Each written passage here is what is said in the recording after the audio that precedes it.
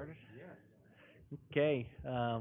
Counselor Doty says we need to start, so let's start. So, and let's turn the air conditioning down. Yes. What's up with this weather? I thought it was supposed to be cold weather by now. So we are here for workshop. So we do have two items. So we'll jump right into the first, which is discuss matters concerning goals, process, and procedures for the Planning and Zoning Department.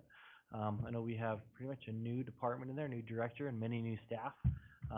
So kind of just get thoughts there. And I think also the council wanted to make sure that the planning and zoning kind of understood their direction and their, where they foresee, the department going in matters of planning and zoning in those regards. So, Mr. Foltz, we'll kind of turn it over to you, kind of give an introduction, and then I'm guessing we'll have some questions from some of the council as well. So, thank you, Mayor Steve Foltz. 621 Cleveland is my address. If we need that or not, it doesn't matter if we need it or not. That's where I'm at. So, so good to see everybody. Thank you again for this opportunity to give us a few minutes.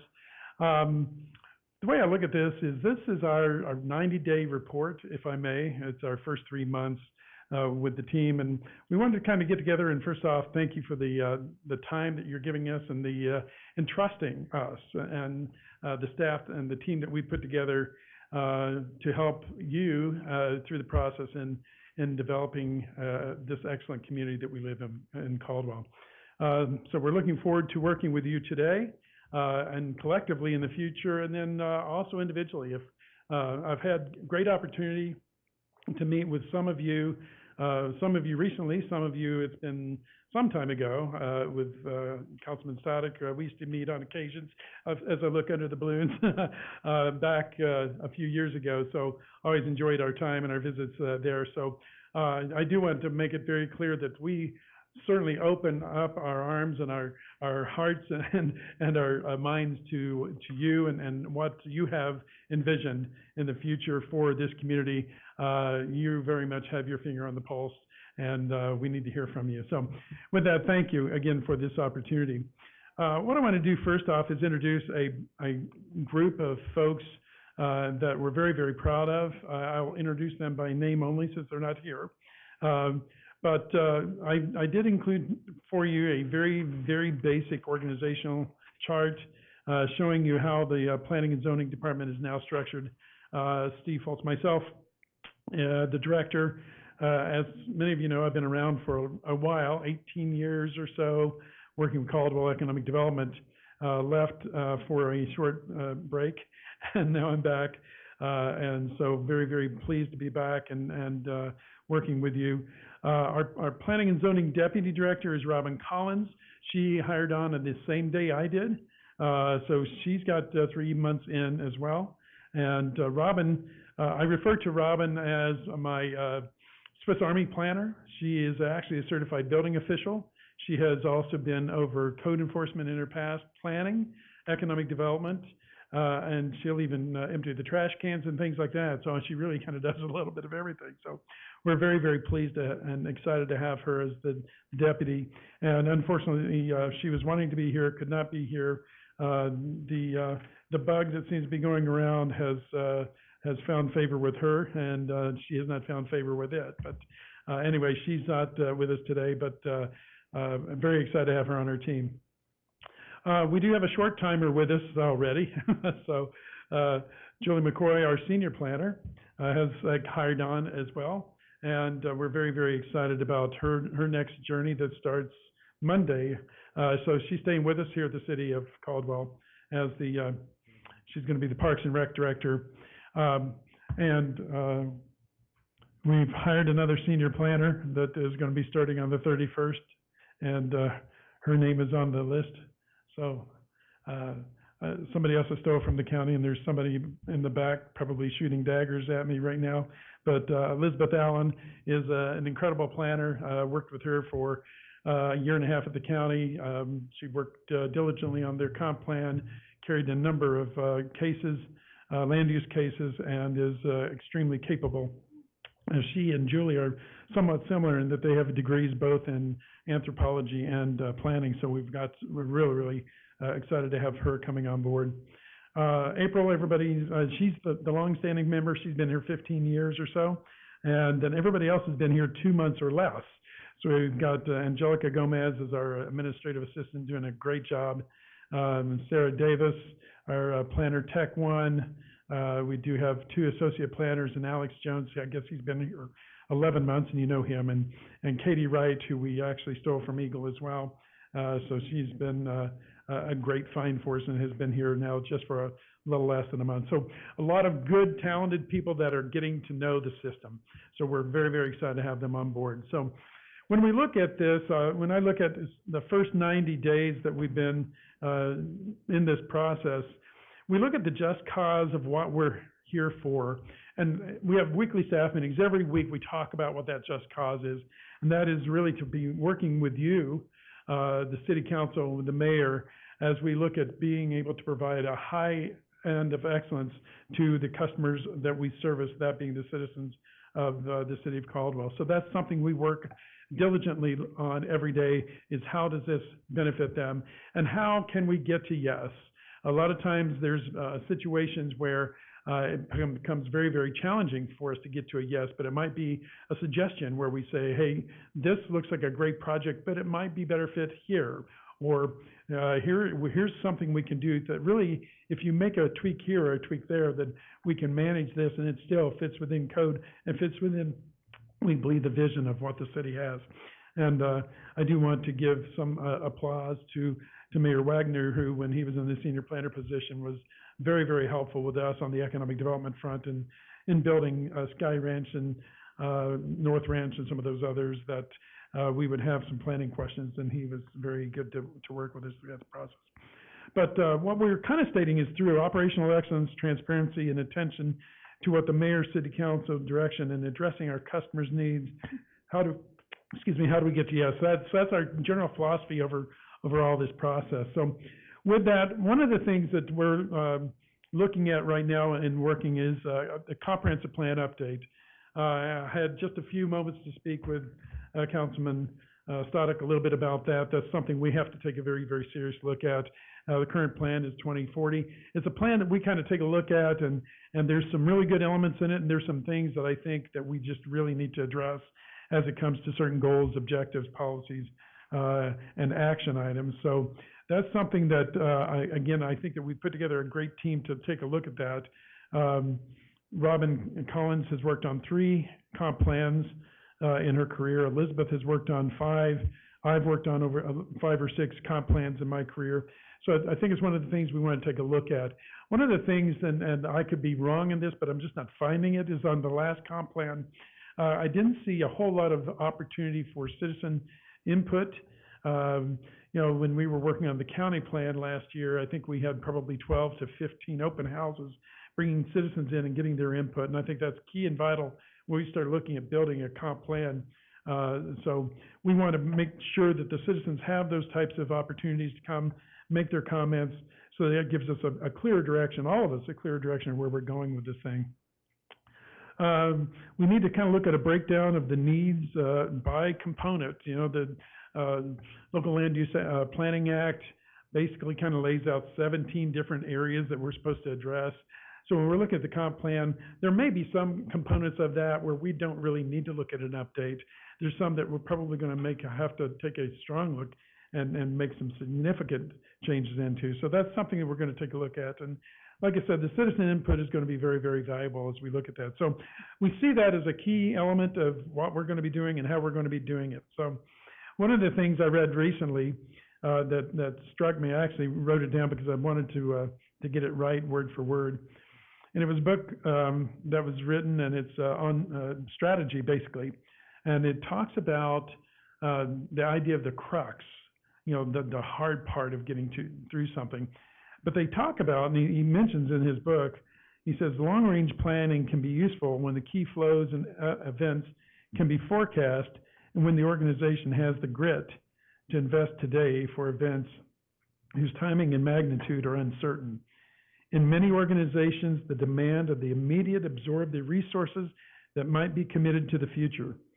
The required grit is just not there. And I think that may have been one of the situations that we have been running into in recent years here, is that the workload was heavy. We were just trying to get to the points of things that needed immediate attention.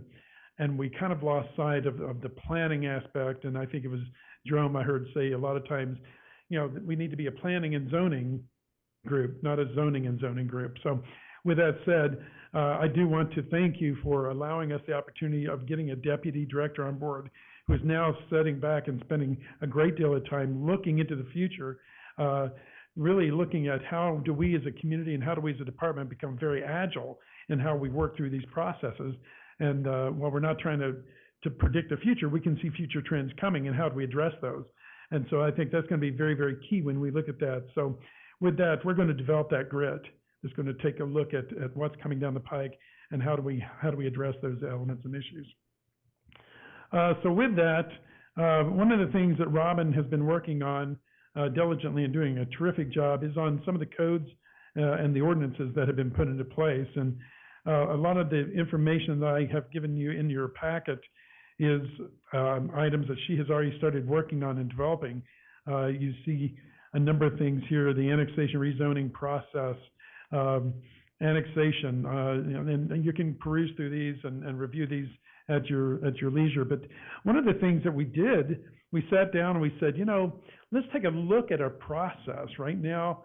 The process of once an application comes in, what does that really entail? So we kind of did a flow chart of that, and that's, again, something you might want to take a look at when you've got some time, but it's these larger sheets. And what we found is that currently there's about a 16-step process from application to final approval. And as we looked at this and looked at the state code, we said there's an opportunity where we can kind of shave that off. So the second page shows actually a 10-step process that is still in full compliance with state code. And that really, for the customer base, our just cause of the people we're supposed to be serving and that we are serving, that would save them at least 30 days through the process by eliminating this and becoming more efficient through how we do our business. And again, an efficiency is a plus for our constituents, which is, again, our customers, our citizens of the city of Caldwell. So that's something, again, at your leisure, just kind of take a look at. Or if you have questions about, let's schedule an appointment, come on over and spend some time with us so we can kind of walk you through that and see how we go through that process. Something else that she's been working on, and again, I applaud her greatly, is land use application process matrix, which is also in your packet, that kind of breaks it down and says, okay, here's what it is. Here's where the staff level addresses it. Here's where the P&Z addresses it. Here's where the hearing examiner, here where it goes to city council. So really kind of laying out process, I think, has become very, very helpful for us as we start looking at a more efficient operation. And then one of the last items she has kind of put together is really kind of planning and zoning staff leads, so that we know that generally if it's a subdivision, it's going to be handled by this planner. If it's a SUP, it might be this person with secondary backup for that. So through all this, we are becoming very much more an efficient operation, again, with the just cause of understanding who the client is and why we're doing this in the long run. Something else we're working on is kind of team leadership development. We're working through a number of leadership books. We're strongly encouraging our employees to grow in their career. And while, in all honesty, I want to try to keep them all as long as I possibly can, if I can help create them so that they can better themselves in their lives through some leadership training and efforts, that's something that I long to see. So with that said, I think we've been making some very good progress in that area as well. Some of the other things we're looking at is training. Training is going to be very, very important. While we've got some very bright and very capable people, we all could use training. Even this old gray-haired guy could use training on a lot of different things. So with that said, we're continuing to look at training, and not only training of staff, but as we look at re-engaging the Planning and Zoning Commission, that's another element where we're looking at training and providing them adequate training. And as I've shared with the mayor, and we've taken a look at it, there were some things in our code that needed to be kind of worked through, some things where we may have had some inconsistencies between our code and the state code. And so I think we've started making some gestures toward getting that fixed and corrected. And so through that effort, and along with getting our P&Z folks trained with adequate, I don't like adequate, to give them superior training, And to do that on a regular basis, I think is very, very important. So that's something we have kind of on our schedule now, that we would like to get that Planning and Zoning Commission up and trained. Probably sometime in November, early December is when we're looking at trying to get that training put into place and get them back in for the hearing process. Also, we're looking at hearing examiners. We have currently one hearing examiner who has been around for a while. We're interviewing additional hearing examiner potential folks to fill those terms, so that we can get folks that continue to have the education background and meet the criteria set by the LUPA. And so we've had 2 interviews with 2 additional folks, and I think that's going to be also an opportunity for us to move cases through even quicker and still have a professional view and look on those different areas. So that is, again, kind of where we've been, like I said, in that first 90 days. And I'm really, again, thankful that we have this opportunity to come and talk, because I know you have some things in mind that we want to be able to say, let's get those things written down, and let's start working with you, again, collectively or individually, to see how we make that happen for you. So with that, that's what I was wanting to present. I have taken, looks like maybe about 20 minutes. So that's still have some time. I want to be able to get any questions you have, or points that you want us to consider under place. And then after that, we can see if we can schedule time individually or another time, so we can continue to do this. So, yeah. Thank you so much. Thanks. Mr. Fultz, I know when I started in the Planning and Zoning Department, I had went through and redid a lot of the applications and things like that. And I thought I did a really good job until I looked at these, and now I feel like I was a kindergartner with a crayon compared to what Robin's done on laying these out. These look, I mean, tremendous. I mean, extremely professional, and kudos to her. So, and I need to go back to the drawing board with some crayons. I feel like so, but no, that's great. Thank you so much for that presentation. Questions from council, or any comments, questions or comments? Councilor McGee. Thank you, Mr. Mayor and Steve. You talked briefly about this, and I, for no other reason, I just want to encourage you to make sure that, we're doing a good job of this, more than adequate, as you said in your terms. And one of the common concerns that I've heard from planning and zoning members, and I'm not familiar with all of them, or do I talk to all of them, but the ones I do talk to talk about the complexity of that job, right? I can tell you, when we get the materials from Debbie, and I look at that 500-page report, and it's not always the same issues, but many of them are the same. It can be overwhelming. And even for, especially for a simpleton like me. And so when I see you making an effort here to develop some of these in-house training programs, I think that's a really smart idea. In my estimation, these issues are getting more and more complicated as our community grows.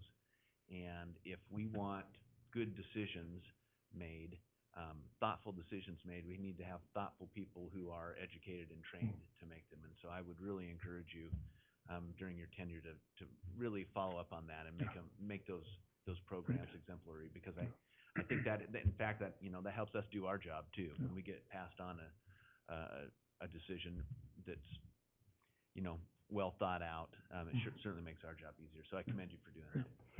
Thank you, Councilman. And I want to kind of mention something.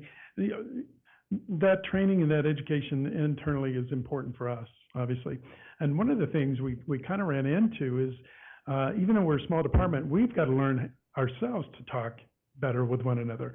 I know that as we were looking at redoing the staff reports, I know that Julie had put together something that was really more condensed, and then Robin was working on the same thing, but hers became much more heavy. So we were running, even though we have offices right across the hall from each other, you have people that are working 2 different things. So not only the training, but the communication becomes very, very important. Not only the communication we have with you folks and with the citizens, but also internally. It becomes very, very important as part of our general training. So, yeah, thank you for those comments.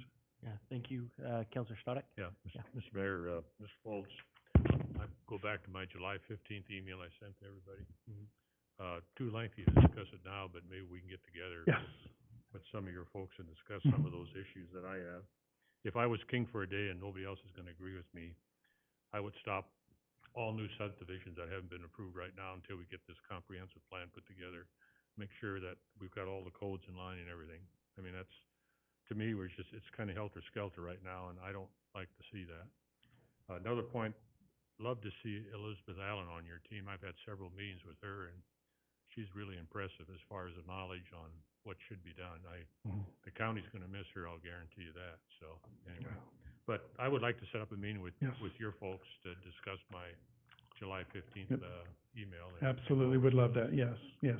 And if I may ask, a favor of you, Councilman, on that, that is dated July 15th. That was before we started. Yeah. So if there's a way, we might be able to make sure we have it. It's probably, filed somewhere there, but I want to make sure I've got it. Sure, So okay. if you. I'll resend it to you. Yeah, thank you so much. Yeah, we look forward to meeting with you. Okay, Yeah. great, thank you. All right. Counselor Doty, did you have? I do. Okay. So, yeah, I totally agree, efficiency is key, and I'm glad you're taking a look at that. Is the planning and zoning a commission or a board? Do we know? Our commissioner. Planning and Zoning Commission? is the Commission. Yeah. Okay, and then on top of that, recently we've learned that it's been suspended for a while. I don't know who this question goes to, I'm not sure. Yeah, I'll- But who decides when it's suspended, when it runs, what day it runs on? I hate to just see that suspended indefinitely with just, we don't know what's going on with that. Again, with efficiency, we want that commission up and running, right? And we want it to move forward with whatever direction on whoever's authority. If I may, and then Mayor, if you want to, after, if I say something that a misstep, you can correct me on that, but, again, I don't mean to be pointing a finger, but that happened before we came on board.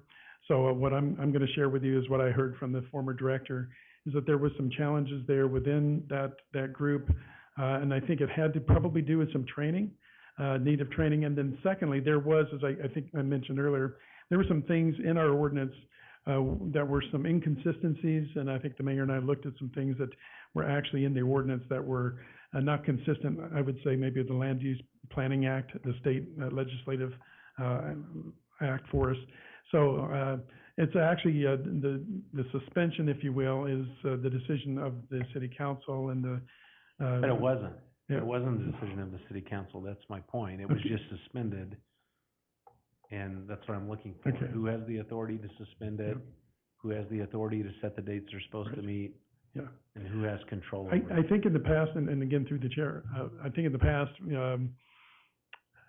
as far as suspending it, I think it would be probably the act of the city council to do that. So why it was suspended or how it was suspended, again, that happened before I came on board. It would be my understanding that it would be the city council that would have the authority. Yeah, but we As far as didn't, the but we time- didn't. yeah. And so do you have some comment on that? Mayor and council, so the Planning and Zoning Commission has not been suspended, in the Okay. sense that their authority hasn't been formally reduced or removed. That would take an action of the city council. The Planning and Zoning Department Director and mayor have administrative authority over what gets onto a P&Z agenda, right? There's no specific timeline that puts something onto the P&Z agenda. So the city also has a hearing examiner. So in this period of time when the staff have been working to get things redirected, it's simply been that nothing has been calendared on the P&Z agenda. Stuff has still been going to the hearing examiner. There are a category of applications that cannot go to the hearing examiner. Those have been held, period. They haven't skipped by the P&Z or gone to council. That authority of the P&Z hasn't been usurped in that way. But it would be a temporary tool and would be something that the P&Z, for it to be any sort of permanent fixture that this status quo persisted, would require an act of the council. And I think at times that has been discussed, but I think at this point the outlook is, like Mr. Foltz said, getting them back going in November with some training, hopefully. So hopefully that pauses will be behind us quickly. Yeah. As far as, I'm sorry, as far as scheduling goes, we propose a schedule to you, a calendar schedule to you. And that is an act that the city council as well approves those, both the hearing examiner and the P&Z schedules. so. Yeah, and I'll just kind of jump in there too a little bit. So, so with that training, and I'm glad Councilor Stoddard brought up about with Elizabeth Allen. Actually, she's in talking with Mr. Fulton, an incredible trainer in regards to planning and zoning commission members. So that's going to be one of her first tasks, I believe, is sitting down with them, getting them some proper training. So there was a few concerns that came up. One was that we need to make sure that those planning and zoning commission members are properly trained. I watched the last one that they had, and no offense to anybody, it was a train wreck. The way that it was run, the decorum that was not there, accusations amongst commission members while during a hearing, one accusing another, was just inappropriate. And so we needed to train them, the proper way to, to show respect for each other, not to make accusations against each other, especially in the middle of a hearing on a recorded, transparent document. And then also some legal concerns that we had. As mentioned, we found that we are not complying with Idaho code. In regards to some of our commission members, Idaho code is very specific that you cannot serve more than 2 terms. We have a commission member that, and our code says no more than 3 terms.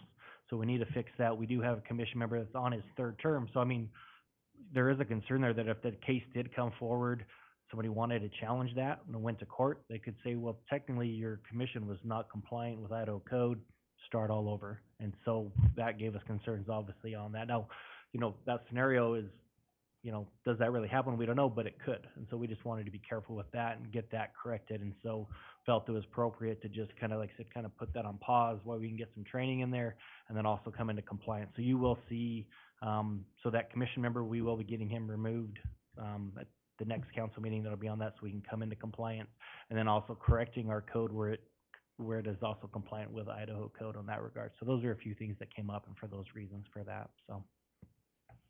Just a couple more comments, Mr. Mayor. So, yes, so efficiency, it sounds like if we need them in action to keep things moving along, then we want them in action as soon as possible, of course, with the guidance of legal counsel and making sure they're doing that appropriately.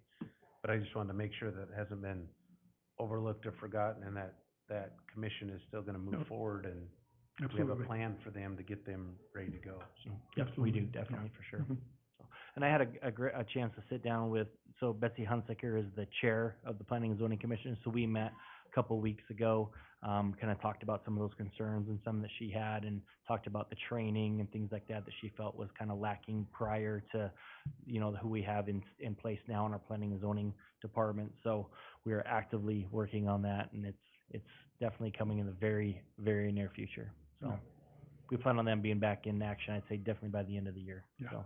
Definitely. Yes, we absolutely need them. Yeah. Right. Any other? Yeah, Counselor, all good. Couple quick, Councilman Stoddard was talking about, not doing anything till we had a comprehensive plan.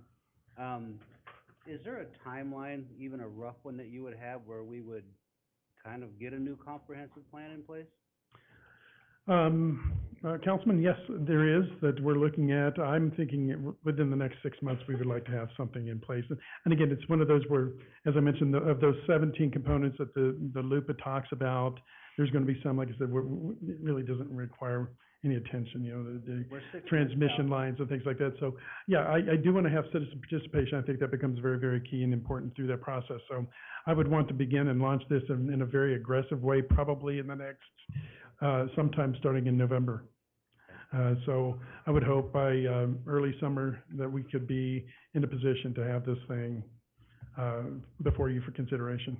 Okay, this next one is very near and dear to my heart. When the council is presented a project, we're making a decision on very limited information. We're not professionals in this area. We've been given a packet to review, and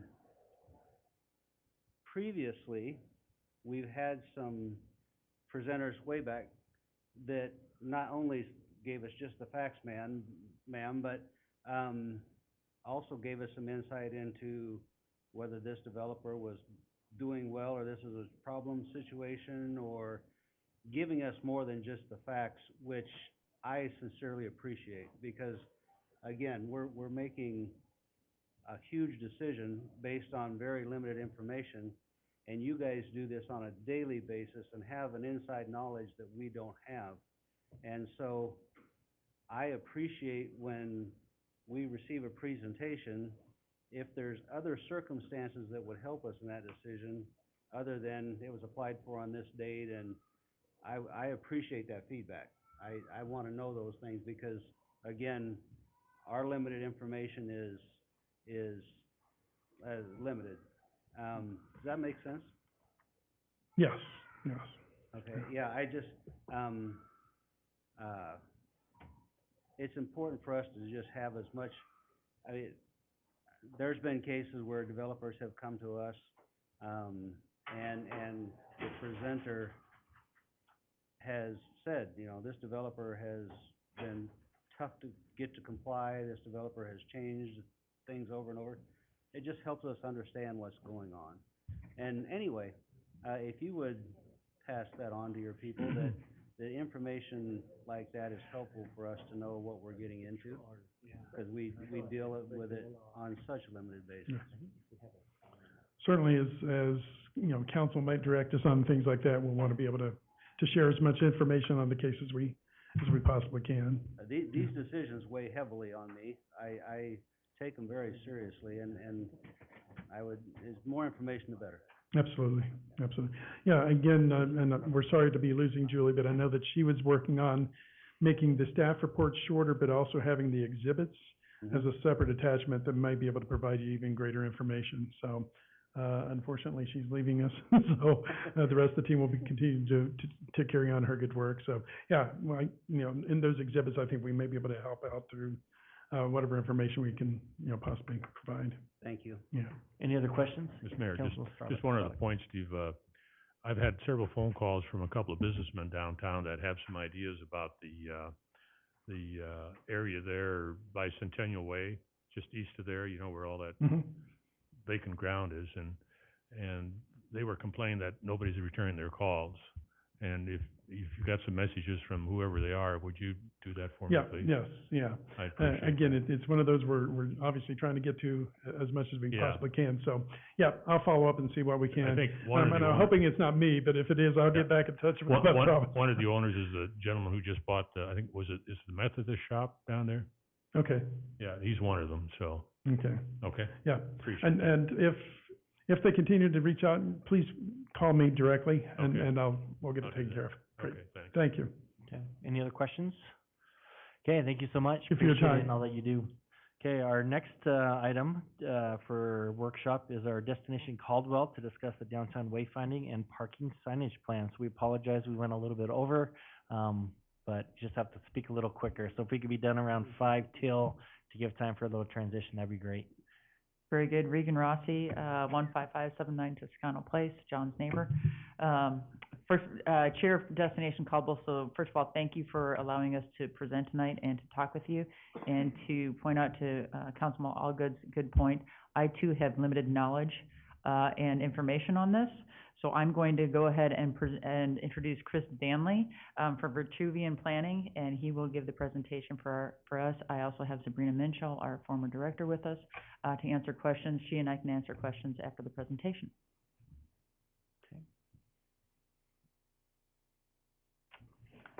All right, a whole hour about planning.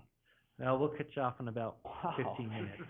So if you got What that, a- you need to condense. What a crazy night you all are having.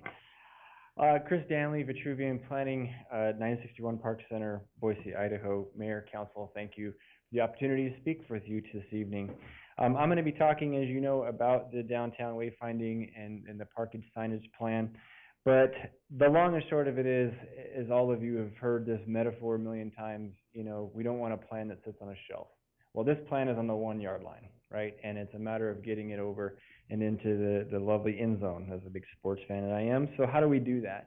It's about this partnership. It's about the partnership between Destination Caldwell, the Urban Renewal District, and certainly the city. And so we're hoping that this conversation this evening, and I know you all have been briefed and have had a chance to look at this document, yields this partnership and ultimately brings this into implementation, which really is what this is about. So with that, I'm going to jump into this with the limited time that we have and make sure we have time for questions. But ultimately, this is about what makes a good place. What's the next iteration of downtown, right? Downtown it gets a lot of focus, as it should. I can tell you, I have the good fortune of working all over the state of Idaho and frankly all over this country, and I have sung your praises high and low, to places all around about the wonderful things happening in Caldwell.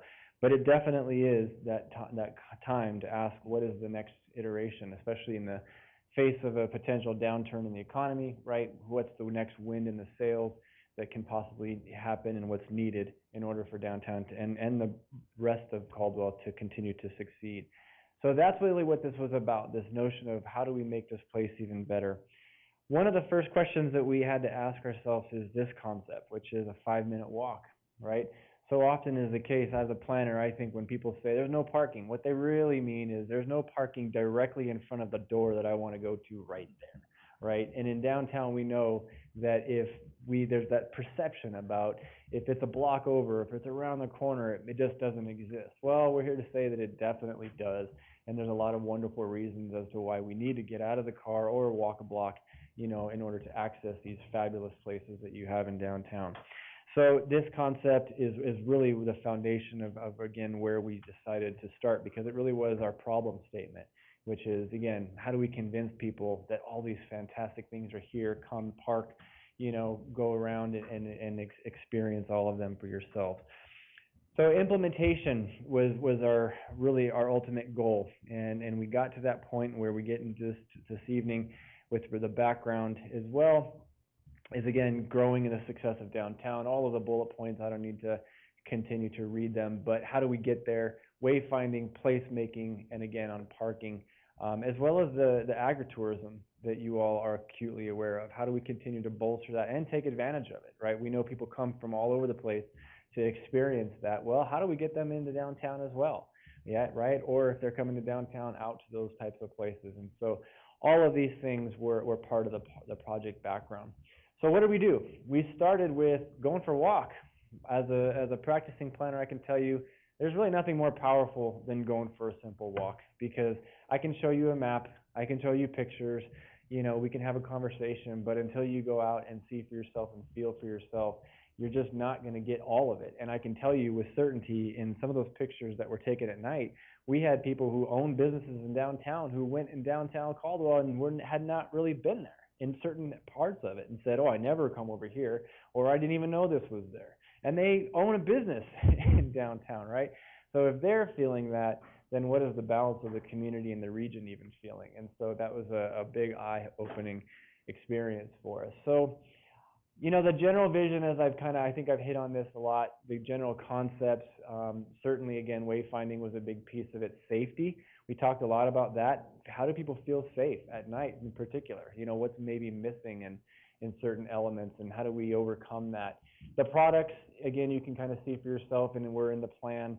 The signage plan is the foundation of this particular effort, as I'll get into momentarily. But ultimately, then, how does it achieve some of these outcomes as well, and what are some of the considerations? So I'm going to, again, kind of blast through some of this quickly. We also started with this. When we really started to get into this project, we said, okay, let's take a good sort of that, 10,000 square foot or 10,000, foot view, and where do we think of downtown in terms of that drive to, where are people maybe coming to, where are they going to really likely walk around, and maybe this transitional area. So we kind of started with these general zones, if you will. Not necessarily, to the block, but you get the general picture. And so we, with this, kind of moved forward into the next step, which was, okay, well, how are people getting there? And when we know the ways in and maybe the ways out, we start to begin to understand where are the signs and what do they need to say, where are they, we need to go, how are they oriented, and that sort of thing. So we began this with, again, recognition of the zones, recognition of the ways in, and then it started to get into labeling the specifics of where people would want to go. This gets into an interesting discussion real quickly of, one thing about wayfinding that you don't want to do, because one question you might have is, well, what about a specific business, right? Even if it's an institution, you got to be careful of that, because that business might change, or all of a sudden every business wants to be on that sign, right? And so we tried to real hard kind of stick with at least some of the more landmarks and the more common things that people understood about being in downtown or what's in downtown, and then guiding them to different districts and maybe particular offerings, throughout the rest of downtown. We also tried to be very sensitive to some of the bigger things and other parts of Caldwell as well, making sure to kind of connect to and from some of these other destinations, and recognizing, hey, someone's coming off the interstate or coming from the college and so forth, the parks. And so we tried to take advantage of that as well.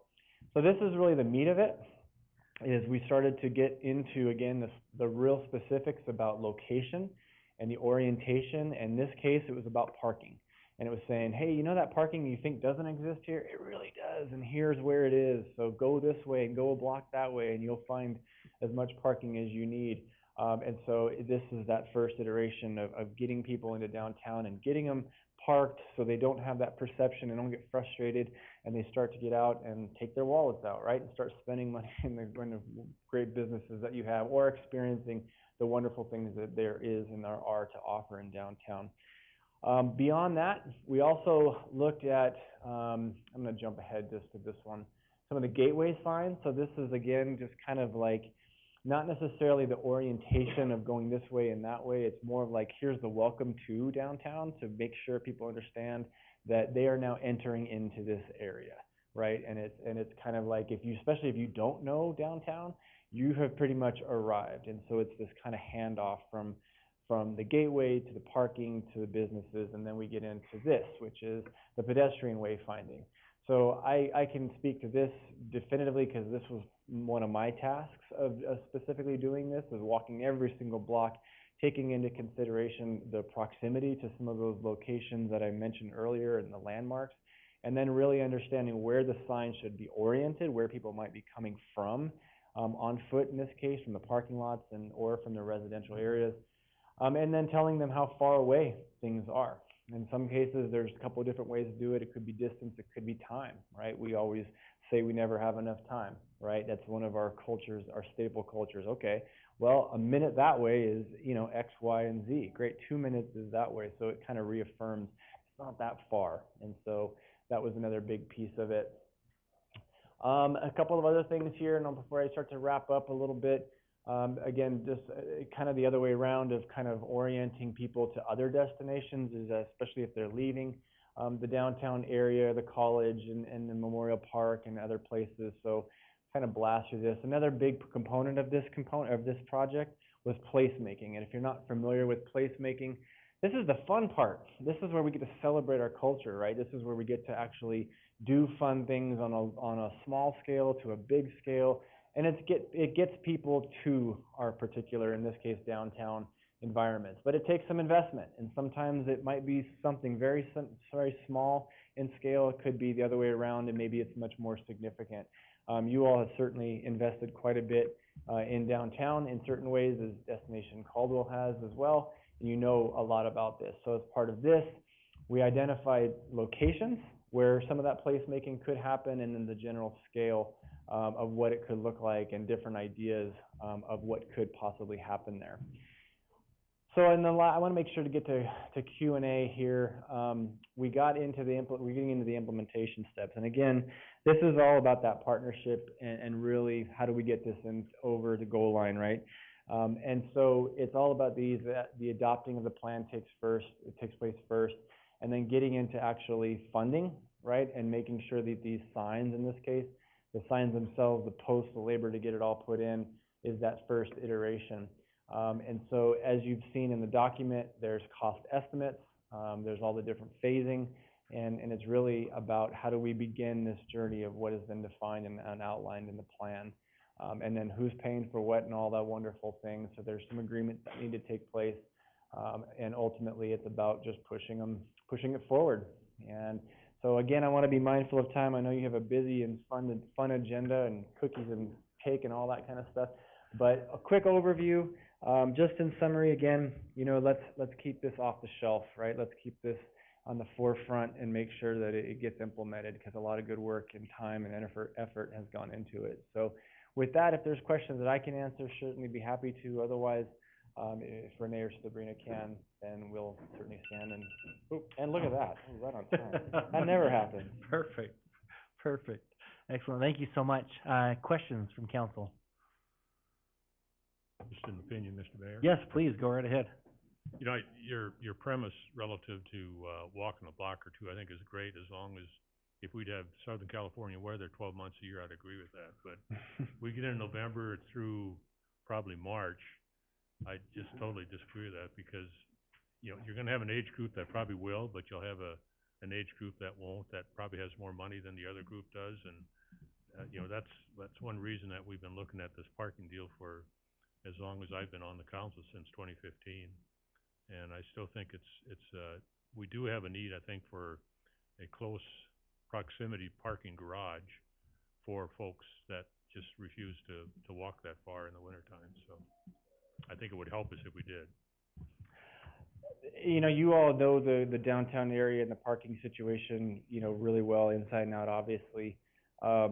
I find parking to be quite an interesting conversation. It seems like in the dead of winter at Christmas time, nobody has a real hard time parking towards the back of a parking lot to go into Walmart, right, or go into the mall. But that distance that oftentimes is a block or a block and a half, sometimes in the downtown environment, it's kind of hidden, and we don't always think of it. And so I think that this is really just a way to reaffirm, hey, that same 500 feet from the back of the big box to the front door is similar to a block or two away to whatever store. And so whatever can help, you know, if it's a garage, if that's one of the main focuses, that's, you know, certainly a strategy. If there's some signage that can make people more aware, we know technology has a role in that as well. And so lots of different ways to get at that. All right. Yeah, Councilor Doty? Just one comment, I also, agree with Mr. Stoddard, however, the parking garage may be quite some time off, and so Sure. I think letting people know where the parking's at currently might be or is a great idea, but certainly we can look for other options as well. Perfect. Councilor Williams, I saw you turned your mic on, but then back off. You had a comment? Well, I just, appreciate what's being done, and there really isn't enough time, to go into all of this, but I do think there's more parking than people realize, and we're at the cusp of another great step in the development of what's happening. And I was surprised the other day when I was telling somebody about a brand new business downtown, and they were unaware that it even existed. And so, as we continue to move forward, I love the thought that this is kind of packaged, ready to go. We just need to keep moving forward, and so thanks for the presentation. My pleasure. I just saw an interesting statistic the other day that I think it was in the late 1980s. This country had something like 3,500 malls. The projection is in that between 5 to 10 years from now, we're going to be down to 700. So shopping, commercial, is seeing a renaissance in a different way. Clearly, we know the Amazons of the world are having their place, but our downtown environments are also having their day. Twin Falls is having their day. You're having your day. Coeur d'Alene's having its day. But it's that next level. It's that celebration. It's that fun. It's the reason and purpose, in addition to buying the cool thing that we're looking at buying, you know. So, yeah. Very good. Yes, Councilor McGee? Mr. Mayor, just very quickly, I do like the idea of fewer malls. That'll mean my children will be spending less of my money, so I'm excited about that. I just to kind of piggyback on what the two councilmen were saying previously, I believe this is not a parking lot versus wayfinding issue. Yeah. This is, in my estimation, this is some combination thereof, and the better we can do at pointing people into the right direction, especially when they come here for the first time, I think it's great. And there's probably room for more infrastructure when it comes to parking as well. I will point out, however, and I think this is really important, in 2021, and I'm looking at Regan as I say this, we were not having this conversation 5 or 6 years ago. And the fact that we are now having this conversation about we don't have enough parking and we need to point people in the right direction speaks to the partnership that the city has had, the Destination Caldwell has, that the business community has had. Without that partnership and without some key people playing key roles, you wouldn't be here making this presentation right now. And so I think it's important sometimes to step back and think about, had it not been for that partnership, we wouldn't be having this discussion. So appreciate your presentation. Well said. Success is defined differently as you move forward, and it absolutely is a compliment. I would agree with that. Thank you for saying it better than I did. All right. Any other comments or questions? Okay, excellent. Well, thank you so much. We do appreciate you coming and presenting. So that concludes our workshops, and so we will conclude those, and we will be back at near 6 p.m. to begin our regular city council meeting. So thank you so much.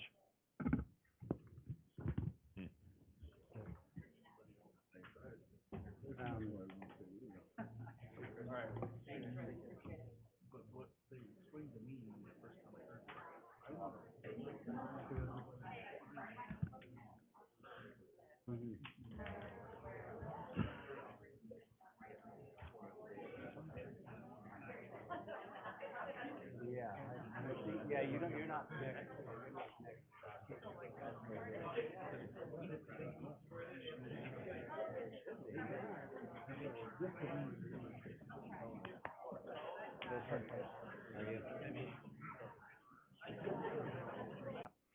We will begin this meeting with an invocation offered by Richard Bork of the Bible Methodist Church, after which we will have a pledge of allegiance to the flag. So if you'd please stand for that. Good evening. Let's bow for prayer. Father, I thank you for the honor of being here and opening tonight with this moment of prayer. I ask that just now that here everyone that is listening and watching will invite your presence in their lives in a real and a meaningful way. The Bible tells us in 1 Timothy 2, I urge then, first of all, that petitions, prayers, intercessions, and thanksgiving be made for all people, for kings and all those in authority, that we may live peaceful and quiet lives in all godliness and holiness. This is good and pleases God our Savior, who wants all people to be saved and to come to a knowledge of the truth. For there is one God and one mediator between God and mankind, the man Christ Jesus, who gave himself as a ransom for all. As instructed here in the Word, I now ask that wisdom be given to Mayor Wagner, to each council member here tonight, as well as to all other leaders in the city of Caldwell, in this beautiful place that we're blessed to call home. We ask the same for our country, our state, and our national leaders. May they all today be keenly aware of their responsibility to work for our collective good, and most importantly, to be led by your Spirit. I pray for the agenda before us tonight, that this will be a productive meeting. I pray for peace in our community, for an abatement of crime, of substance abuse, and brokenness of all kinds, the many things that cause us pain and suffering. Let there be a nurturing and a rebuilding of our family units, and a pulling together for everything that's good. I do pray for our educators, that they would be godly examples to our children. Help us to help one another, to be a caring community. I pray for our police, our fire, our EMS, for all the first responders, that you would protect them and guide them tonight and always. Please assure them of their community's love and support just now. I ask these things humbly and sincerely in the holy name of Jesus. Amen. Amen. Thank you so much. I pledge allegiance to the flag of the United States of America and to the republic for which it stands, one nation, under God, indivisible, with liberty and justice for all. Good. Thank you so much for that prayer. That was a wonderful prayer, and for joining us in the Pledge of Allegiance. Madam Clerk, if you'd please call the roll.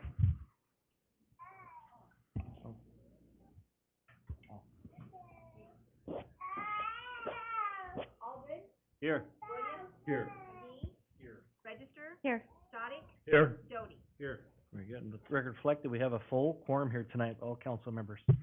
Are there any conflict of interest declarations from any members of the council regarding any item on the agenda this evening? Okay, so that moves us on to special presentations. So real quick, just so everybody has an understanding, we have a number of these this evening. So we're going to go through some quick update reports from Caldwell Historic Preservation Commission, our Caldwell Fine Arts, and then we are going to have our swearing-in ceremonies for the Caldwell Police Department for a number of new officers and our new deputy chief. And then after that, one other item, and then we will take a 10-minute break at that time before we move forward to allow for some congratulatory hugs and thank yous, and we got a little receptions that has been set up courtesy of our wonderful police department, our police chief. So we'll take a little bit of time there to do that, and then that'll allow people to go that are here for those items before that without disrupting and then we will continue with the remainder of the meeting at that time. We'll start with our Caldwell Historic Preservation Commission. So if you'd please come forward and then give us your report. And if you please introduce yourself for the council, so we all know who you are. I know I know you, but the rest may not, so. That's good. My name is Randy Lyons. I'm the chairman of the Caldwell Historic Preservation Committee. Sorry I did not have a visual for you, but I do have a handout. May I hand this Yes, out? please do so.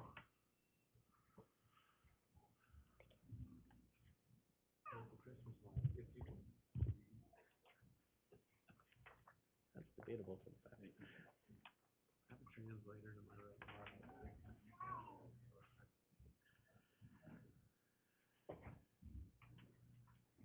Anyway, it's my honor to speak in front of this council this evening. The objective of Caldwell Historic Preservation is to protect, preserve the diversity, integrity, and the heritage of the Studenberg District's significant historical, architectural, ecological, and scenic features for posterity purposes. This past year, our training, we've had several training sessions, the National Alliance for Preservation Commission. We held this in November of 2021. The topic was reading the design, interpreting architectural plans and elevation drawings. We also had Ed McMahon, the former board chair, National Main Street Center, Revitalizing Idaho Main Streets, which is coordinated by the State Historical Preservation Office, SHPO.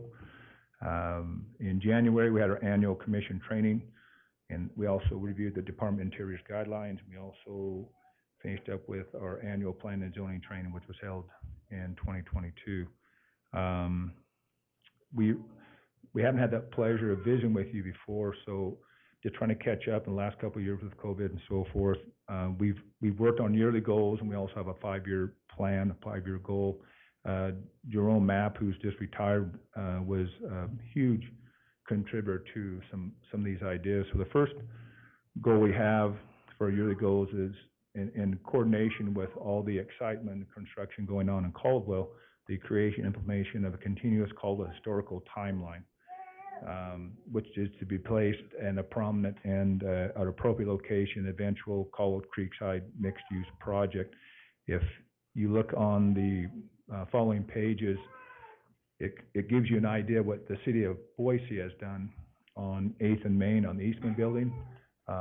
They have signified and designated a timeline development of their city of Boise and how the architectural and history and the cultural diversity of the city has all contributed to the contributions of Boise, and we'd like to do the same thing in Caldwell. We've seen great growth in our community. Now we're at 60,000 people, and so we also would like to acknowledge the history, the culture of our city, and the many cultures that have contributed to that growth. And I think in the past, the city of Caldwell and the historic districts and so forth have done a really good job, and we would like to be able to play upon that. The second goal would be continued education, the expectation guidelines of the Historic Preservation Commission, as stated by the Department of the Interior and Idaho State Historical Preservation. We'd like to increase the partnership between the Caldwell Historic Preservation and residents of the Studenberg Historic District pertaining to continued education expectations of our historic district and a greater collaborative environment. We have people moving into our district that may not fully comprehend the importance of our district and making of our historic district and how it contributes to our history and then also to the future preservation. The closeness of the College of Idaho and the city of Caldwell to work together over the last several years has just been incredible, and we would like to continue that wave of energy and then continue to educate our citizens that move into the district the importance of abiding by the standards that the Department of Interior has established. Our 5-year plan is to update and add more locations to the Studenberg Walking Tour Guide. I just want to give kudos to April Cabello. She's a rock star when it comes to the historic district. She goes above and beyond providing information, motivation, correcting my mistakes, and we could not be where we're at today without her. They all deserve raises, of course, but she's special. And then the last thing is the Studenberg Historic District calendar. This is just something we talked about. Maybe we could use various locations inside the district to highlight not only the architectural style and significance, but also the early Caldwell pioneers who lived at these locations and how significant they played to our economy and to our government leadership. And it's something it's a long-term plan. Of course, we have to coordinate with homeowners and put together, working with photographers and, develop this calendar. But it's the beautifying of our district, but also be used as an educational tool. One thing I'm sorry I did bypass on the yearly goals is talking with the folks at the Caldwell Perspective. We'd like to contribute a monthly home in the historic district, again, architectural style, and the people that had lived there and their significance to the growth of Caldwell and establishment of Caldwell. And Caldwell Perspective is an incredible newspaper for our community, and they're all for it. They're very supportive. Basically, that's my presentation, short and sweet. Is there any questions? Anything I can clear up? Perfect. Yeah, thank you so much. I think that's a great idea to work with the Caldwell Perspective on that. That'd be a neat thing to do for that. I'd look forward to that each month, I know for sure. Any questions from any of the council members? Okay, excellent. Well, thank you so much, and thank you for your service on that committee. I know you've been in there a few years, so appreciate all you do. And I know we have Allison Moulton here with us this evening with our Caldwell Fine Arts. We appreciate you taking the time to come and spend some time with us and kind of highlight some of the things that the fine arts are doing and what a great asset you are for our community. So thank you for being here. Thank you for having me. I am Allison Moulton, the Executive Director of Caldwell Fine Arts. This is Kim Hasnerole, who is the Assistant Director. A lot of you are familiar with Caldwell Fine Arts. I've seen some of you at performances, but some of you may not be familiar with our history and what we're doing now. For example, the city of Caldwell helped create us in 1961. It was a partnership between the College of Idaho, the Caldwell City Council, as well as the Caldwell Chamber of Commerce. And so we're 62 years old this year, and that collaboration between those units still exists today. And we hope to strengthen that and kind of partner more with the city like we used to do in the past. I just wanted to show you a quick video about what we've been up to at Caldwell Fine Arts. Talking about the arts is a little bit like, I don't know, listening to someone describe their last brownie that they ate. It's meant to be experienced yourself. So please just take a little look at this and you can see what we've been up to.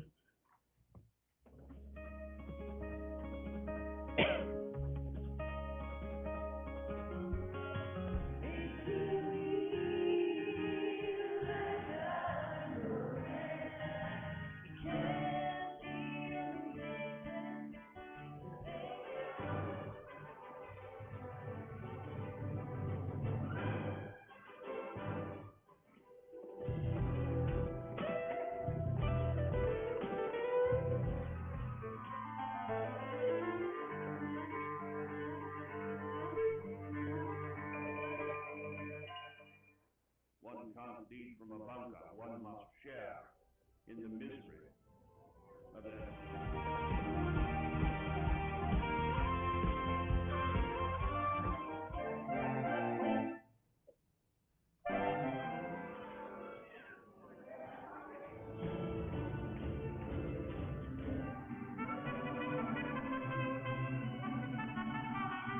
I really liked it. My favorite song was Guadalajara, but I like hearing the music from my heritage.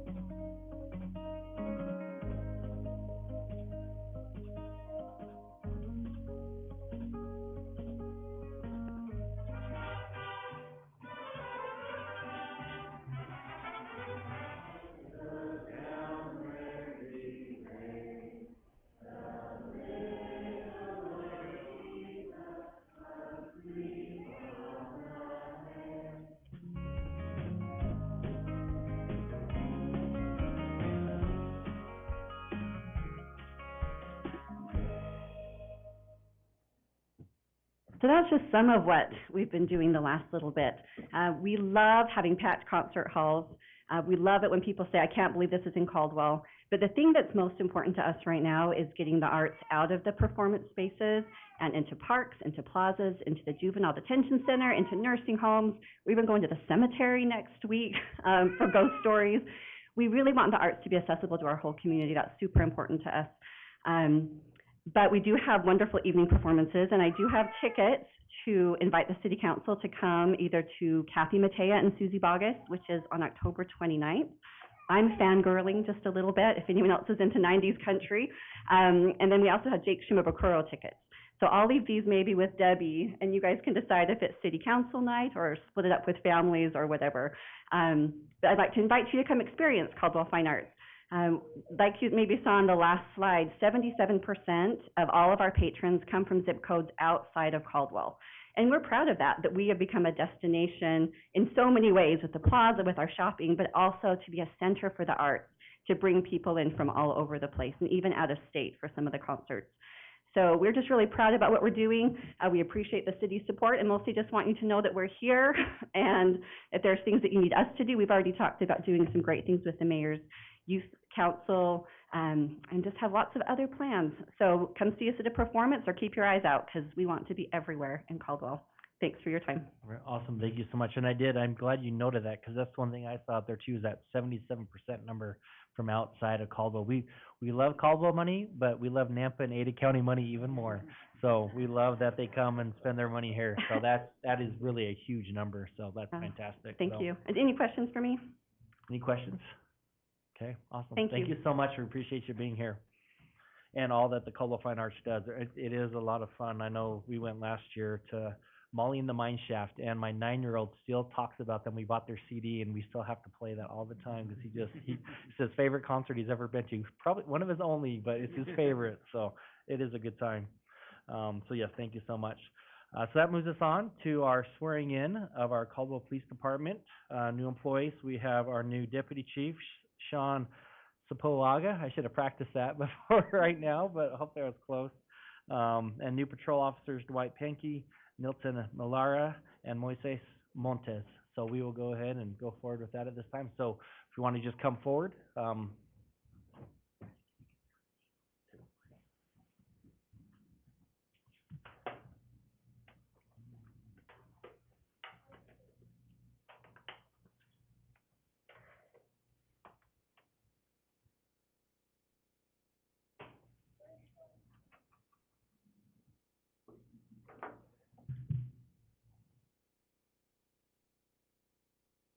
Okay, so we're gonna swear him in all at once, but before that, I'd like to turn it over to our Chief Ingram, to introduce these fine gentlemen. Council, Mayor, thank you. Caldwell community, thank you guys. This is a huge night for the Caldwell Police Department.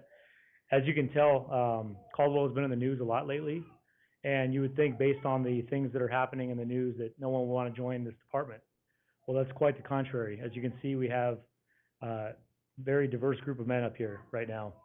And this should be an example to my commitment to this community on how diverse this police department is going to become in the near future. We have 2 Spanish-speaking officers, we have an African-American officer, and we have a Pacific Islander officer, all of which are a direct reflection of this community that we serve, especially in Caldwell, where this community is 36% Hispanic. And this is a great addition. So I'm very excited to have them on board. I'll talk a little bit about them individually before I embarrass them. But so I met Dwight Penke at a uniform shop in Boise when I was getting outfitted for my uniform before I had actually gotten sworn in. And he was there in his Ada County uniform getting fitted. He's actually a jailer with Ada County Sheriff. And we started talking about the changes and stuff that we're doing here and his ambition to be a patrol officer. And so through a successful recruitment campaign, a very aggressive recruitment campaign, Dwight has been on several ride-alongs, went through the grueling process of the organization that we have to vet our candidates, and he passed everything with flying colors. I think everyone in the back, this great police department, who has had a chance to meet all these guys so far, but specifically Dwight, came through in his ride-alongs and opened his heart to everyone in this department.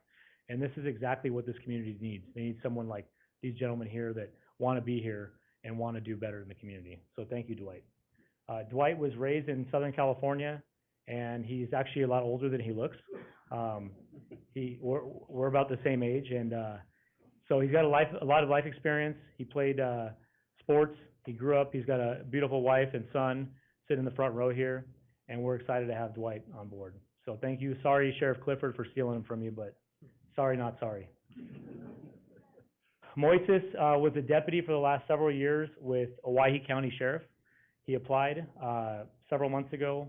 Moises is from this area, loves Caldwell, and has always wanted to be part of this team and to give back in Caldwell and not in Owyhee County.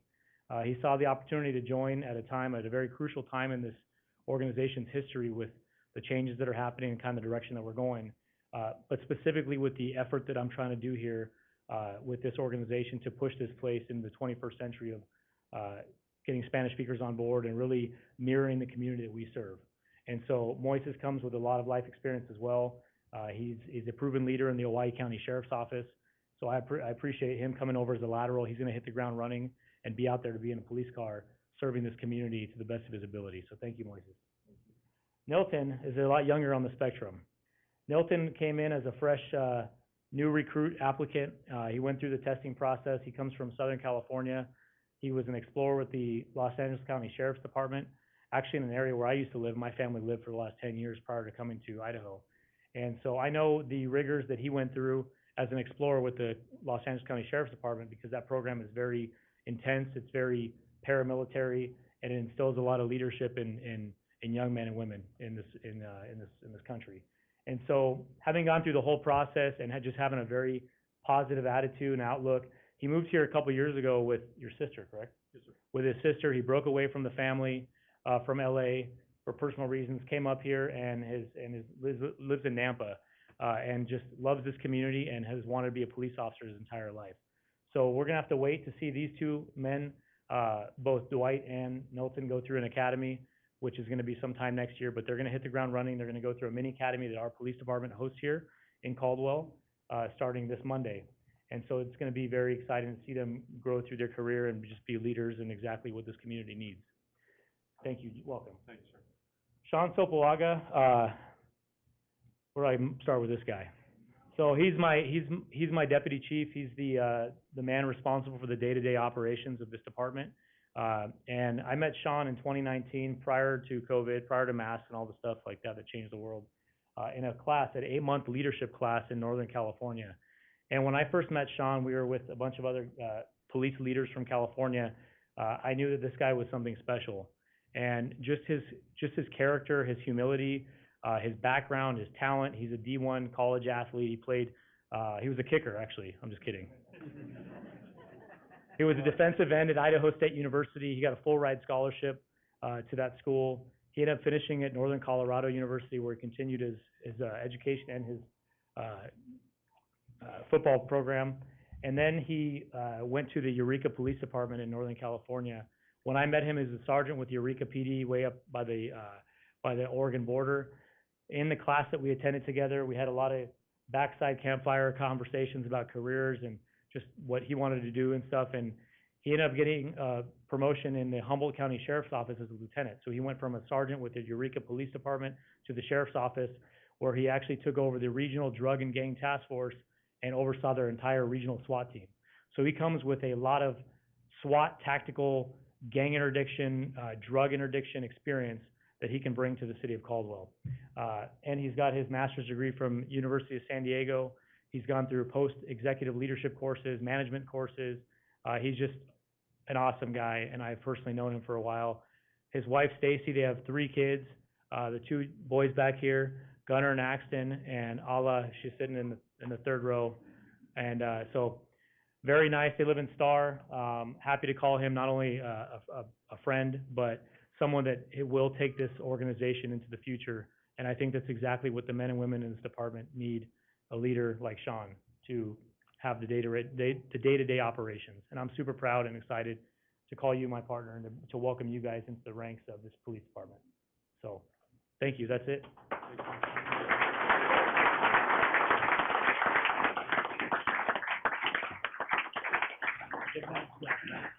So, I'd like to call, Sean's father, Paul, up here to pin his badge, and then we'll swear you guys in after you guys all get pinned, okay? Mr. Paul Soplaga.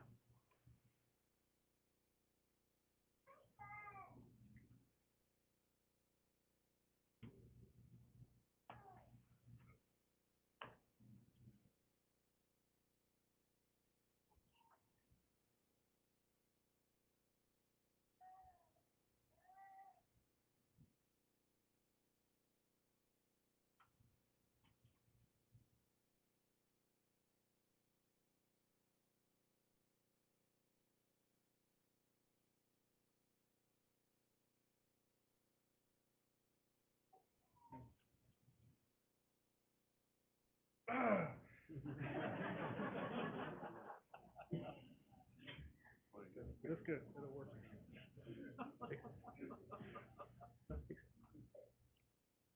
All right, next we'll have Dwight's wife, Jasmine.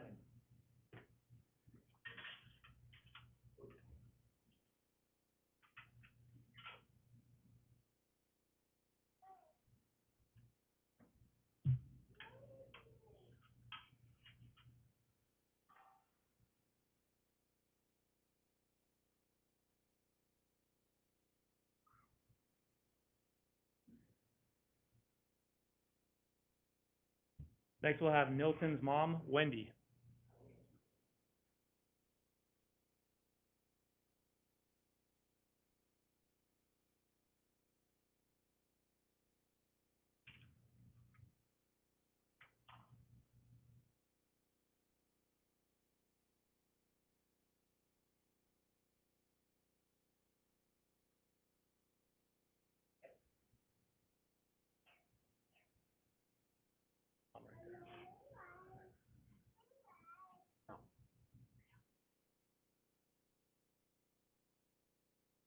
And last but not least, we'll have Moises' wife, Elisa.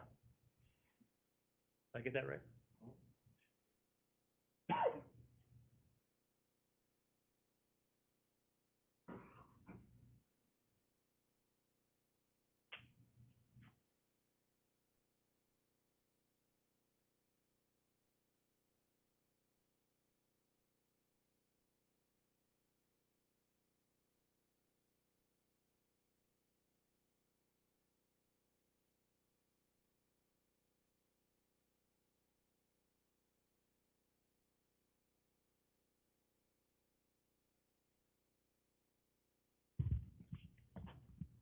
Until your mic real quick. Okay, now I get to make it official. So if you will, please raise your right hand and repeat after me and insert your name at the appropriate location.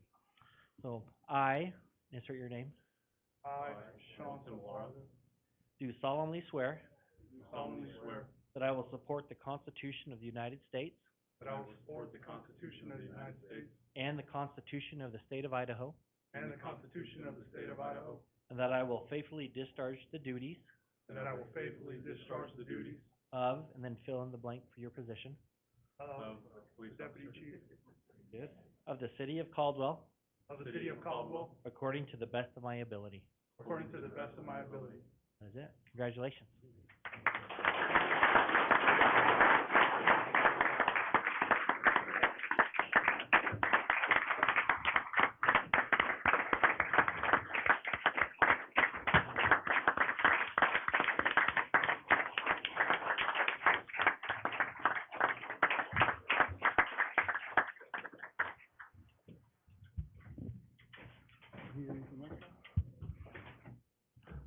A lot of people ask what's the best part about being mayor, and that is definitely one of them right there. So I want to congratulate these fine gentlemen for joining our force, and then also recognize, if you look behind you, of the men and women in uniform and those that aren't in uniform that are part of our police department, and just want to say thank you to all of you for what you do in protecting us, keeping us safe every day.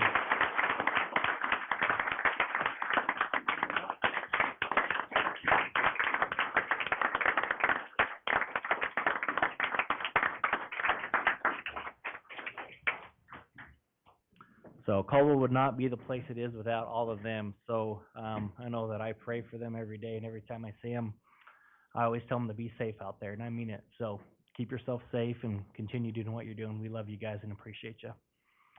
That moves us on to, but first, we want to do a special recognition for some very special people. Mr. and Mrs. Jim and Sharon Porter. I believe that they're here this evening. What's that?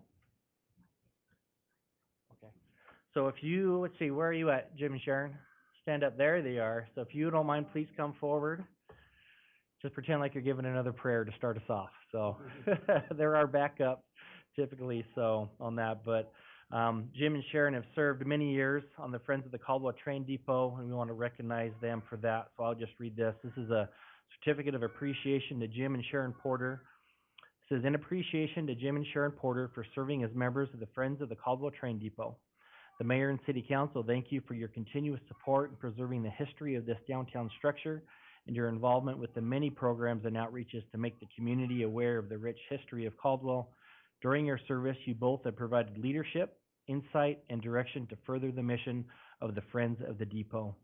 And the Porters goes well beyond that. It's not just the Friends of the Caldwell Train Depot, but they are literally friends of the city of Caldwell for everything that they do, for the years of service, for the countless meetings that they come to and endure to the very end with us all. We cannot begin to express how grateful we are for your service to your community, to each and every one of us. I know you've touched, I think, everybody's life that's on this bench right here, right now, and most of the people in this room as well. So with all of our gratitude, we just want to say thank you for all that you do for all of us. So thank you so much for your service. So.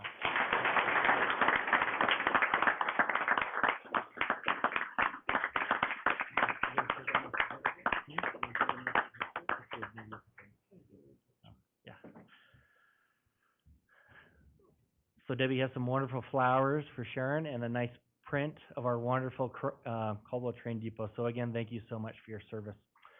So that moves us to the point where we will now take a 10-minute break to congratulate our officers that are here, the porters, mingle, and then those that need to leave can do so at that time, and then we'll go back with our agenda at that time. So thank you so much.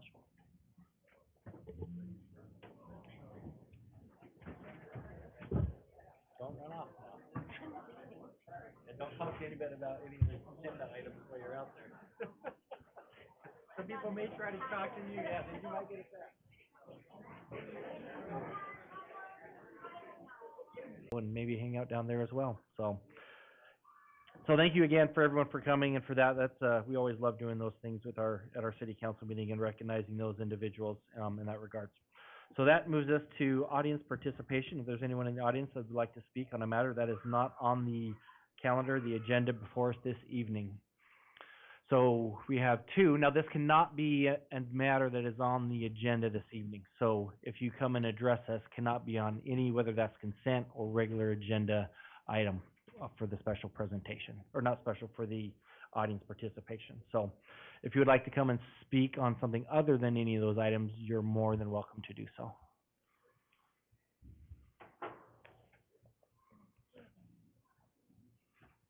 Okay, and if you could limit your comments to 5 minutes or less, please. I will sure Okay. try. And thank you. I will apologize in advance for not being familiar with protocol and procedures here, and that I will have to leave right after this. I assume you state your name and...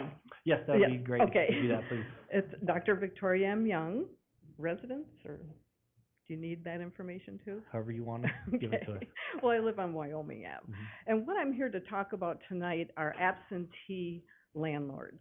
And I want to be clear that I'm not against rentals in my neighborhood. When we moved into our home 32 years ago, there was a duplex across the street, which still continues to be a rental. But it was owned by a prominent, well-known Caldwell family, still is, passed down, from father to son. If there was an issue with any of the renters, we knew who to call, and they would take care of it.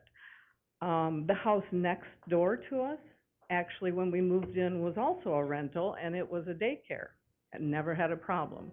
As it changed ownership, we did have long-term, single-family, people move in. that changed, I'm gonna say roughly 2 years ago. And at that time, I began to realize the amount of city resources that were being used. We would see 2 and 3 police cars outside and in front of our home on a regular basis. I mean, I can't even tell you, I'm sure I can't count it on both hands. And then it kind of escalated to the point of 6, 7 cars with rifles drawn. So we not only, at that point, I think we could assume that not only were the people having mental issues, but also that maybe they were armed and dangerous. So I can't really speak to exactly what her problem was, and it was rented by room at that point. But what I can speak to is kind of her mentality.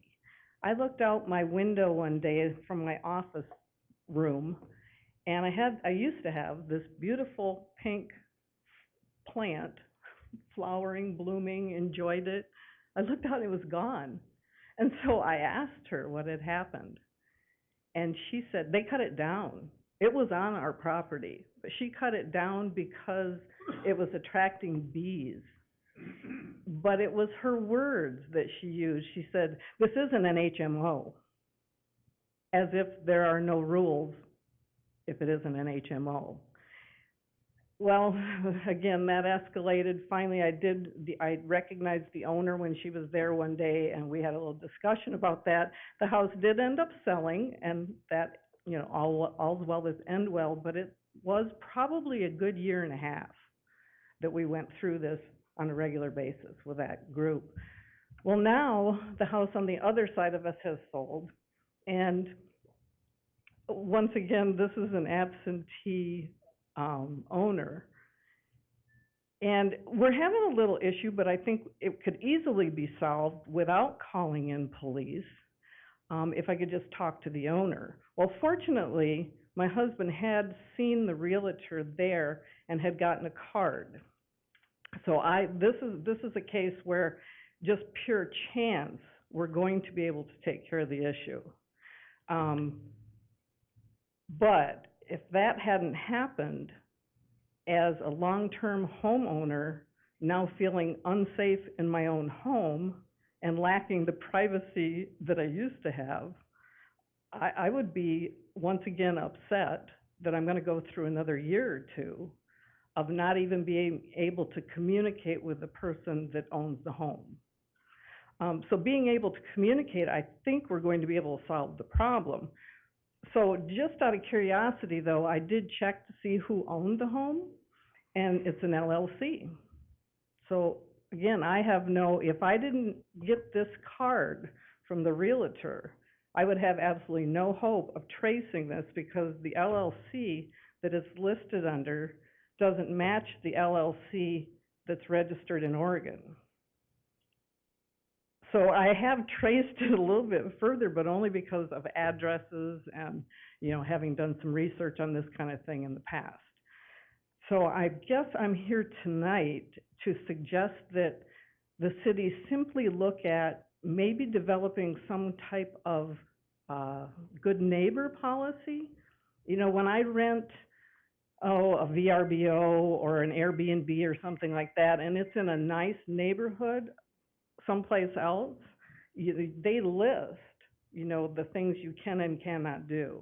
And I just think a simple statement required of the realtors and their rental agreements could possibly go a long way, in addition to having some way that we can have a point of contact person within the state for these out-of-state owners.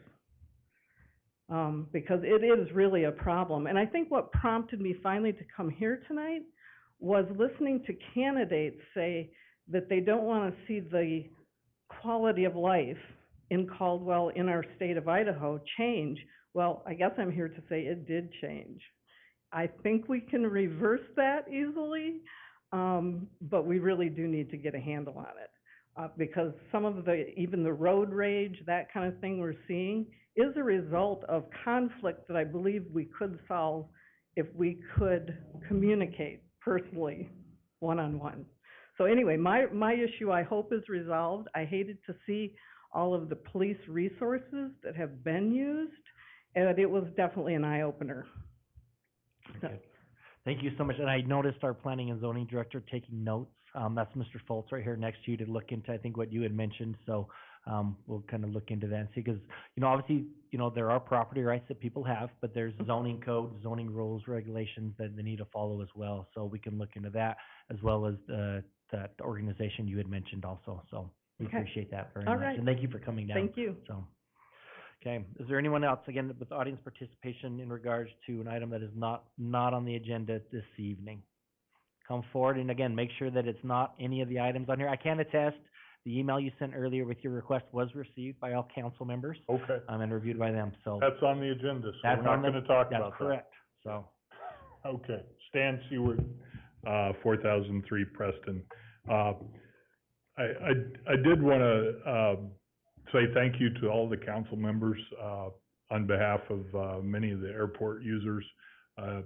Thank you for the simple, straightforward name, at the airport there, and, Brent let us know that, we're looking at December for that official change. So we do appreciate it. We do think it will add to safety. The second thank you that I have is to you, Mayor. Apparently you saw fit to make this room, available for airport commission meetings. So I think that will add to transparency and, an ability for people to keep up on what's going on. The other thing I just wanted to mention is back in April, we did a survey, and you guys all got a copy of that, but I wanted to swing back around to just one question, question 11. And it said, at Caldwell, an active and engaged airport commission will add transparency, legitimacy, and trust to airport operations.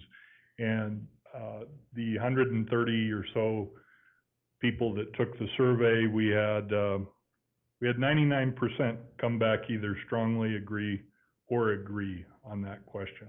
So I do, many of us look very, I guess, positively towards the more active role that the airport commission is taking. And I think if more discussion can happen in that setting, you probably will see us less here in the council chambers. But anyway, thank you. Appreciate all the service that you guys do for Caldwell. Yeah, and thank you so much too, appreciate that. And yeah, we're excited to get those meetings here to increase transparency. I think creates a better meeting place for those meetings to be. So that'll be taking place starting in December, if I'm not mistaken. Is that correct, Mr. Orton? Okay, very good. Thank you so much, appreciate it. Okay, so that now moves us, if I can get on here, to our consent calendar. Is there a motion for approval of the consent calendar as printed? Mayor, real yes. quickly, I apologize. I believe there was one additional person who signed up to make public comment. Did Clerk Geyer provide that to you? For audience participation? Yeah. Yes. Oh, that's on Zoom? Or? Oh, Wesley? Okay. Please come forward, if you don't mind stating your name, and then you have up to 5 minutes on that. And again, just nothing that is on the agenda before us this evening. Got it. All right, my name is Wesley Corney. I'm a resident here in Caldwell. I'm here to talk about a nightclub that has opened up right in the center of a residential area, right across the street from my house, and all the commotion that it has caused. I want to be clear, it's not an event center, it's a nightclub, and they have parties up to 1 a.m. every weekend.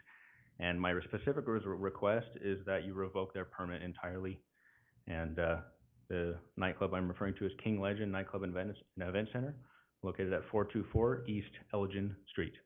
My reasons for wanting them to have their permit revoked are as follows. Since they opened up last spring or maybe early summer, they have been nothing but a nuisance to the community. They have, like I said, loud and disruptive parties up till 1 a.m. in the morning. They are not in the downtown area. They are in a residential area with residents on each side, and I've talked to Mr. Foltz about this and been in contact with him as well. So the abatement curfew is set at 11 p.m. as stated in Caldwell City Code 07-13-03. But like I said, King Legend Nightclub and Event Center has not one time ever shut down at 11 p.m., always 1 a.m. And they continue their parties till 1 a.m. with the music at full blast, with their front door wide open, with a crowd of people standing outside. They have bouncers and stuff outside. Okay, a timeline of my troubles with them are as follows. Saturday, June 11th, the nightclub had more customers than their parking lot allowed. They parked up and down the neighboring streets, which included in front of my house. At one point, I saw a group of drunk college-age kids literally walk through my front lawn to get into their vehicles and trip over the bushes in my front yard. A little after midnight, I saw a car parked directly in my house with two people in it having intercourse. I put a call into the police to have them removed. From 1 a.m. to 1:30 that exact same night, a patron of the nightclub was in front of the building amidst the crowd yelling through a megaphone. After this night, I knew I had to do something. I found one of the co-owners online, and messaged him when I referenced the obnoxious parties and how disruptive they were. He replied, and I quote, "The last few parties were definitely some big ones." And he showed no intention of reeling the parties back and obeying the noise curfew. I contacted Code Enforcement Officer Kayla Valle, and she assured me that they have to obey the noise abatement curfew, but like I referenced, they never do. I spoke to a corporal in the police about the issue. She said, and I quote, "They are on our radar for a number of reasons." She also informed me that I should call the police and not remain anonymous, because it makes it difficult for the police to do their job, but to ask to sign a citation. Saturday, October 7th, they had an outside party starting at 9:30 a.m., where they blasted car subwoofers until 2:30 p.m. I called the police, and Officer Michael Wolf responded, but said there is no limit to noise during normal daylight hours, and so no citation was issued. I had to sit in my living room and was forced to listen to the loud, obnoxious drone of a car subwoofer that literally, and I do mean literally, rattled the windows in my walls for 5 hours straight. October 14th, I called the police at midnight because of the party and the loud noise and the noise abatement curfew that was not being followed, and said I wanted to sign a citation. The police officer never showed up. Since King Legend opened, I have had to stay up until 1 a.m. every weekend, and they have made it impossible for me to live there. Thank you so much for bringing that to light. I know that there's a special use permit, if I'm not mistaken, that would have conditions of approval, things like that for their operation on that, so I'm not sure if those are. Okay. Working to address that. Okay. Yeah, and that's curious about, I thought that there was something, and we can double check that, with noise even during the day. There's on not. that, so. Isn't there, you can probably answer this, coming from a car? Depends on the city ordinance. Well, so the 50 feet from the vehicle? it is 50 feet. Mm-hmm. But when I brought that up to Officer Michael Wolf, he said that it doesn't apply if they're operating on public property, or I mean on private property. It only applies when they're driving around on public roads. I want to point out that the city code, and I've read it multiple times, does not state that. So. That's good to know. We appreciate this. We can look into that as well. I know that, Lieutenant Wright back there just had his hand up, so we will talk to him as well. And obviously with the council, perhaps even a workshop could be a good thing to do to kind of get direction of which way the council wants to go. But we appreciate you bringing that to light, and we definitely, sounds like P&Z is already looking into that, and we've got the police department as well involved now, so we'll look into that also. So thank you. We appreciate that, and hopefully you can get some sleep soon. So yes, hopefully. Okay, thank you so much. Okay, and I apologize for missing you on that. I did see that note. So, so that does conclude our audience participation. It would move us to the consent calendar, if we have any motions for approval of that. Councilman Allgood. I move that we approve the consent calendar as presented. Very good. Do we have a second? Second. So we have a motion from Councilor Allgood and a second from Councilor Williams for approval of the consent calendar as printed. Is there any discussion on the motion? Madam Clerk, if you'd please call the roll. Allgood? Yes. Williams? Yes. McGee? Register? Yes. Gotti? Yes. Jody? Yes. Very good. That motion passes. And that moves us to old business. And the first item on old business, and this was the item, I need to write things down so I remember better. I was gonna talk to Mr. Foltz about this, so I'll just bring this up, and then it is council's decision. So it is being requested to be continued again. We have continued this item numerous times. This is for a request for partial vacation of plat notes. If you remember, we originally heard this back in June, I believe, and then, or July. It was continued then, continued August 18th, continued September 15th, and they are asking for another continuation to November 15th. And so really it's the council's decision whether to continue this again or to end the continuation, and then they would need to reapply at that time. And it's kind of your call if you think that it's gone on enough, or if you think give them another month, and or maybe you want to hear from staff to see why they keep asking for these continuations. Is that I The read words your out of my mind? mouth, Mayor. So, okay, and again, I apologize, I put you on the spot with this one, but if you have any understanding of why the continuations?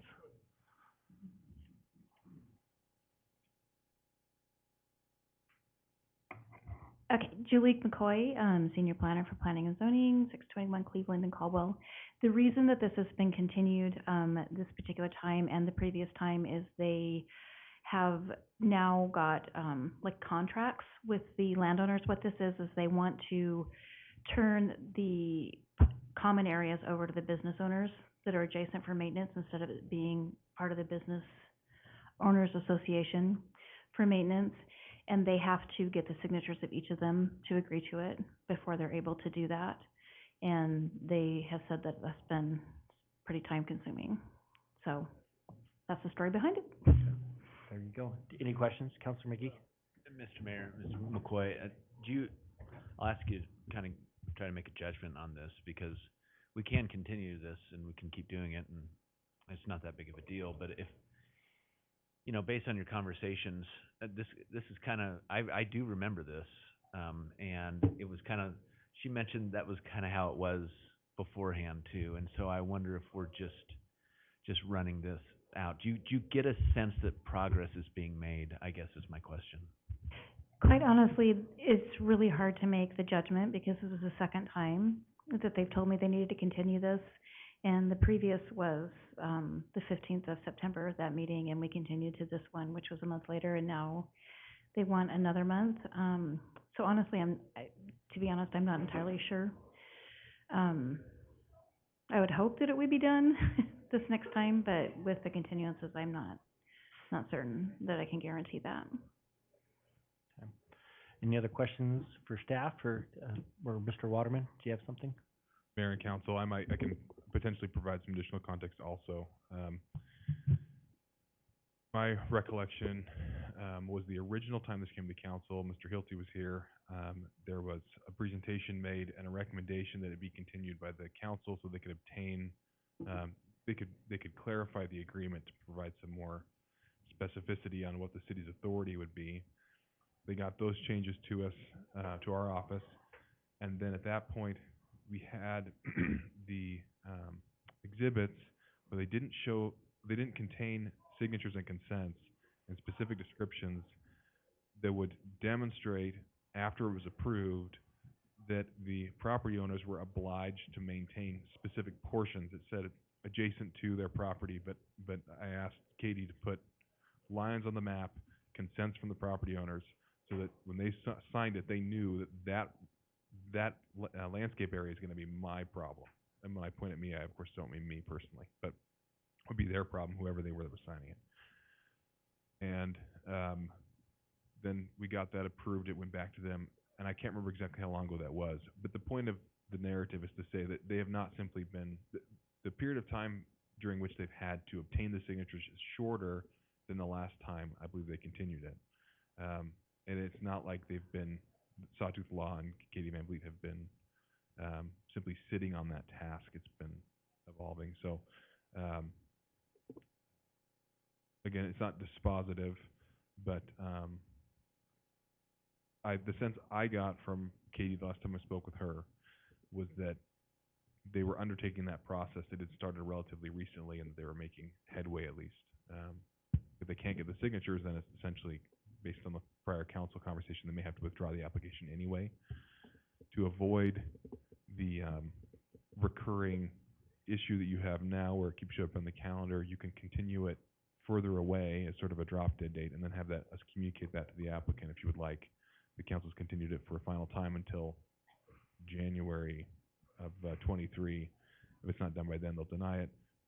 This is you're not obliged to do that, just a thought, so. But it's ultimately the council's decision. I was actually thinking of making it shorter, to even say sooner. You got till November 1st. If not, you're out of luck. But again, this the council's thought, but I was even thinking not even give them more time, maybe give them less time than they're asking for. Mr. Mayor, Yeah. I was just gonna say, based on Mr. Waterman's description, it does sound like they're trying to do this, but again, this has been postponed several times now, so I'll move that this action item be continued to our regularly scheduled meeting on November 15th, and if I can make a comment after I've received a second, Mr. Mayor. Yeah, for sure. So we have a motion to, continue, this is, again, old business action item number 1, a motion to continue that to regularly scheduled city council meeting of November 15th, 2022. Do we have a second? Second. So we have a motion and a second discussion for that motion. Thank you, Mayor. I was just gonna say, I think, if Mr. Waterman or someone in planning and zoning, whoever has that conversation, can just, I don't wanna speak for everybody, but I'll speak to the fact that it's probably time to address the issue and not continue it on for each meeting on the agenda. Very good, excellent, thank you so much. I'm sure staff can forward that. They need to be here on the 15th, so, okay, very good. So we have a motion and a second to continue this item to November 15th. All those in favor say aye. Aye. Any opposed? Motion passes. We will see them on November 15th, one way or the other. Okay, so that moves us on to action item number 2. This is on old business again. So this is, public hearing case number SUP 22, actually, let's see.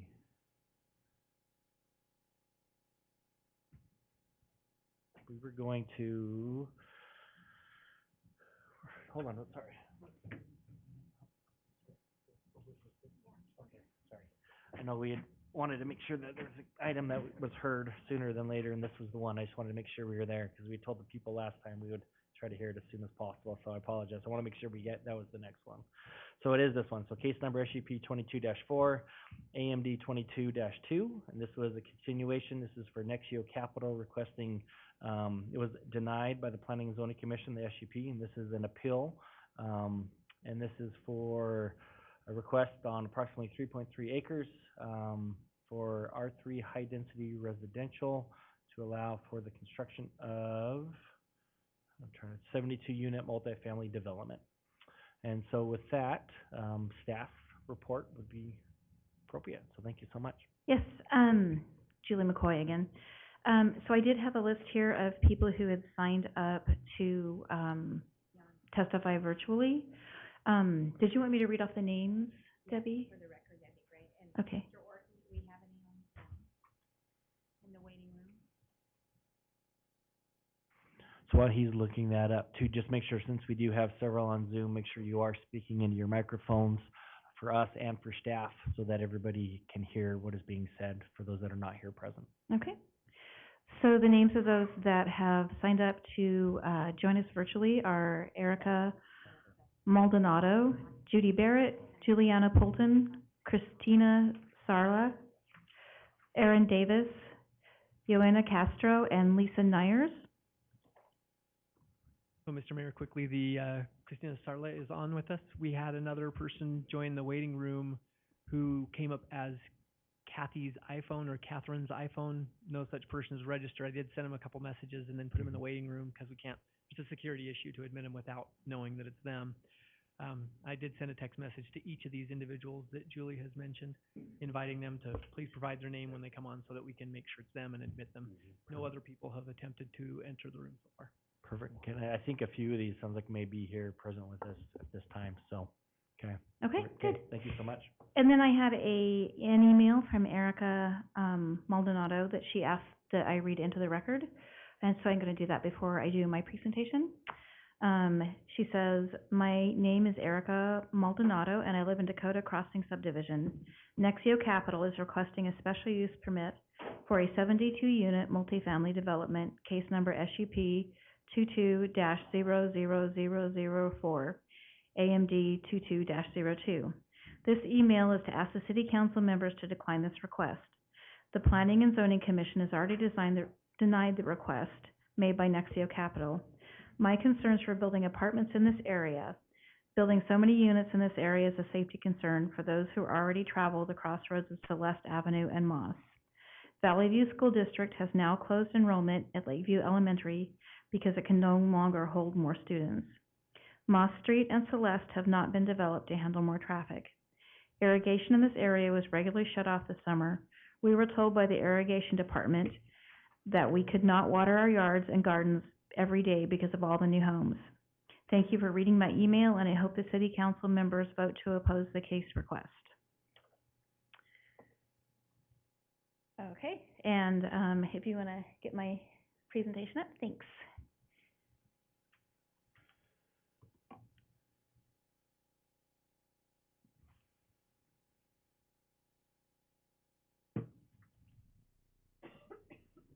Okay, and there's just the two cases, case numbers. They're being considered concurrently. The Celeste Place is an appeal hearing, and then the development agreement amendment is just a decision on whether or not they can amend the development agreement. There we go. Okay. So this request is for the subject parcel, which is zoned R3 and designated as high-density residential on the future land use map. It's approximately 3.31 acres, and they want to do a 72-unit multifamily residential use, and then also modify the development agreement that is tied to the Dakota Ridge subdivision, that phase of it. So the background on this is the parcel was originally annexed into the city with the Dakota Crossing subdivision under application number ANN 13606 and SUB PUD 161P06 in 2006. To the south of this property is the Dakota Crossing 2 subdivision, and to the north is, across Moss Street, is the Windsor Creek subdivision. The site is located in the Valley View School District, and the case was denied by the Planning and Zoning Commission on June 14th of this year. So for the appeal request, the applicant is appealing the Planning and Zoning's denial of the SUP based on the following: that the proposed use is conditionally permitted by the terms of city code. The project meets all multifamily specific conditions of the city code and doesn't request any variances or deviations. All political subdivisions can provide services for this project, and the project conforms to the city's comprehensive plan. So decision options today for the council are to approve the applicant's appeal and the modification of the development agreement. The city council may also confirm the Planning and Zoning's denial of the case and modification of the development agreement, or they may continue the case if more information is desired. So, and that's the end of that. Very good. Thank you so much. Any questions from council for staff at this time? Mr. Mayor? Yes, Councilor Doty. What was the main source of contention for the Planning and Zoning Commission as to why they denied it? There was a great deal of concern about the schools, was my understanding. What their main problem was with it was the overcrowding of the schools and then also the traffic load in the area. Was there a traffic survey done? Right. Mr. Mayor, Councilman Doty, this development under the Institute of Transportation Engineers trip generation manual, which is what we use to predict the number of trips that a development will generate, they did not surpass the threshold under which a traffic study is required. So no traffic study was done. Any other questions for staff? Councilor McGee? Mayor, I just wanted to follow up on, because I wanted to make sure that I understood Mr. Orton, because I think Councilman Doty asked a really important question. So if the project doesn't fall under that category because there's not enough potential traffic involved, and so there's not a I'll use this word, there's not a substantial enough traffic increase in order to justify a traffic study. Do I understand that correctly? Correct, Councilman, or Mr. Mayor and Councilman. The what city code says is that when there is a trip generation expected of 500 trips or more per day, then, a traffic study is required. It does give some flexibility to the city engineer to require a traffic study when he sees evidence that, yeah, that's fringy or it's close to that number or something. That is a threshold I believe that they changed it to. It used to be 1,000 trips per day. You can expect 1,000 trips per day to be generated by 100 homes. And so, it is a fact that a developer could say, well, we're gonna shrink our development down to just under that threshold, and I think we've literally seen that. I believe that's why engineering pushed to make that change to 500 trips per day, so. Thank you. Good. Any other Counselor Allgood? Ms. McCoy, this sounds like one we denied previously. It was a 94-unit subdivision in this same location. Are these associated with each other? Are you aware of that? Yes, they are. It's the same development company Okay. And for both requests. Okay, and the previous development was larger, by a small amount, if I remember right. That's correct, yeah. Okay, and then in the modifications, I'm reading the modifications here, but they don't mean a lot to me. I don't really understand what was the intent of the modifications? Is that a good thing, a bad thing?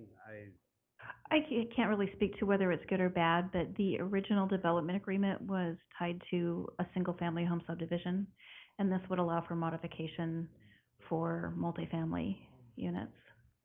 Okay. Yeah. So just so I'm clear, when we heard this previously, it was a slightly different size, but we're talking about the same piece of property? No? Is this on? Okay, there we go. Yeah, this is a different piece of property. The one that was heard previously is at Karcher and Celeste, and this is at Moss and Celeste, so it's a little bit further down Celeste. Gotcha, okay. Yeah, Thank but you. they're very similar, yeah. Yeah, okay. So, Any other questions from council? Okay, very thank good. you, Mayor. Thank you so much. They're getting that, okay, very good. So we will begin with those in support of this request. I know that they're filling their names out at the moment. We'll have that shortly. And then we'll move forward with that. And Brent, if you could just keep an eye on the waiting room, to do that, to make sure that we don't miss anybody coming in on that. Will do, Mr. Mayor. Thank you so much.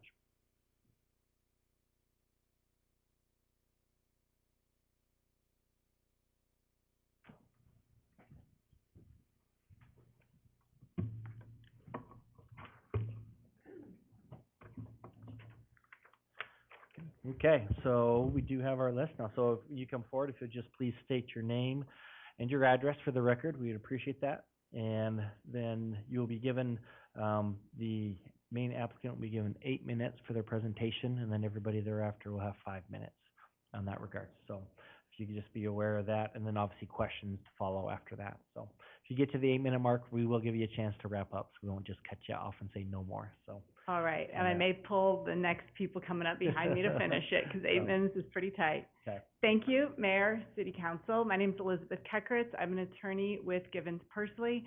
I'm here on behalf of the applicant, Nexio Capital. Tonight, we're requesting a DA modification, and a special use permit for a 72-unit multifamily development in an R3 zone. To start with, there's been a lot that's gone on here. This was originally heard back in June by the Planning and Zoning Commission. Shortly thereafter, the Planning and Zoning Commission was not officially disbanded, but they were not able to come together to get our findings of fact approved for us to appeal this. So it's been a bit of a time getting here. But we're here now, and we're excited to be here because I really do think this is a great project for this location. It really fits in well with the area. To begin with, the DA modification that is here before you as original jurisdiction, it was originally approved as, there is the wrong DA is in the staff report. The actual DA on this property was part of the original Dakota Crossing subdivisions, but this one allowed commercial actually in this location. And we are not requesting commercial. It was zoned R3 with a commercial overlay. However, how the Caldwell City Code works, it's essentially null and void anyway after a certain amount of time. So what we'd really like is just for that to be set aside so it's no longer applying to this property, so we don't have to worry about it moving forward. We're also then here, the big main event is the special use of permit, and we are asking you to approve the special use permit for 72-unit multifamily development. Just a couple of questions. We'll get into traffic in detail. We actually have our traffic engineer here tonight. We did obtain a traffic impact study for this property. Even though it fell underneath the threshold levels, it was really close, and we knew that there were a lot of traffic issues, so we do have one. There is one in your packet, or there's one available for you, and our traffic engineer will be able to speak more to that.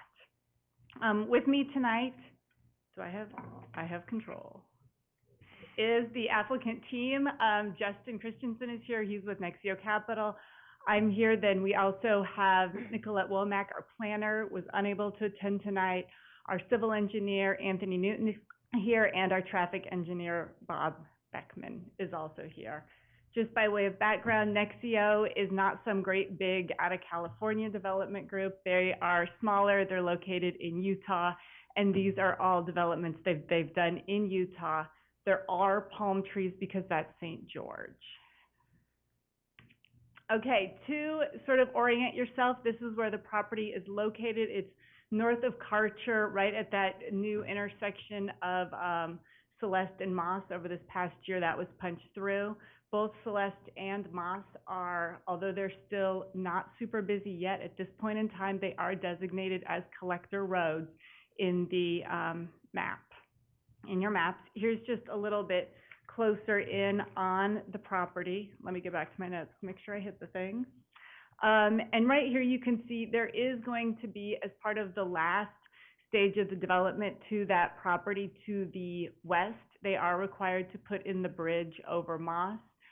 Based on how things have been developing, it's expected and that's before their final plat approval on their last phase, and they're getting ready to do that. And so we anticipate that will be going in over the next winter, which then will allow an additional connection out to the west. This is what's before you, going through our timeline. One of the things that's going to come up tonight is the improvements to Karcher Road. Those are slated to begin sometime around 2024.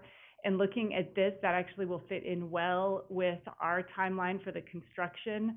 Karcher Road improvements will be 24 to 27 or 28. And we wouldn't have anyone moving in until earliest is 2025. And so there's a chance these improvements would all be done before that would occur. On the future land use map, what's different from this than the prior development is the last development that this applicant, the Nexio, is here for. They were asking for a comp plan change, they were asking for a rezone, they were asking for all of it. Here, the property is already designated high-density residential, and if you look at this map, you can see there's just not that much property in this area designated high-density residential, and the two areas that have been developed with medium-density residential. They're more like townhomes and small lots in the area there to the south. When you back out further, you can see what's actually zoned R3 in the city is that purple, and there is very, very little R3 zoning within the city. Multifamily is only allowed in 3 zones in the city of Caldwell, and that is in the R3 zone, in the hospital district, and in the college district. And in each of the zones, it requires a special use permit. It is really hard to have multifamily development here within the city of Caldwell. However, this is one of the places that it actually works, it actually makes sense, and it's actually properly zoned for this. I think it's also important to note, we've got a letter, it's a little bit covered up there, from the City of Caldwell Economic Development Director, and I think his comments in there are really important. I can't read that far with my eyes, so let me read a few things here. That they fully support the efforts in developing quality multifamily projects, that there's great access to jobs, services, and highway corridors, and that this will provide much needed housing in the Caldwell region. As a multifamily development, this is obviously going to be more modest incomes. There is a ton of industrial development going on in Caldwell that's going to be great for your tax base, but it's even greater if the people that work there can also afford to live in the city of Caldwell. Celeste Place, moving on here, it's 3.3 acres, it's 72 units. There are two 12-unit buildings and two 24-unit buildings. And I'll get into, we did make some additional changes that I'll talk about in just a minute. Required parking, we have all the parking that's required by city code. There is, the primary access is off of Celeste, that's emergency access only onto Moss Lane. That's because we didn't have enough distance from the corner to get in a full corner access there. However, so that'll be blocked with bollards. However, there is a hammerhead turnaround right there so that large vehicles can fit in there. Open space and amenities. This is something that makes this project really nice, especially for a multifamily development. There are 10%, the area in green is what's required by statute is 10%, which would be 0.33 acres. We're actually providing 0.53 acres in green of qualified open space. However, when you look at all of the unqualified, all the rest of the open space, there's an additional 0.83 acres, which means there's almost 41% or approximately 41% of this property is going to have grass and trees and amenities on it. With those amenities, there's a dog park, there's a pickleball court, play area, a gazebo, and then all of this green space in yellow and green. Moving quickly, one of the things that we have agreed to do is that there is the Dakota Crossing. Go ahead, you're good. Okay, there is the Dakota Crossing subdivision to the south, and we understand that there have been a lot of concerns about how close the development is. So one of the big things that we have done is we've pushed this development back 30 feet. So there's now a 30-foot buffer between the homes, between the single-family residences and these homes. And in that buffer, and so then the distance to the houses is actually between 71 and 87 feet. And I just want to show, we've also removed any of them that back the Dakota Ridge subdivision. We've removed all of the balconies from those homes. And so that really eliminates that feeling of someone's just staring down and looking at you. And then finally, going back this way, as you can see on our landscape plan, we've added in 6 large trees. Those are class 3 trees. They're going to be big oak trees that will also really help to screen and buffer this from the neighborhood. And with that, we'll turn it over to my next partner, unless I can keep going. Perfect. If you have more, so yeah, I think if you have more, go ahead. So okay. Yeah. So we talked about that.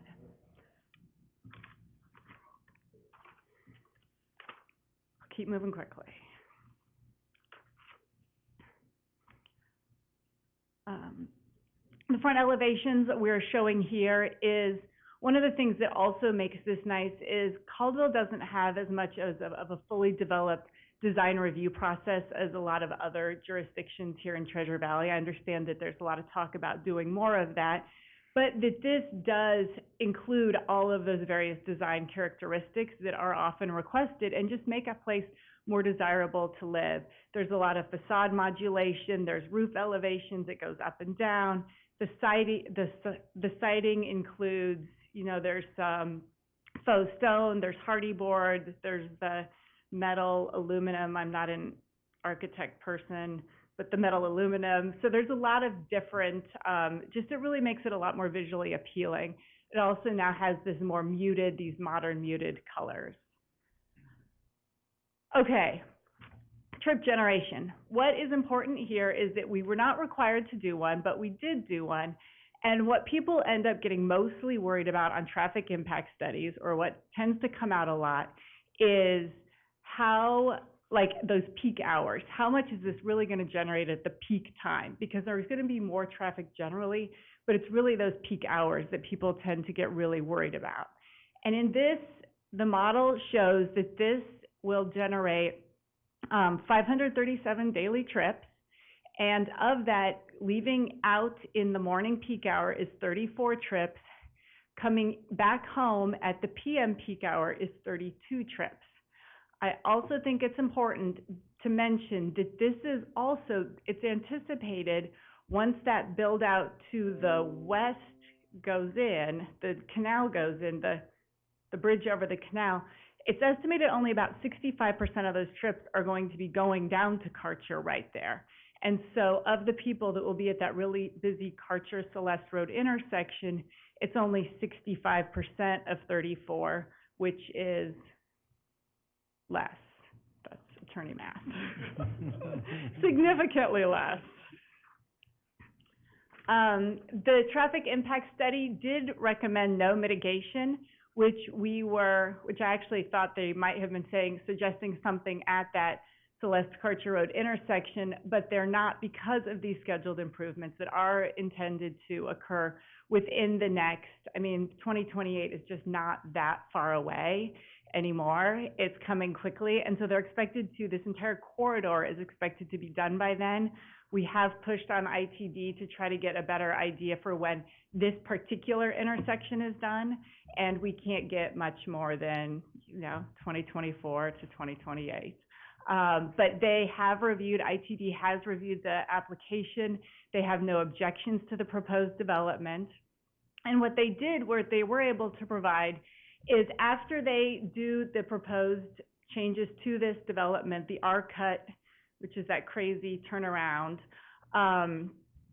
this intersection should operate at an A level out until 2045.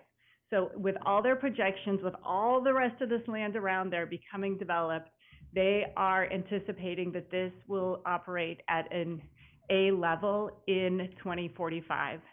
And I have on there, I cut and pasted this directly from their email. They say 1.5 seconds of delay in the AM peak hour, and they list AM twice. We just assume the second one is supposed to be PM, not AM. And then finally, schools.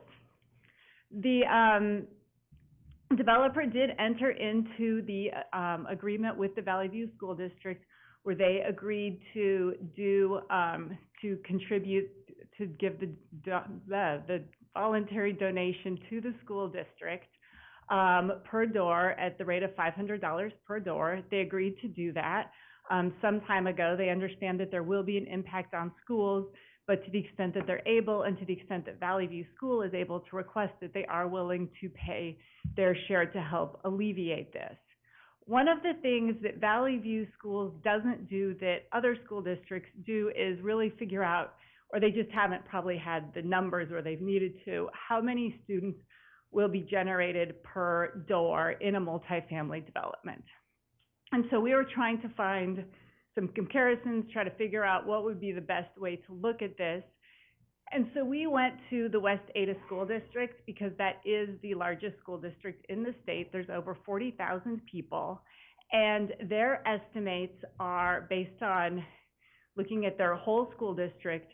Is a single family unit has 0.7 per kids, and in multifamily it's only 0.1 per unit, which means this development will actually only likely generate 8 students, which really is, quite honestly, is a pretty low number of students.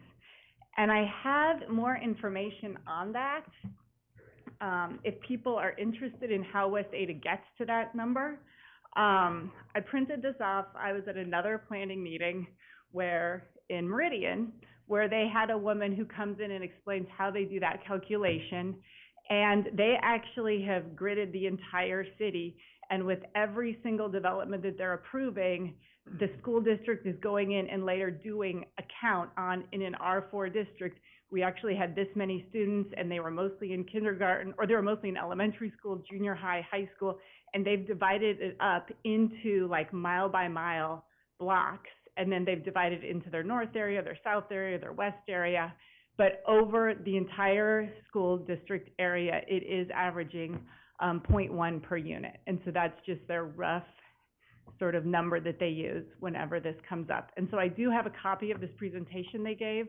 If anyone wants to look at it in the future, I can just provide it to Julie so that she can know more about where that number came from.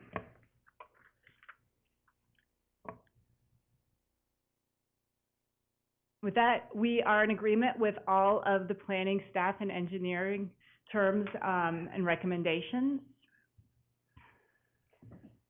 And with that, we would just, request approval of this development, and I'll stand for any questions. Awesome. Thank I you oh, yes, thank you so much for that. So it sounds like we have a question, and she's excited to ask it, so we I better let her do. go. Counselor Register. I have a hard time with the school thing. I don't think out of 72 units, you're gonna get 8 kids. And I appreciate the using West data, but it's a completely different county with a completely different demographics. I think we have people moving out here, who have families and smaller kids because it is still less expensive to live here. So I'm not sure that their formula would match up here. That's just my opinion. But even if there's only 8 students out of 72 doors, the school's still at capacity. So there's that. And I'm also curious, I'm just kind of fascinated by the traffic study. How do they know only 34 people are gonna leave their house in the morning and which way they're gonna go when they don't know who's living there? Mayor Wagner, Councilmember Register, I would actually, as to your second question, if I may defer it until our traffic engineer, who has time today, he can stand up and talk all about how they figure that out. Okay. That is definitely in his expertise. As far as the schools, I agree, I see that, but that's also why, first, it was a number, and second, Meridian is huge. They have all sorts of demographics in there, like more, and so that is why I felt that that was really the best sort of place to look. I haven't come across one in many other jurisdictions, and so it's really good to have a place to go to look to get at least some information. And maybe it's a little low, maybe it's slightly higher than that, but that still is a relatively small amount of children compared to what you actually think might be there, is that it appears to be much smaller. So are all of these, homes have multi-rooms? Are any of them studios? No, there's 18 one-bedrooms. There's 18 one-bedrooms, there's 18 three-bedrooms, and the remainder are two-bedrooms. I mean, So, I just think at the risk that 36, so then there's 36. saying only 8 kids out of all of that are, Mhm. that have more than 2 bedroom or 1 or 2 bedrooms, is not gonna have kids. That's my opinion. Great. Any other questions from council? Mr. Councilor Mayor. Stoddard?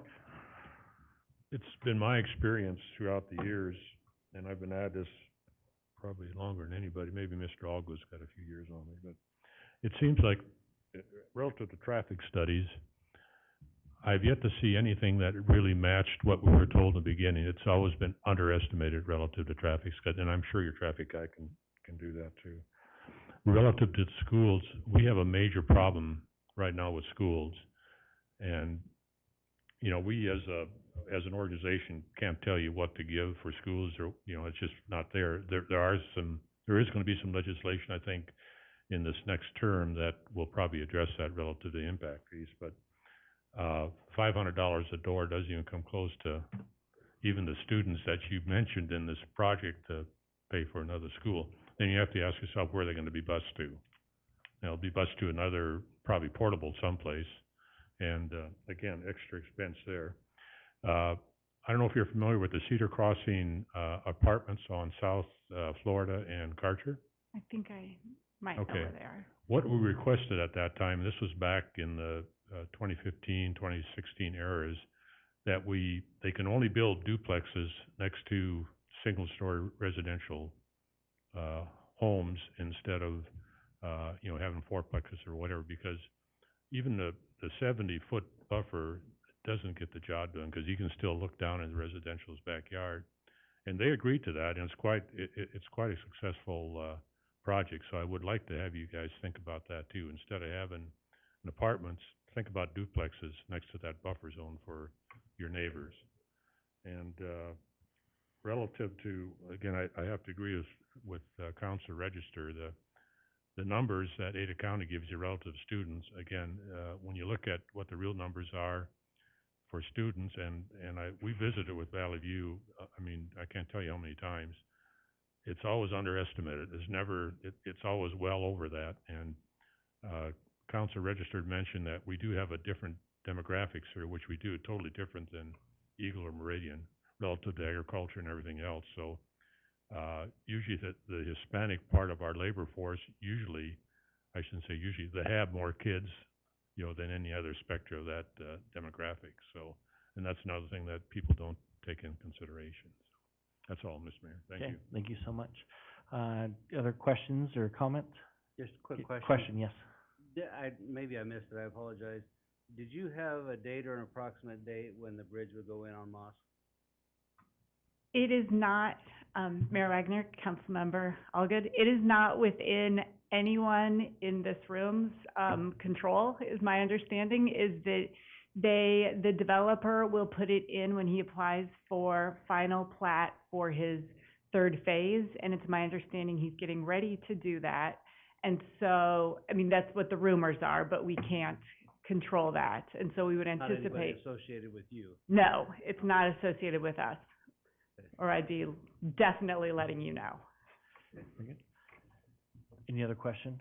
Or I might actually do a follow-up on that, Brent, if you could, I don't know if you want to pull it up, because typically on something like this, you're gonna have, each corner is gonna have basically a quarter responsibility, so you'd get funding typically from as they go, and then once that final piece comes in, you build it.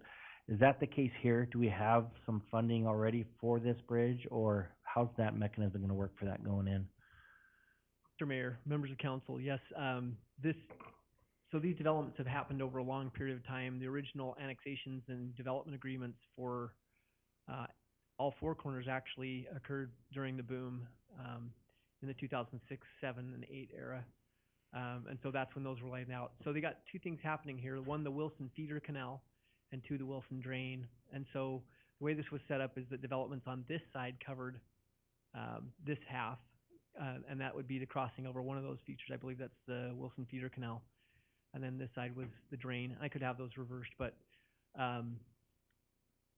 Mayor, with your permission, I'll throw out one other happy note, and that is that when the Wilson Feeder Canal, when you're driving by on Karcher Road, you see this kind of U here, and so there's a drain and a canal right next to each other, because they're diverting water from the drain into the canal, and so you actually have a lot of opportunity. It's just as good, and frankly, it's better to do that work when irrigation's in, because the Wilson Drain's flowing less water. Because it's a bridge, it may be irrelevant anyway, because there'll be abutments, I presume, but, and above the water surface, but, there's good opportunity to work on that. It's not gonna be an only off-season project possibility. Oh, excellent. Thank you so much. Appreciate that. Any other questions? Okay, thank you so much. Appreciate that. Next on the list is Justin Christensen. So if you want to please, okay, very good. She took your time then, so that's good. Anthony Newton? Okay, very good. And what was your, sorry, you were engineer? Principal engineer? Okay, civil engineer on it. Okay, Mr. Beckman, our traffic Beckman, I'm engineer. the traffic engineer. So you had some questions about directional distribution. So typically what we do is we look at the volume on the streets, we look at population densities, we look at housing densities, and we distribute that across the study area. So everything totals 100%. So to the south on this project, there was 65% of traffic would head to the south and either use Karcher, east or west. To the east, there was 22%, and to the north, there was 13%. So that's how we come up with the various percentages. And it's done we have a very standard practice in terms of how we do this. There's no real magic involved in doing it. Good, excellent. Thank you so much. Anything else before we go into questions? I would just say that, the level of development on this project is very, very small. I mean, we're well under the threshold. And just to reiterate what Elizabeth said, I mean, we didn't experience any deterioration at any of the intersections other than Celeste and Karcher. Everything else operated at a level of service B or a level of service, which is about the best you can do. And then when the ITD project comes in, they're gonna bump that up to a level of service A through 2045. So everything operates fine. Perfect, excellent, thank you so much. Any questions? Mr. Councilor Mayor, Shronick? just a question, did you visit with any of the folks that are residents right now relative to traffic? Did you have any meetings with them? No. Okay, thank you. Other questions? Okay, excellent, thank you so much, appreciate that. Okay, so that moves us on, so we do not have anybody signed up in neutral. How are we doing on the waiting room, Mr. Orton? Mr. Mayor, so far, we just still have, Christina Sarla, and no other folks have attempted to enter the waiting room. Okay, so maybe we'll start there, and then kind of go to the people that are here, and then we'll jump back and see if there's anybody that's jumped on there for that. So, in regards to those that have signed up in opposition, again, if you could please, keep your comments to 5 minutes or less, we'll appreciate that. We have a number of people signed up, and that'll allow us to get through that and to get on with the hearing this evening. So let's begin with Christina. It sounds like she's on there, so whatever you need to do to get her going. And Christina, I'm guessing you are there. So if you would just state your name and address for the record, we would appreciate that. And then you have 5 minutes to present your testimony. Okay. Hi, my name is Christina Sarla, and I live at 16714 Hopper Avenue in Caldwell. I live in the Windsor Creek East neighborhood. And a couple of things that I have concerns about. I know a lot of people have the similar concerns in my neighborhood, and I'm sure also in Dakota Crossing. But one of them that they kind of just glossed over in their presentation tonight was parking, and they mentioned that they met the minimum requirements, which is bare minimum. And if you've ever lived around an apartment complex, you know that there's a lot of cars. And right now there is 0 street parking on Moss and 0 street parking on Celeste, which means any overflow parking from this development will be spilling over into Windsor Creek East and Dakota Crossing neighborhoods.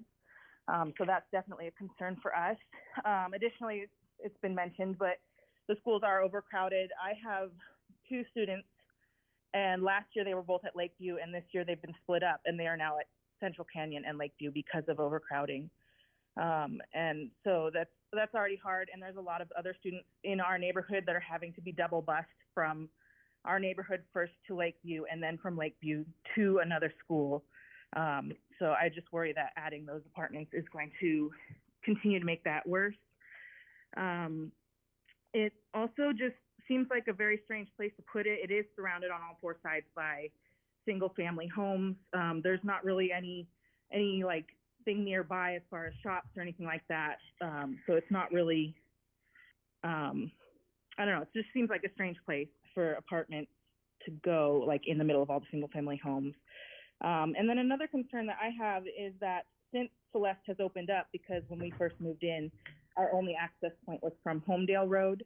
But since they completed the road of Celeste from Karcher to Homedale, the crime in our neighborhood has gone up significantly. And I'm concerned that adding in that many more units of rental units could potentially cause our crime to continue to go up. We've had a lot of break-ins in vehicles in our neighborhood. And that, I think, is everything that I have to say. Excellent. Thank you so much, Christina. Is there any questions from any council members? Okay, they do not have any. So thank you so much again. We appreciate you joining us this evening. Right, thank you. Okay, so now we'll go with those that are here. There are a number of people on here. Some have indicated to testify, some left it blank, and some had said no. So I will go through each one just to make sure. So if you do not wish to testify, just let us know. But first on the list is Chad Eggert. Okay, if you want to come forward, please, and if you would state your name and your address, and then if you could limit your testimony to 5 minutes or less, that'd be appreciated. And then stand for any questions. Thank you, Mayor and council members. My name is Chad Eggert. I live 12632 Damari Way in the Windsor Creek subdivision. And my concern is, yes, it doesn't make sense that we have an apartment complex going in when we have 3 brand new home developments going in with houses that are almost $500,000 homes going in, and then you got apartments going in, and I'm worried about my property values. And then through personal experiences with apartments going in at the end of our developments, through personal history, we've had property with problems with As long as the apartments there, the tenants change. We've had problems with tenants changing, and then with the tenants changing, like, the lady who spoke before said, our crime seems to go up in our neighborhoods, and then we're dealing with having to deal with the crime and deal with how we combating the crime with having to have the police out there more often. And then also we're dealing with the, unfortunately, the Section 8 housing coming in and causing that. The other problem I'm concerned too is I have 3 young children who like to play outside, and I'm worried about the traffic that the apartments are gonna bring into the neighborhood and the adjacent area, and also with the other construction traffic that's gonna be added onto the Celeste and Moss area right there, because that's where we use to go in and out of our neighborhood. And so I just hope that you guys kind of squash that, and if they want to do something with that area right there, I hope to be them turned into a residential housing area instead of an apartment complex. And I don't want to be looking at my windows of my house, and I can, because of where my street is, I can be looking right out there and see apartments right out my windows. Thank you. Perfect. Thank you so much. Any questions for Chad? Okay, thank you so much for being here. We appreciate that. David Rabiola had not indicated. Do you wish to testify? Are you here? Okay. Don Eggert. Oh, David is here. Okay. Are you David? Yes. Okay. So if you'd please state your name and your address, and then you'll have 5 minutes. Okay, thank you. David Braviola, 12599 Demir Court. Our house backs up against Moss, and what the apartments are, they want to put in, to me, I don't think that's a good idea with traffic-wise, because it's, where I came from, it was that situation, different people moving in and out. You can't control who's coming into the apartments. You can say, fine, I got 2, they move out. They could have 4 or 5 people, especially with children, and it produces a lot of traffic. You'll have more than 1 car, 2 cars, 4 cars, and that's what that the traffic would be for what's going on now with our streets. It's going to be way more cars on there and it's going to be, I don't care what people say, because I've been through a situation after 20, 30 years, to seeing the situation when homes and apartments come together, there's a problem with traffic. It will not get better. It gets worse. And you can't control what's happening in apartments. You can talk to your neighbors about, noise or things like that. When you have an apartment, it's a whole different ballgame. That's all I have to say. Okay. Any questions from the council? Okay, thank you so much. Appreciate it. Don Eggert.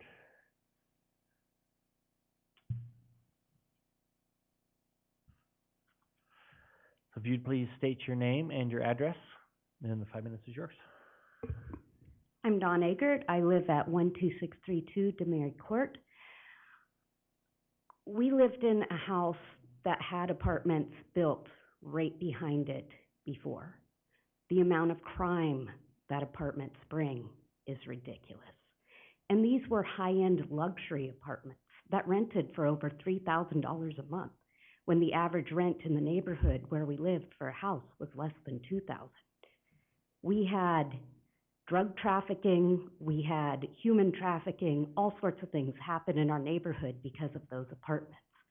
And I don't want to live through that again. We just bought our home in a nice neighborhood, and something like building apartments there would destroy it.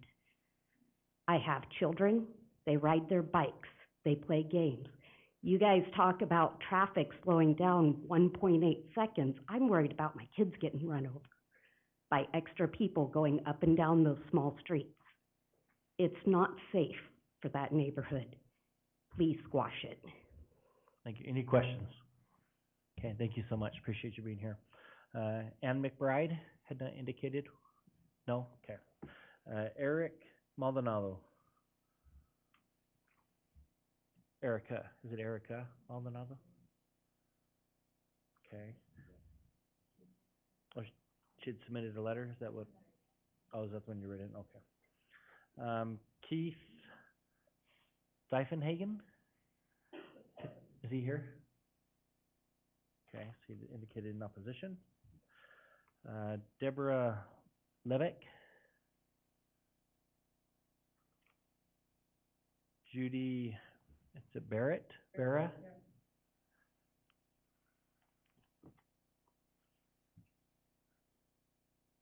So if you'll please state your name and then your address, and then that time is yours. My name is Judy Barrett. I live at 12456 Karcher Road. My driveway empties onto Celeste. I want to go over this trip study first. You can do trip studies all day long, but when you live there, you know what kind of traffic's out there, okay? When Karcher shuts down, everybody's going to be headed to Homedale. That's just the way it's going to be. I don't know, like we were saying, we don't know when Moss is going to be open. There's going to be cut-throughs. We know that already. Everybody, they've already addressed the parking. My big thing is the schools and the buses. Our schools are already overloaded. My granddaughter is going to middle school out on Summit View. She has to wait 30 to 45 minutes for the bus to pick them up and bring them home because we don't have buses and drivers. Not sure why. I don't know if there's a funding issue. The bond levies were denied this time. I'm sure they're going to come back around. Irrigation has already been addressed. Emergency response times have not been addressed yet. As we discussed at the last one, we're looking at 10 to 12 minute response times now. We sit out on our back deck. We see it come up on Pulse Point, which comes out of dispatch pretty much instantly. And we listen for the sirens when it's in our area. We're looking at 10 to 12 minutes before those sirens start. That's a lot of time. And the more people we put in there, the longer that's going to go out. Okay, Karcher Road is going to be shut down. We know that. And from our experience, 6, 7 years ago when it shut down, that puts traffic on Homedale, and that put traffic on Orchard, okay? Homedale's a 2-lane road, just like Karcher is. You guys are scared to go on Karcher now. You're going to hate Homedale when that road shuts down. Moss is not complete. Again, we've already decided we don't know when that's going to happen. Celeste, we still have speeding problems. The end of Celeste towards Karcher is still 2-lane road, okay? I walk out there, I catch people that I know are going way faster than 20, and when I can get them to stop, I look at them and go, what does the ordinance say? What ordinance? 20 miles an hour unless otherwise posted? We don't have any speed limit signs on Celeste. I don't know when that's going to go into effect. I got that one. Buses, schools, irrigation's already been addressed. Now let's talk about these two elephants. Across from Celeste, between Moss and Homedale, they've started those houses back there. That's going to be another 200, 250 houses. Those kids are in Valley View. We had another individual that wants to buy up the property between Moss and where we are, which is by Dakota Crossing Road. He wants to put in another 200, 250 houses. Okay? We got no room. Speaking for the people that live here, we're asking you, please don't let them do this. Please don't add to the problems we already have, okay? I have lived in apartments. I have lived around apartments. You know, like the gentleman that has that, the place across from his house, it's going to lead to more noise. It's going to lead to more crime. And I don't know where they're getting that 8 kids either, because you got 72 units. You're going to have more than 8 kids going to school. You know, again, I referenced my granddaughter. Thank you very much. Thank you. Appreciate it. Any questions, council? Okay, thank you so much. Wow. Carol Kramer, I believe is what it is. Okay. Jennifer Mall. No kidding. Larry Bell.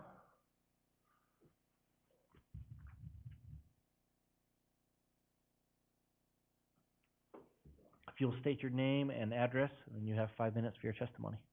My name's Larry Bell. I live at 12456 Karcher Road. Again, my road is access to Celeste. but I'm gonna speak about something that I haven't heard you guys talk about at all. Because I'm a fire chief, or I have been a fire chief, I don't see emergency access being brought on at all. If Carter Road is blocked, Napa cannot get to you easily to help your side of the house. I live on Sylvester, so I live on the Napa side, so I see it happen. And when the Carter is blocked, they use our I don't have the map, there's a dirt road that leads off and around us. That's what they use to detour around to get to Sylvester or Homedale.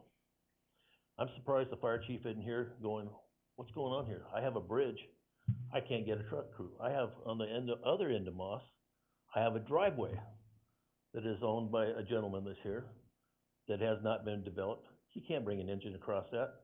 So now you're detouring people further away. And if you have a lot of traffic on Homedale, it gets worse. And it's already started to pick up now. You have a lot of traffic coming out. Again, Judy mentioned 250 units going in. They haven't started to build them yet. They've developed the land. They're starting to put them in. The roads are all in. There's another 250 that just would be just, I guess, south of there, that they're actually paying the gentleman until he can get it passed. And that covers his property and another set of property. We have it here. So that's coming to you too. So something to think about. Believe me, emergency access, when you start talking life and death, it's important. Thank you. Thank you. Any questions from council? Mr. Councilor Mayor, Stoddard? I just wanted to address the issue about, fire and police. One of the, suggestions that we're gonna make to our new plan and zoning, director and his crew is that they make sure that before a lot of these, subdivisions are gonna be approved, that they do talk with our fire and our police department to make sure that they can service those areas. So that will be done, I'll guarantee you. So Okay. it will be addressed. Thank you. Okay. And hold on, was there another question? Councilor McGee, did you have a question? Yeah, thank you, Mayor, and it's probably directed towards Brent, getting his attention, because I can see he's working on something else too. But I was under the understanding that police and fire do review these and have commented on safety. Am I mistaken? Mr. Mayor, Councilman McGee, they do review them. Yeah, that's a development application goes through the roundtable process. Each of the development, monitoring departments, the fire, police, planning and zoning, engineering, they all review these. So I think there may be comments that come that I can help you further on Moss Lane and stuff like that after we. Thanks. Yeah, okay, thank you so much. Thank you. Okay, appreciate it. Stephen, is it Belsick? No. Justin Christensen? No, okay.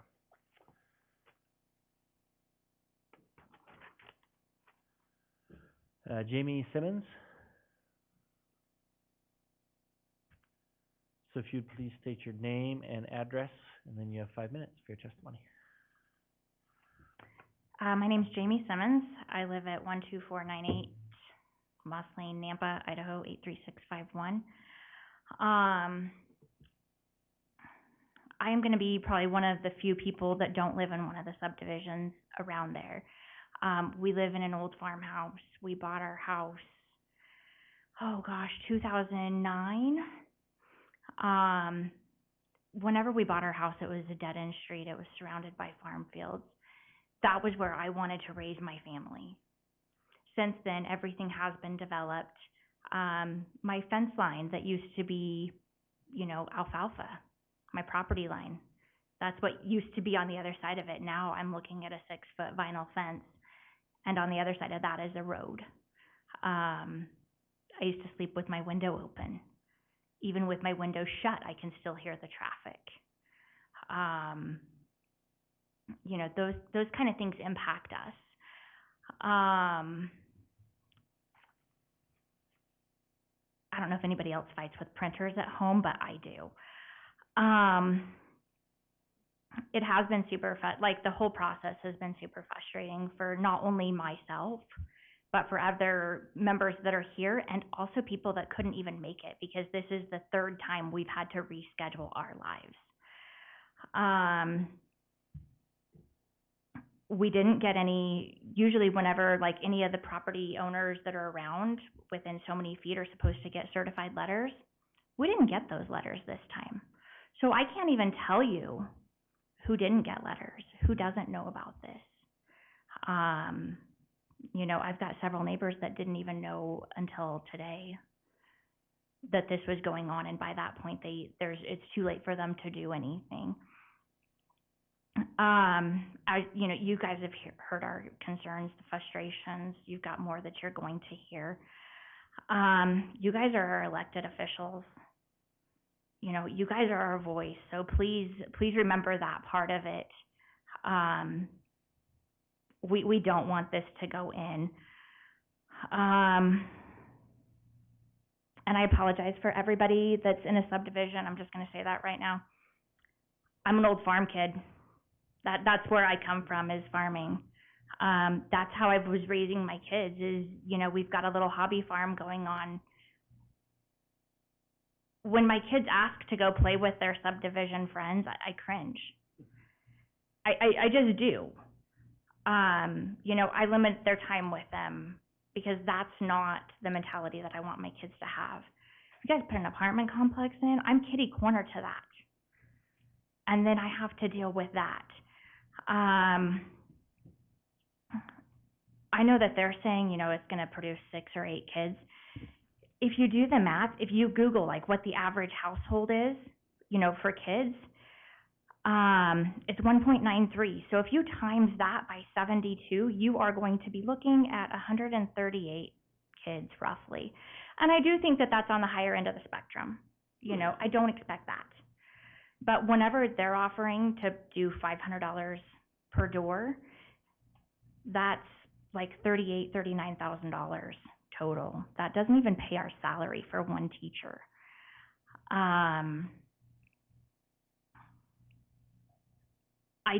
So that letter came in like on the 14th of June or something like that. Since then, I've talked to Valley View, and had I remembered, I would have brought the email that I have from them stating like, hey, we can't make them give us anything. You know, if they offer this, then we'd try to take it. And I was like, you guys were totally thrown underneath the bus at the planning and zoning meeting because of that. And they definitely were. Traffic studies, I know I'm going to run out of time, sorry. Traffic studies, you can do all the traffic studies you want. There's a subdivision that is almost, so if you go down on Celeste to Highway 55, there's a subdivision that had their main entrance almost kitty corner to that, like almost right across the road. They had their subdivision shut, or they had their main subdivision entrance barricaded. They can't even use it because traffic's so bad. Now we're wanting to dump more traffic onto that. It just, like, it doesn't make sense. They were talking about Moss being a collector road. Moss isn't a collector road. Moss doesn't go through. It stops at the end of my property. There is not enough distance for them to actually put a road in without buying my property. So no, it's not a collector road. They can't even, they can't even get it to be a 2-lane road. It's not wide enough for them.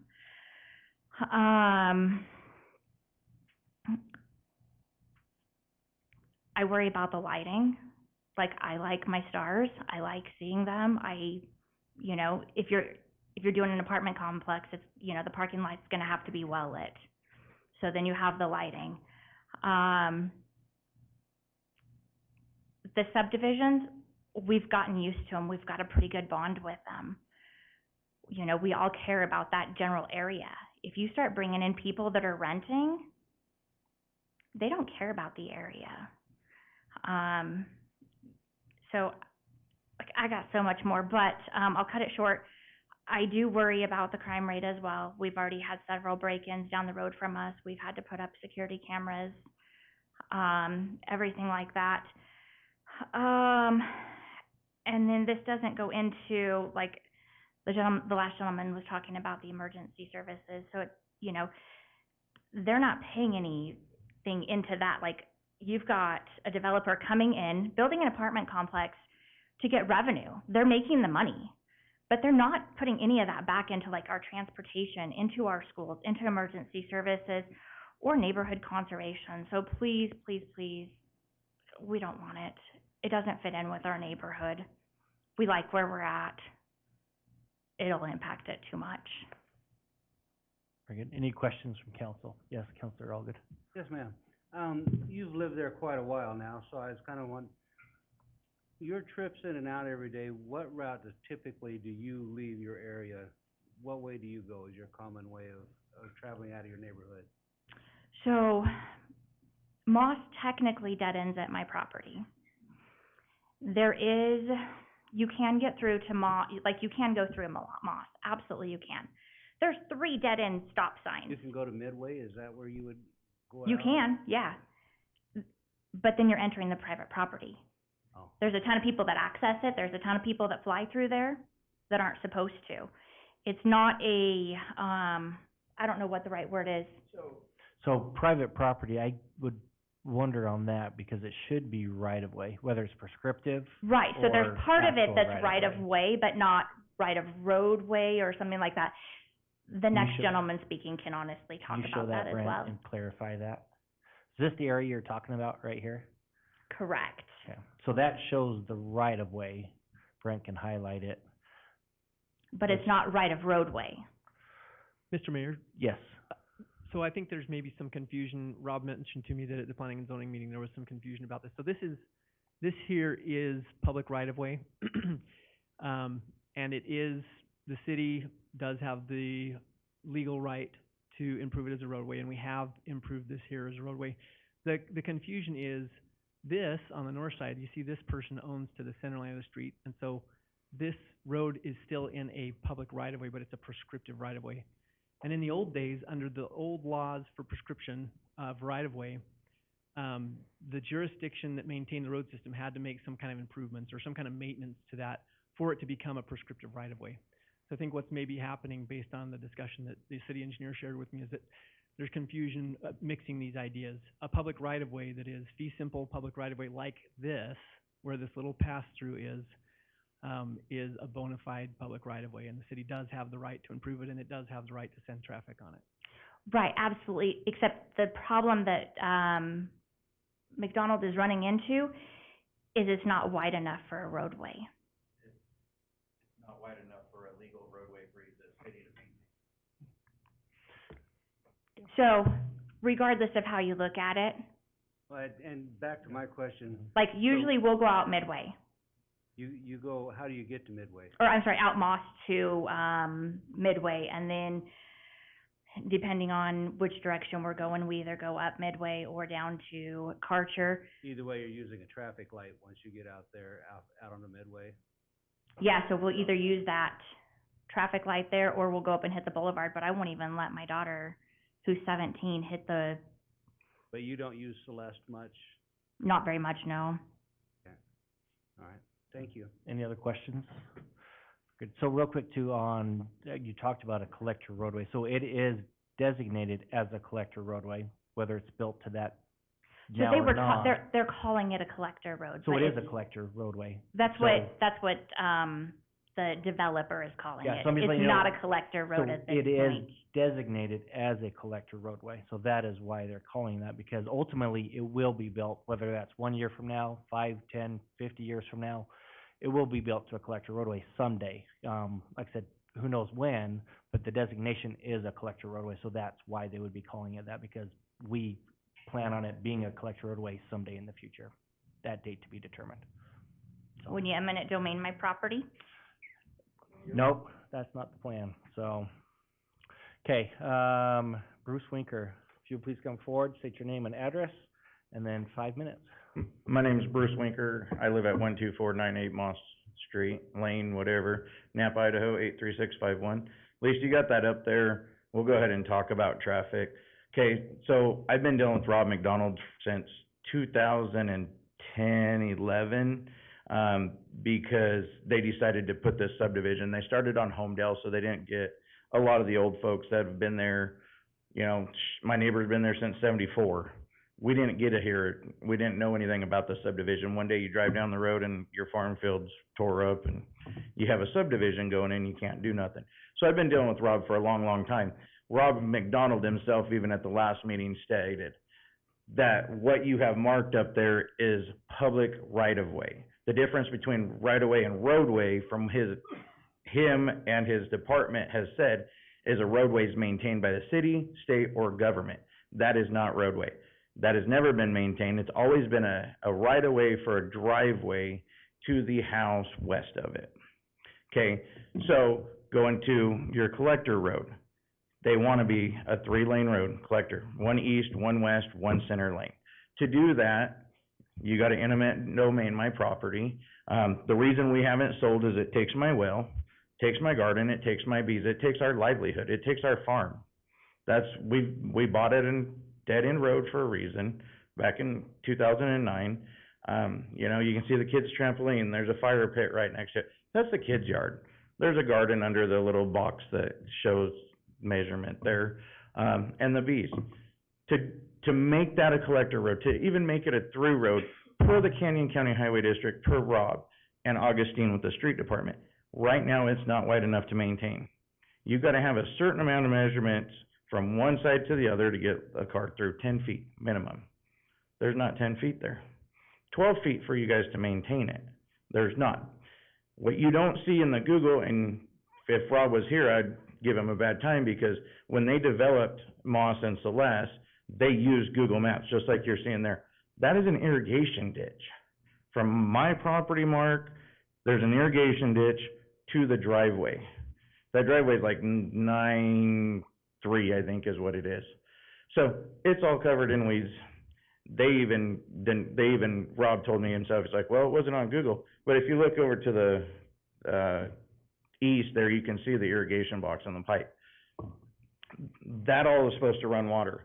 It actually now fills your guys' sewer because you guys went through and built the subdivision and did that. But the big thing is, for the apartments, we don't want it. We don't want the traffic.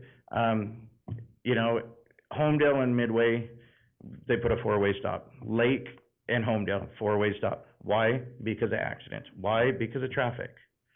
I mean, all the way around. Canyon View, which is the one that my wife was talking about on the other subdivision on south side of 55, they barricaded it because they were having accidents 2 to 3 times a week. When you barricade a main entrance, there's a problem. You know, that's how they were getting home. You had 72 more cars, you know there's going to be 150 more cars. That's if nobody comes and visits them. I can ask any one of you, you ever not have anybody come visit you? No, there's going to be extra. It's just what it is. But we ask that you deny it. Single family home, okay, yes, we understand. We got subdivisions. People need a place to live. But to put a multifamily living quarters in the direct middle of a bunch of single family homes, we need to get rid of that idea and just go with homes. You know, I'm not opposed to homes. I know everybody needs to live, but that's really what I have. And as far as your canal goes, they're talking January, because irrigation's out. I work for an irrigation company. It's a better time to do it when the water's out. So, but that's all if all the developers come. You know, but that's still only 3 ways. It's not enough for 150 plus cars. Okay, excellent. Thank you so much. Any questions from council? Mr. Mayor, Yes, Councilor Doty. did you have a problem with irrigation this summer as well? I've had a problem with irrigation since they started Celeste, because the way the irrigation comes is it comes off of the stone lateral, which is east of my property, about halfway between my property and Midway. And it comes down on the south side, crosses over right there where the irrigation box is. To water my property, it goes north. Before you guys put in Celeste, it would go west and then north past my property. As soon as they started developing, they took all the drainage from that irrigation box. It actually drained all the way to the Wilson Drain. That's how the water traveled historically. And like the many times I've had the cops out, Rob McDonald, you know, nobody's seen it in the Google Maps, and that was directly from Rob. I did not notice it because it was covered in weeds on Google Maps. I've had to go from flood irrigating because now I don't have a place to drain it, to sprinkler, which is costing me, I don't know, I'm probably into it for $4 or $5 grand. Pumps, sprinklers, work, to try to get my irrigation or my pasture to be irrigated for our animals. We've had nothing but problems with the whole irrigation system because of the subdivision. And as of right now, it literally goes down west of my property. It starts on the east, goes west, and you can see that manhole cover right there that says sewer on it. And anything that's over drains in there. And what Rob McDonald told me was, well, we can't do nothing now. We've already paved it. Any other questions? Okay, thank you so much. Appreciate it. Ann McBride. Emily Douglas. So they all leave. Devin Douglas, Don Eggert, Scott Peterson, and Veronica Peterson. None of them are here. I know they'd all indicated not to testify. I just wanted to. Yes, if you'd like to. Yeah. So if you'll state your name and address, and then limit your comments to 5 minutes. Scott Peterson, 12541 Algonquin Street, Nampa. I think the big topic is traffic and schooling. I'm a bus driver for Brown Bus. Fortunately for me, I have a route that I don't have to deal with the double busing and drivers doing double routes and stuff, but it is a very big problem at our company. I can address part of the reason why there's a shortage of drivers is sometimes the drivers just can't put up with the crap that kids give the drivers. But as far as the traffic, I always go out down Celeste to Carter to go to work. I'm like a mile from work. There's been times, I mean, this was last year, I was at the corner of Carter and Celeste for 7 minutes before I could turn. Adding 72 more apartments, which is going to probably be 144 more cars, because most people have two, is just going to add to that problem.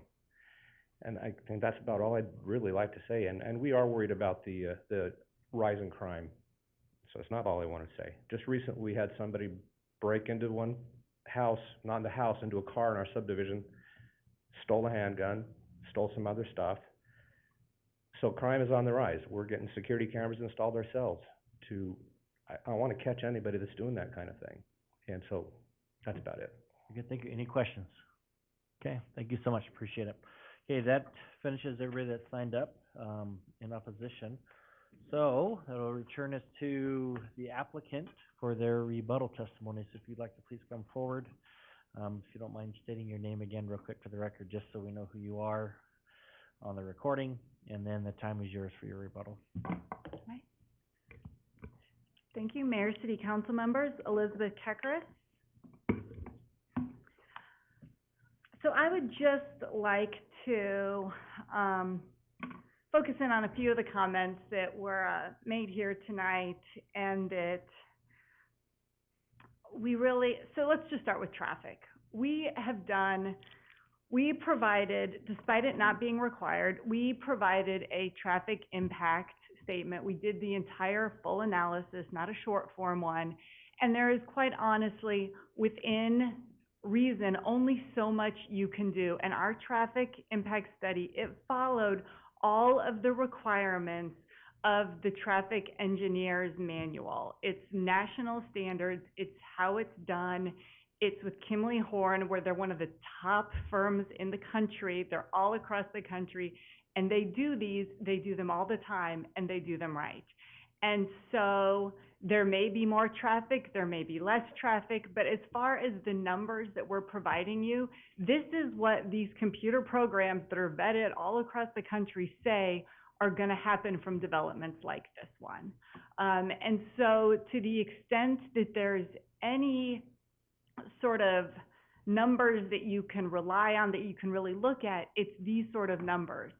ITD also does similar, they use the same computer programs, the same similar modeling, and they're saying that by the time their turn gets developed in there, these intersections is going to be developing, operating at an A level with a 2-second delay time.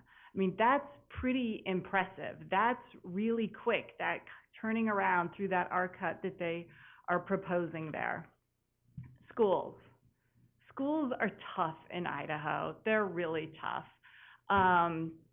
because local school districts simply do not have the same sort of abilities, to raise funds to fund their improvements that they do in other states. And lots of people, I'm sure all heard it come in and say, well, where I'm from, they used to do this, and that's great, but we just can't do those things in Idaho at this time. Councilmember Static, I have also heard that there's going to be some legislation floated this year. My fingers are crossed that that sort of thing works because we desperately need help with the schools. However, with what the school districts can do, we are doing as much as, I mean, this developer, he doesn't have to do anything. The school district, quite honestly, may or may not, it's not even a real decided legal question if they even have the ability to ask for this sort of money.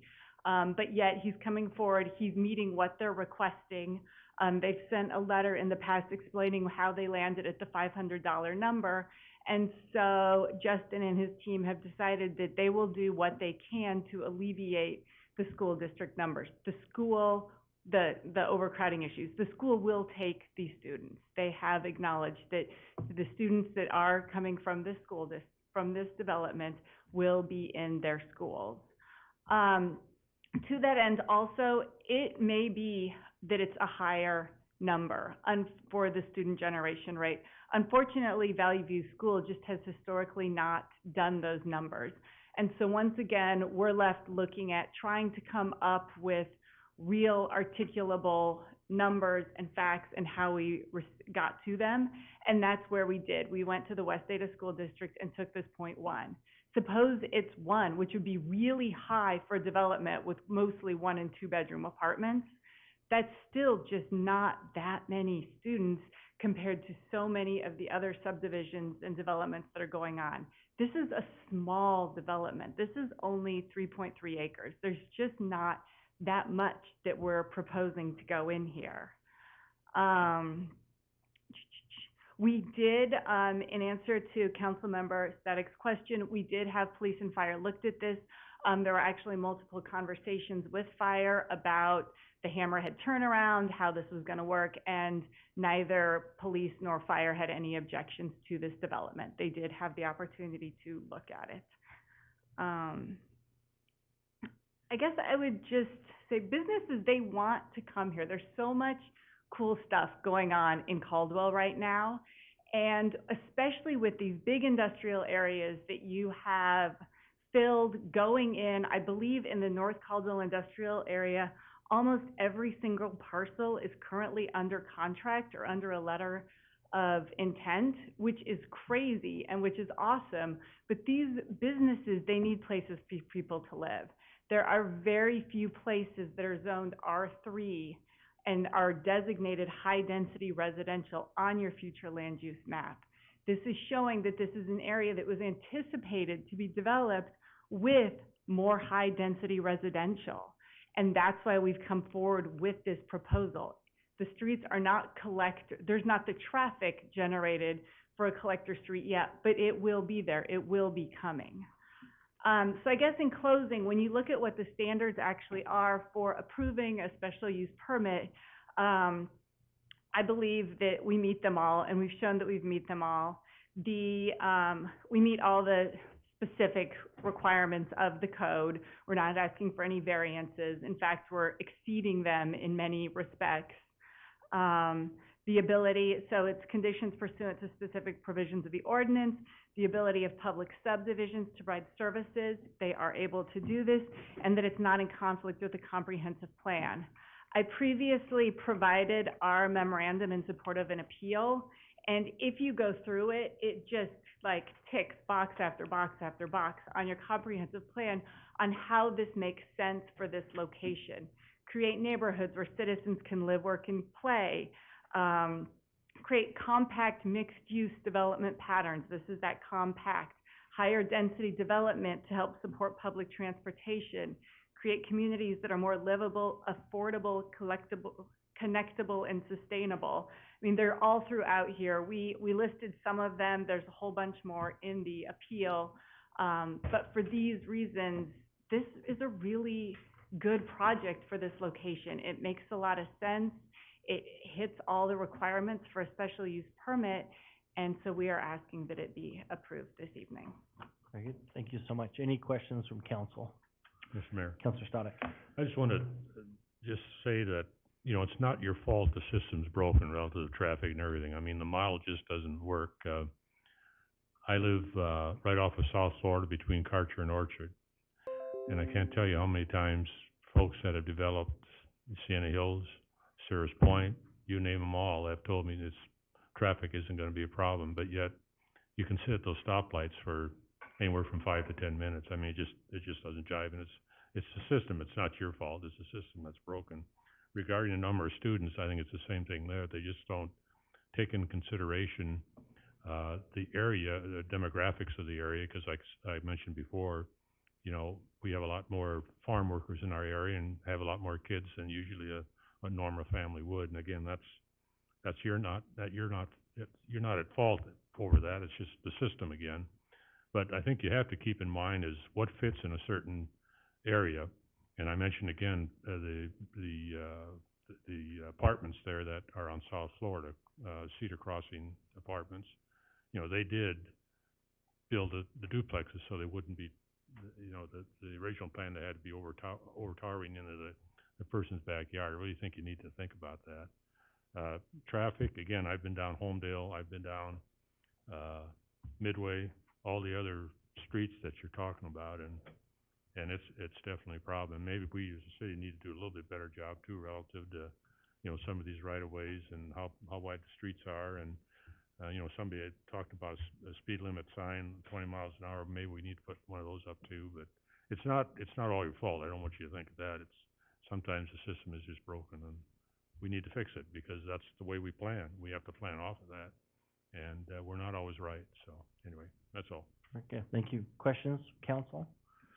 I might have one before you go down. Brent, do you mind pulling up the zoning overlay on there?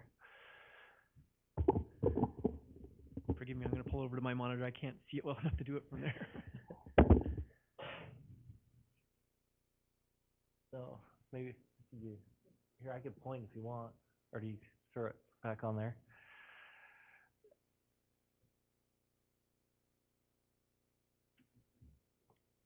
Either one's fine.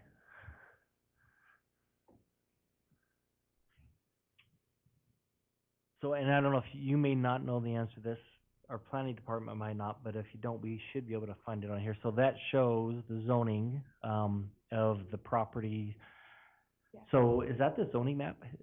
That's not yeah, that would be the zoning map. So it looks like your property and that property directly west of you are both zoned R3 high-density residential, it looks like, correct?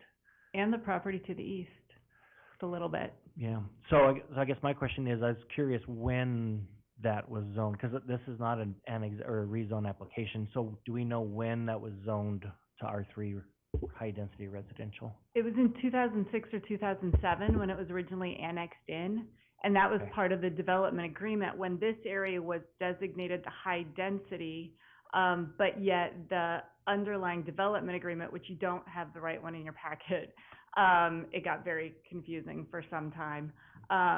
It shows actually that a commercial development was slated to go in this whole area. So that was part of the Dakota Crossing then, if I'm not mistaken, when that was originally Dakota approved. Crossing, yeah. When that was annexed and zoned, this was zoned R3 at that time, with that plan for either commercial or high-density residential. Yeah. Does that sound correct? Okay. Very good. I was just curious on when it happened, so. Okay, very good. Any other questions? Okay, thank you so much. We appreciate it.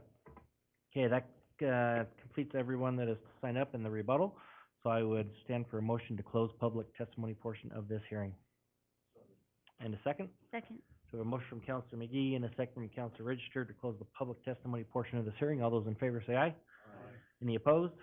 That motion passes. So that moves us on to discussion for the council and any motions from the council. So again, what is before you, is again, this was a request, a special use permit, which is required in the R3 high-density residential zone to construct apartments. Requires approval through a special use permit, which typically does not come to council. That goes to the hearing examiner, planning and zoning commission. It was denied. Always have the option for the appeal, which is what has taken place. So that is what is before you this evening. So the first question that you'll need to answer is, on the appeal, whether to overturn it or not. If you decide not to overturn it, then the amended development agreement request is null and void. If you do decide to overturn the appeal, which would in essence approve the request, then you would want to also discuss the amendment for the development agreement, because then it would come into play with approval of the request overturning the denial. Hopefully that was clear enough and didn't confuse anything and muddy that water. So, any questions on that, or? No, I would just, I looked through the packet here, and there's neither yea or nay, but there's no council language in it. Are we just, we're not reading anything like that in this situation? We're just saying yes to the appeal or no to the appeal? Yes, I believe that would be kind of it, so, into that regard. So, discussion from the council, like I said, with the motion, one way or the other, is just whether to uphold the appeal or to, override the appeal. Mr. Mayor, and Yes? I might ask you, I think you and I have been on this around the same time, or someone else who's been around longer. How many appeals have we heard, say, over the last 10 years or so? I don't recall a bunch of them. I'm just trying to get a feel for how often an appeal hearing like this takes place, even in, like a general number. You guys are probably too new to. Yeah, to I help probably out try. there. I try both of those guys easy. So Brent, I don't. So Brent can weigh in, but not very often. I'm trying to remember back from when I was the planner. I mean, 1 or 2 a year would be even high sometimes. So it's not common to have an appeal request. Maybe 1 or 2 a year. All right. That just helps give me some framework. Thank you. Mr. Mayor. Yes, Councilor Williams. And perhaps staff could help me. Again, it's redundant, but I want to hear it because I want to be sure I understand. The special use permit is because the property's original use was single-family housing, and now it's being requested for the multi-family unit, even though it is designated as high density. Is that right? Or am I confusing things worse? Explain to me why we need a special use for this. Mayor, Councilor Williams, are you okay if I answer that one? Please. Okay. So Mayor and Council, the reason you need a special use permit for the proposed use is because multifamily is not a straight permitted use in the R3 zone. So if you have, in fact,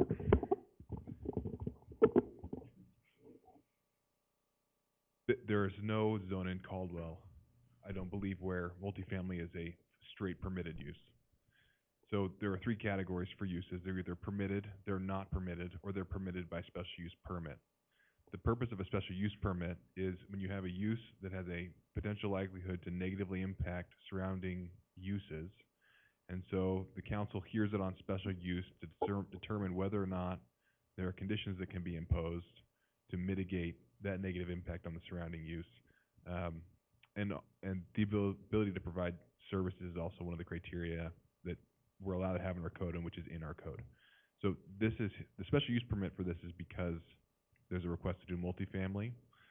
The DA modification, as I understand it, is because the original DA had this area, or at least a portion or all of it, as commercial, and the proposed use is a residential one. So, does that help? Yes, it does. Thank you. The evidence seems to be that there is a concern about the impact that this development would bring on the immediate surrounding community for a lot of reasons. And I think even some of the reasons I had questions about the earlier project that was similar but different on the corner of Karcher and Celeste, especially because of its special use nature. And I'm reluctant to want to overturn what the Planning and Zoning Commission did.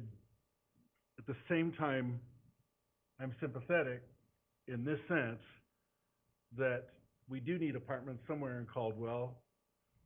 And honestly, if you were gonna build an apartment on the lot right behind my house, I'd probably object too. But where would we build apartments then, if everywhere we wanted to build apartments, there was already a subdivision or a house there?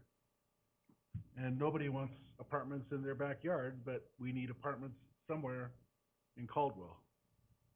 So this one's not as cut and dry for me, even though my concern is greatly amplified by the Planning and Zoning Commission's long look at this, the work that's already been done, and the fact that it is going to be such an interruption to traffic and the immediate surrounding housing of single-family units.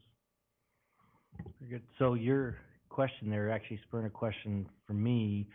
Curious about, you'd mentioned about, and I don't know, Steve, if you'll know this, or Julie, or our attorney, that development agreement was, I've heard saying that it was planned for commercial use up there, which I'm surprised it's not a commercial zone, rather it's an R3 zone.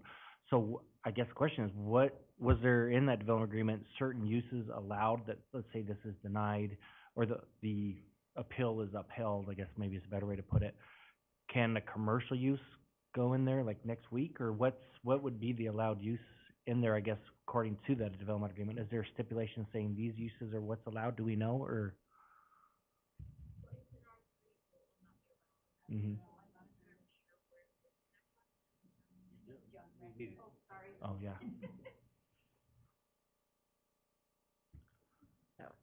Julie McCoy, for the record. So it is zoned R3, which does not allow commercial uses, and yet the development agreement indicates that. So there's kind of a disconnect between those, and obviously I was not around at the time that happened, so I'm not entirely sure why it was done that way. But the way it is zoned currently, it's not something that could have a commercial use on it. Are there not some commercial uses that are allowed within the R3? Or- Not that I know of. Do you know of I was trying to any? maybe pull it up real quick. Yeah. Okay. Yeah, take a look and see.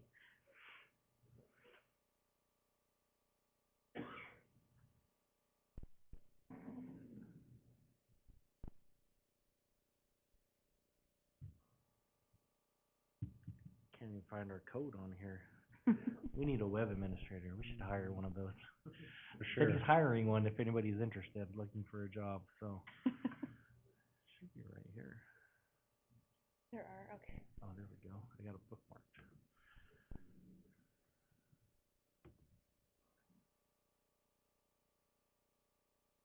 Maybe. So while this is pulling, are there any other questions I or have some general discussion? comments. Yeah. I want to thank you for your presentation. I did think it was very thoughtful and very informative. My big concerns about this are the fact that it was denied by the P and Z Commission, which I don't think we see it a ton of, so it causes me pause when it's denied. Of course, the traffic, the schools, and the fact that our emergency services are understaffed. I also very much appreciate the community coming out and voicing their concerns. I think that's exactly what this is for and what we should be listening to. But I just want to make it clear that, not everybody that lives in an apartment is out here to destroy the city, or they're not all criminals, they're not all speeders, they're not all drug users, they're not all, out to hurt the people that live here. Some people just can't afford a house. So I do agree with Councilor Williams in that sense that, people need a place to live, but finding the right place is the question. So that's just kind of my thoughts on it. It is definitely a very difficult one, but I really don't buy into the only 8 students per 72 units and the traffic. Not that it's not I'm sure you did a great job on the traffic study. I still just don't understand how we can project which way people are going or how many people are going to be driving out of there. I think it causes concern, those kinds of things as well. So those are just my thoughts. Mr. Mayor? Yes. Mr. Orton. I was just trying to find the documents, and I think I may be able to help with the confusion about why the commercial zone. My recollection, I was here when this was done. I actually wrote the development agreement at the time. You're the one we get to blame.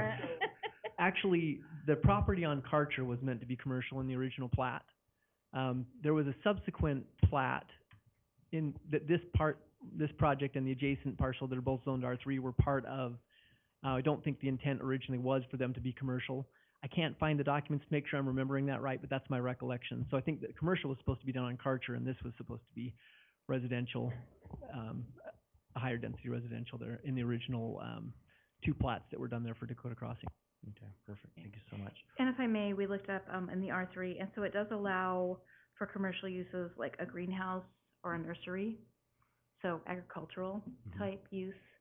And then, if I can get this thing to go, there we go. You can also do, like a bed and breakfast. Yeah, and I saw an assisted living would be an allowed use. Yeah. A daycare center would be an allowed use in that zone. Yeah. Garage sale, I guess is a good thing on that, so. Yeah, group homes, so, yeah, or a fraternity. Oh, boy.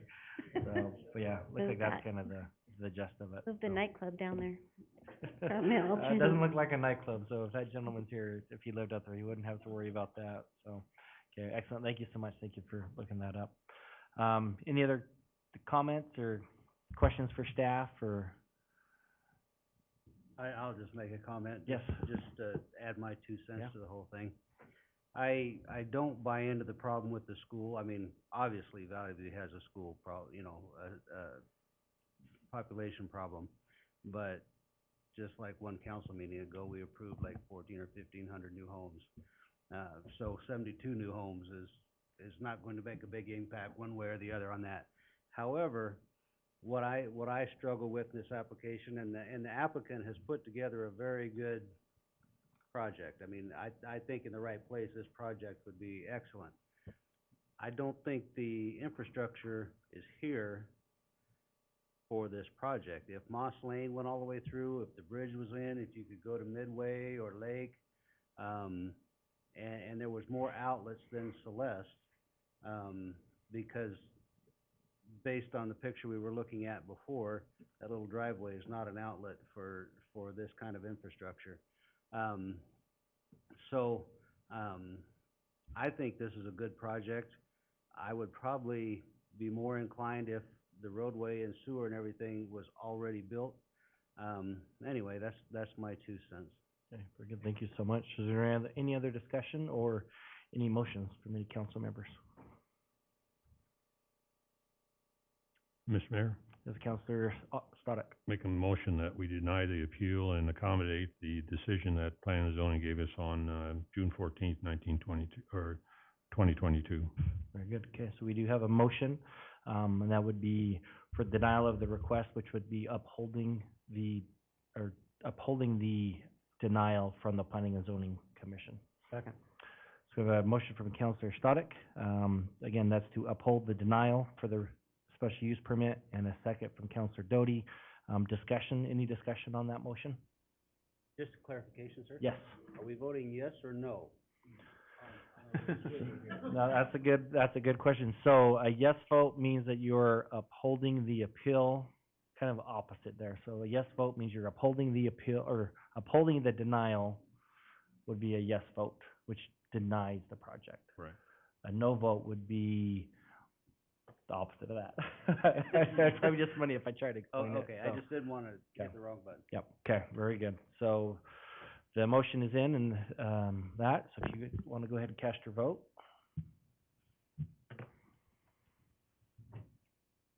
So all votes are cast, we'll close voting, and that passes unanimously. So again, that does uphold the denial on that, for that request, so that special use permit, the denial is upheld. And we would ask please to keep we know you're excited, but please, we are still in a public meeting on that, so thank you so much. And thank you for those that did come. I know we can't have you clap on that, but we appreciate, when people do come out and provide that testimony. I know as a council, they take that to heart quite a bit, so thank you for coming out, being here, and sticking with us through even everything we've gone through tonight. So, do we have a motion to close this public hearing item? And a second? We have a motion from Councilor Stoddard and second from Councilor Register to close this public, or to close this item. All those in favor say aye. Aye. Any opposed? That motion passes. So that moves us on to still an old business. We got a ways to go. So, and those that are here, you will not offend us if you get up and leave quietly at all. So you're more than welcome to do so. So our next item is old business action item number 3. This is to consider an optional pass-through fee in the amount of $225 per sheet for plan review, with a minimum fee of $1,000 as proposed by the engineering department. And Mr. Orton, I'm guessing you are going to present that in a concise manner. What are you saying? Thanks, Mr. Mayor, members of council. So, this is a modification. There's a public hearing required when fees are increased over 5%. You actually passed a resolution and policy for the engineering department fees, recently. This is a modification to that document because we have a lot of, staffing is challenging and we have a lot of, applicants asking for a subdivision that's already been approved to get the construction drawings reviewed. And so this is just adding a tool to their toolbox, where they could opt to pay, they'd have to pay the regular engineering fees, and this is an additional fee that they would have to pay, and they could opt to have us seek a consultant to help do that plan review, because of the load that's on the engineering staff. So if I were developing a subdivision and I wanted a plan review on the construction drawings, I could say, gee, I don't want to wait for the engineering department to be able to process this in due course. So I've already paid my engineering fees, but I'm going to pay this fee per lot, and it's a minimum $1,000 fee, because the consultant doesn't want to mess with providing a review. The $1,000 does cover, though, all of the review cycles that could happen. So if I turned in plans and I said, yeah, I'm going to have the consultant do it, I'm going to pay the $1,000, and they review it, it takes 3 revisions or 5 revisions, where, I didn't detail the manholes right or whatever.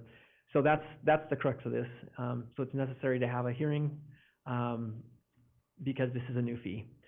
But it would just provide a tool for customers in their toolbox if they wanted to expedite that and have us hire a consultant to do the review. Thanks. And again, just to clarify, it is 100% optional. It is not required. And kind of what led us to this, so we typically have 2 plans examiners that are reviewing these plans. We have had one for the last 6+ months because we just cannot get the other one hired. We increased even the wage scale on it quite a bit, and I still think we haven't gotten any applications. So nothing foreseeable in the future to fix that. So this allows us to provide better customer service. And again, 100% optional for the applicant if they want to do it or not. Any questions for Mr. Orton? Yes. Brent, would you just, help me understand the pass-through term in this situation is as an optional pass-through fee? Great question, Mr. Mayor, Councilman, all good, Council President. We're calling it a pass-through because the city isn't attempting to recover any of this fee. We're not marking this fee up. It's just money that's going to be passed through directly to the consultant to do that work. Oh, thank you. That clarifies it. Okay. Any other questions? Very good. Okay. And then, these ones always, so is there a motion, I guess, to close? There's nobody signed up. I guess you should state that. There's nobody signed up in neutral opposition for this item. So I guess we need a motion to close the public hearing portion of this in a second. Motion from Councilor Doty, second from Councilor McGee to close the public testimony portion of this hearing. All those in favor say aye. Aye. Any opposed? Motion passes. And then this would be for consider of a resolution authorizing the optional pass-through fee for plan review by the engineering department effective upon approval. So do we need to approve number 3, or can we jump straight to number 4, Mr. Waterman? Okay, so I just need to read this resolution. So again, this is by title only. So approve resolution authorizing a public hearing to take place and approve the proposed volunteer expedited plan review fee as outlined. So do we have a motion for approval of that resolution? So moved. And a second? So we have a motion from Councilor Doty and a second from Councilor Williams to approve the resolution authorizing the proposed volunteer expedited plan review fee as outlined. Madam Clerk, is there any discussion on the motion? And actually, we've got it up in there, so go ahead, and voting is open.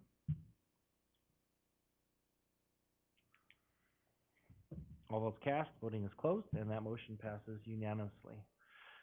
And that moves us on, if I'm not mistaken, to action item number 5, if I'm not mistaken. Okay. To consider proposed amendment adjustments to parks, fire, and police impact fees with recommended considerations from the Impact Fee Advisory Committee pursuant to Idaho Code Section 67-8206. And while Brent's coming up, I do want to recognize and thank you so much for being here with us all night. So we have Mr. Rob Pilot and Jason Jeffries, who have served on our Impact Fee Committee. I think you're the only ones here on the committee, is that correct? We don't want to miss anybody. And I believe, Mr. Pilot, you are the chairman of that committee. Yep. So I want to thank you for the time that you've given already, and especially even tonight to be here for this. So I know they did not take this lightly, take this responsibility very seriously in looking at this and this recommendation that they give to the city council. So there are strict guidelines that they follow on that. And again, this is completely voluntary. And so just appreciate their willingness to serve on that committee and to give their input for that. So, okay, with that, Mr. Orton. Thank you, Mr. Mayor, members of council. This Impact Fee Committee has been very cautious, very careful, and they've really worked hard to fulfill this requirement. So the endeavor that is presented before you tonight is the culmination of their effort to capture in what way should the impact fees be increased in order for you to be able to know that with this impact fee you could buy the capital improvement plan or you could afford the capital improvement plan. A lot of appreciation to the committee because they were very careful, and we went through this with a couple of different methods in order to validate it, including using all of the actual data that we could get from actual either bids or project costs. And then we also used the engineering news record indices. These are well-respected construction indexes or indices in the market that are used by, I think, across the valley by all of the other agencies. City of Nampa, I know for sure. I can't honestly tell you that I know that for a fact. For the other ones, I'd be surprised if they're not using it as well. They have both a construction index and a building index. Construction being for things like sidewalk and streets, and building for actual building construction. Chairman Pilot, I just want to address a couple things and then we'll invite him to come up and visit with the commission. It's important to know that the committee carefully vetted concerns about what happens to affordability of a house when a fee is increased. So they're grappling both with this group of people who represent different segments of the development industry, builders, realtors, members at large, and we appreciate their input. It was a great brain trust. So in some ways, some of these folks are torn but they wanted to fulfill this statutory responsibility to tell you this is what a legal appropriate impact fee change looks like. Now, in the future, the committee will be taking on modifications to the capital improvement plan or updating the capital improvement plan. And so there's a number of things that the committee is interested in addressing at that time. And I need to visit with you quickly about those. One of them is, at times the city has received donations of land for this or that. Recently, there was a developer that said, hey, I'll donate some land. And when someone donates land, they are entitled to an offset of impact fees under state statute and city code.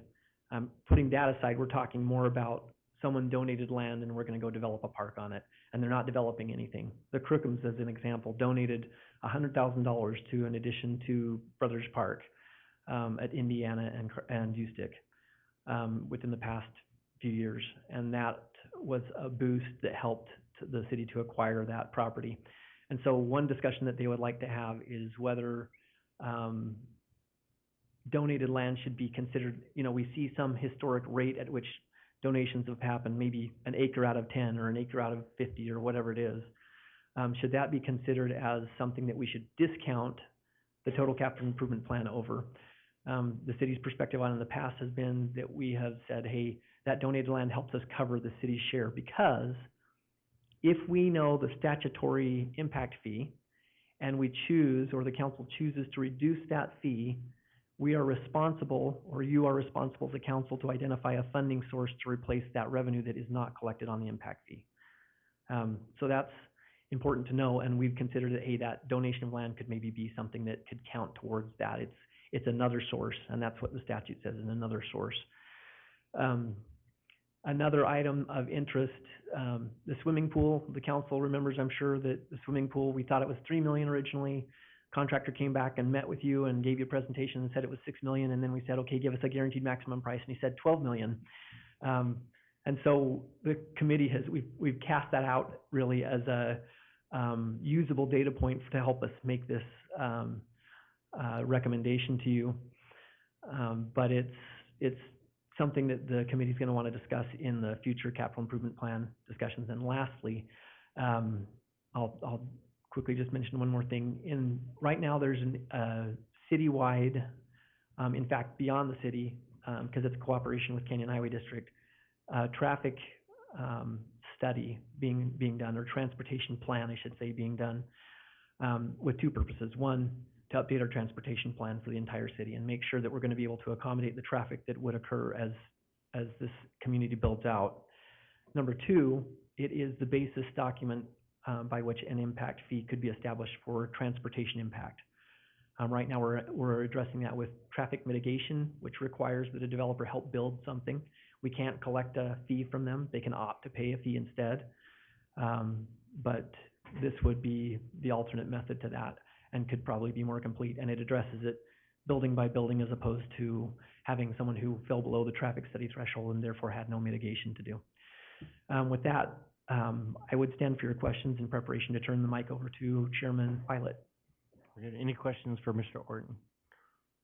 Yes, Counselor August. Just a quick question. The fee, the impact fee, whatever it is assessed at the time the property is developed and sold. Is that when does that hit? Great question, Mr. Mayor, Council President. The impact fee is assessed with the building permit fee. So it's an additional fee that's charged on a building permit. So the developer comes, they do their thing, then someone comes and files for a building permit on that lot, and they're charged that impact fee at that time. Before anything's above the ground. Right. Okay. Any other questions for Mr. Orton? Okay. Thank you so much. Chairman Pilot. Good question for Chairman Pilot, and maybe for Jason too, to be going through what you've gone through, but you still said yes when you were asked to be a part of this. Maybe you don't want to answer that, so, but anyway, but thank you again for Yeah, your Mr. service. Mayor, Really appreciate it. members of the council, Robert Pilot, 2805 Willow Falls Avenue. And I have to tell you, I watched the video stream of the workshop tonight, and I'll have you know I walked down to the meeting today, but I might need a ride home because it's kind of a long ways back in the dark, so. I've been involved with the Impact Fee Advisory Board Committee at one level or another since about 2007. So it's kind of one of those things where I have found myself well-versed at it, whether I wanted to be or not. So our advisory board committee met, and we evaluated the fee structure for construction fees for fire, police, and parks in the city of Caldwell, thanks to the group and to the team, staff. You've got the proposals in front of you, along with the existing ones. I can tell you that I still have a few concerns. Mr. Orton's addressed a few of them, or brought them up. I wouldn't say he's resolved them, but he's brought them up. But as the committee chair, it's my responsibility to bring this to you, so here I am. The process to evaluate them is very complex, and it ends up being about 5 or 6 estimations of how we get where we need to be with a lot of variables. We don't know with any certainty what the cost of the level of service is for the city of Caldwell in today's dollars. We don't know what the cost will be tomorrow to duplicate those services. We don't know really what the demand is going to be. We can speculate as to how we're going to grow in the next 10 years. And so we aren't real sure how to divide it all, but we've come up with this formula here, all within the confines of the statute. Obviously, this body has the ability to choose to adopt it. As Mr. Orton said, you can charge more or you can charge less, but there are some caveats that come along with that. Also important to note is that these fees are based on data that was generated specifically for Caldwell. So while it's tempting to try and validate or discredit these numbers by comparing to another municipality, it's, in my opinion, illegal, because Napa's, for example, list of services and police per thousand and parks per acre per thousand and all that is got a completely different model than ours. So I would urge council not to break it down in the simplest form to say, well, how much is Napa's? Ours is more or less. We should be charging more, or we're still of value because ours are less than Napa's. It really defeats the entire purpose of the process. So, a few other points that I want to make. I think we are all aware of the growth that we've seen, and I think that growth should pay its proportionate share and a fair value. But it's important, I think, to note that a rose by any other name is still a rose. I mean, these are a tax. They're a tax on growth in the city of Caldwell. And you have the ability to implement a tax. But I think what gets lost along the way is that it's easy to send a bill when we assume that it's just somebody from California or a nameless face that we don't identify with. But at the end of the day, the people getting lost in the shuffle is your workforce that wants to live in Caldwell. It's your children who grew up here and want to be first-time homebuyers in Caldwell. It's your potential P&Z vacancy that is looking to take advantage of a job opening that wants to live in Caldwell. And they're getting thrown under the bus in what I think is already an affordable issue problem for residents of Idaho. I'll share just a little bit of data with you because it's been a long night for everybody and you have a long way to go yet. So the National Association of Home Builders did a study and determined that for every $1 that you charge in an impact fee, it adds $1.20 to the house.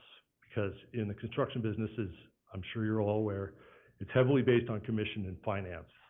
So by the time you pay interest on that $1, from the time to permit to the time to close, you're financing $1.20. So to take that to the next level, that translates to for every $833 added to a home in fees, it equates to a $1,000 increment cost increase to the home. Now I use that $1,000 benchmark as a reference because Boise metro area just did a study based on the median income of existing residents in the Treasure Valley. And for every $1,000 you raise the price of a home, you eliminate 277 Idahoans from qualifying for that home. So if we take today's dollars that you have in front of you, 3,186, those impact fees, whether they serve a good purpose or not, I think growth needs to pay its way. But $3,186 eliminates 1,059 Treasure Valley residents from qualifying for home ownership in Caldwell. And those are people that are choosing to their single, possibly biggest life purchase in their entire life is to be here in this community. So it carries a lot of weight. It isn't just about a revenue source for how do we make up for things, how does growth pay its way. And that's all being paid by your first responders, the guys that were sworn in tonight, and your employees and your workforce in Caldwell. I think the other thing to keep in mind is that while you obviously have the best interest in Caldwell at mind when you come to these meetings and try and create policy, is there's a long laundry list of other taxing entities in Canyon County and Idaho that are looking at growth right now and saying, how can we get our piece of the pie? You've got highway districts. The Star Middleton Highway District area has a $5,000 flat fee per permit. I think we're going to see ambulances coming. I think we already see fire districts. And Councilman Stoddard has shared through an email that the school district, Valley View's initial pass at what they think impact fees are going to be per permit is $8,900. So if we saw an $8,900 impact fee from the school district and the existing $3,800 we've got on the board tonight, we're eliminating 4,000 Idahoans from home ownership. So I guess the other thing I'll say, and then I'll shut up, is I think it's important as this body to remember that impact fees are only one side of the coin, because impact fees can't pay for, well, they can pay for fire trucks and they can pay for capital, they can pay for police cars, they can pay for buildings, but what they can't pay for is the seat behind the steering wheel and the guy to manage the aerial ladder truck on his shift. So I think this body has a responsibility to remember that while it looks like it's a great solution to help curb growth, there's going to be a responsibility to put seats in the butts in the seat. So I think that's it. I blabbered on. I'd stand for questions if anyone has any. Thank you so much, Mr. Yeah. Pilot. Appreciate that information. Questions from council? Mr. Mayor? Yes, Councilor Stoddard. I'll have to admit, I was probably one of Mr. Pilot and the crew's worst critic, because I always ask the question, why are we paying a lot less than Napa? And I think I made available to Brennan and the group what Napa was paying. But anyway, I think again, here's a situation where government has not really looked out for the welfare of, I think, people in the past. I think we had a lot of catching up to do.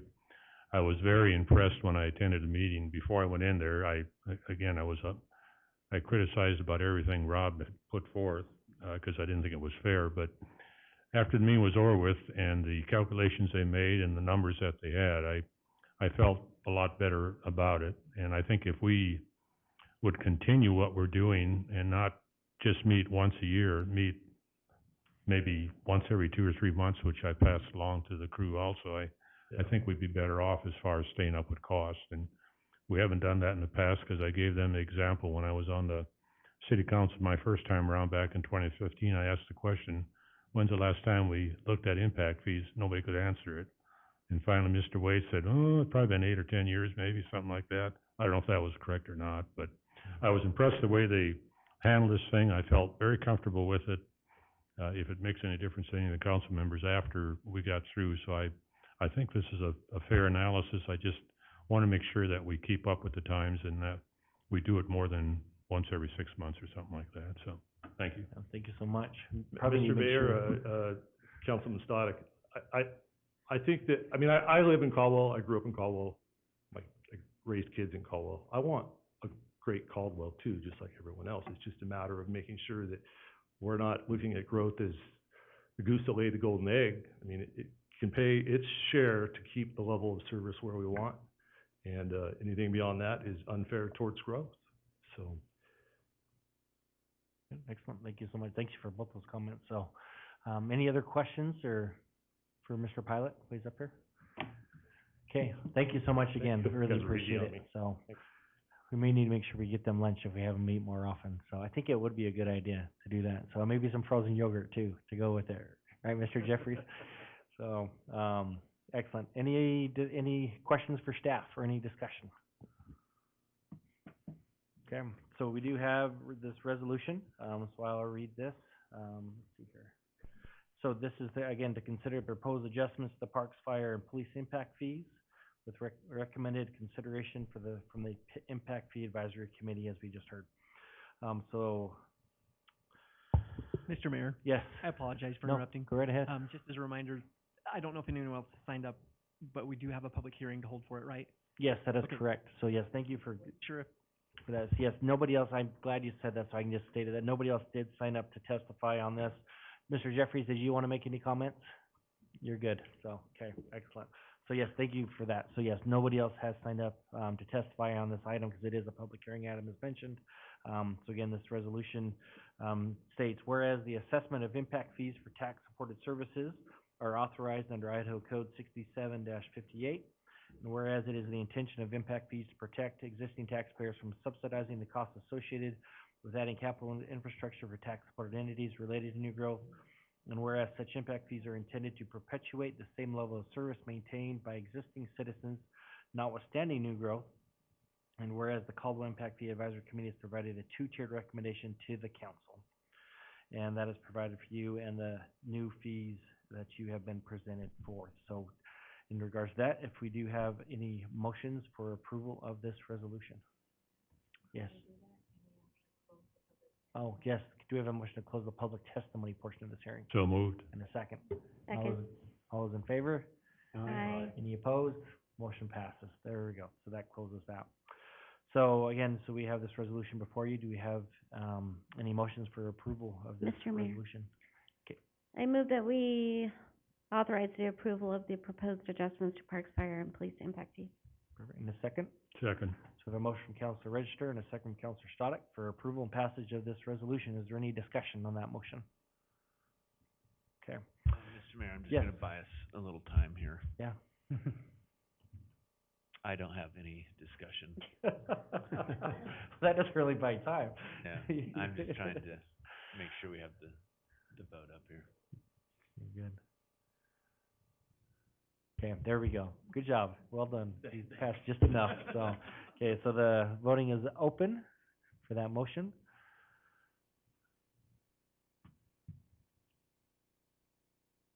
And all have voted. Voting is closed, and that motion passes unanimously, approving that resolution for the proposed impact fees in that regards. And again, we just want to thank Mr. Pilot and Mr. Jeffries and the entire committee as well. Please, I know Mr. Lampman was part of that. I'm trying to remember who else was on that.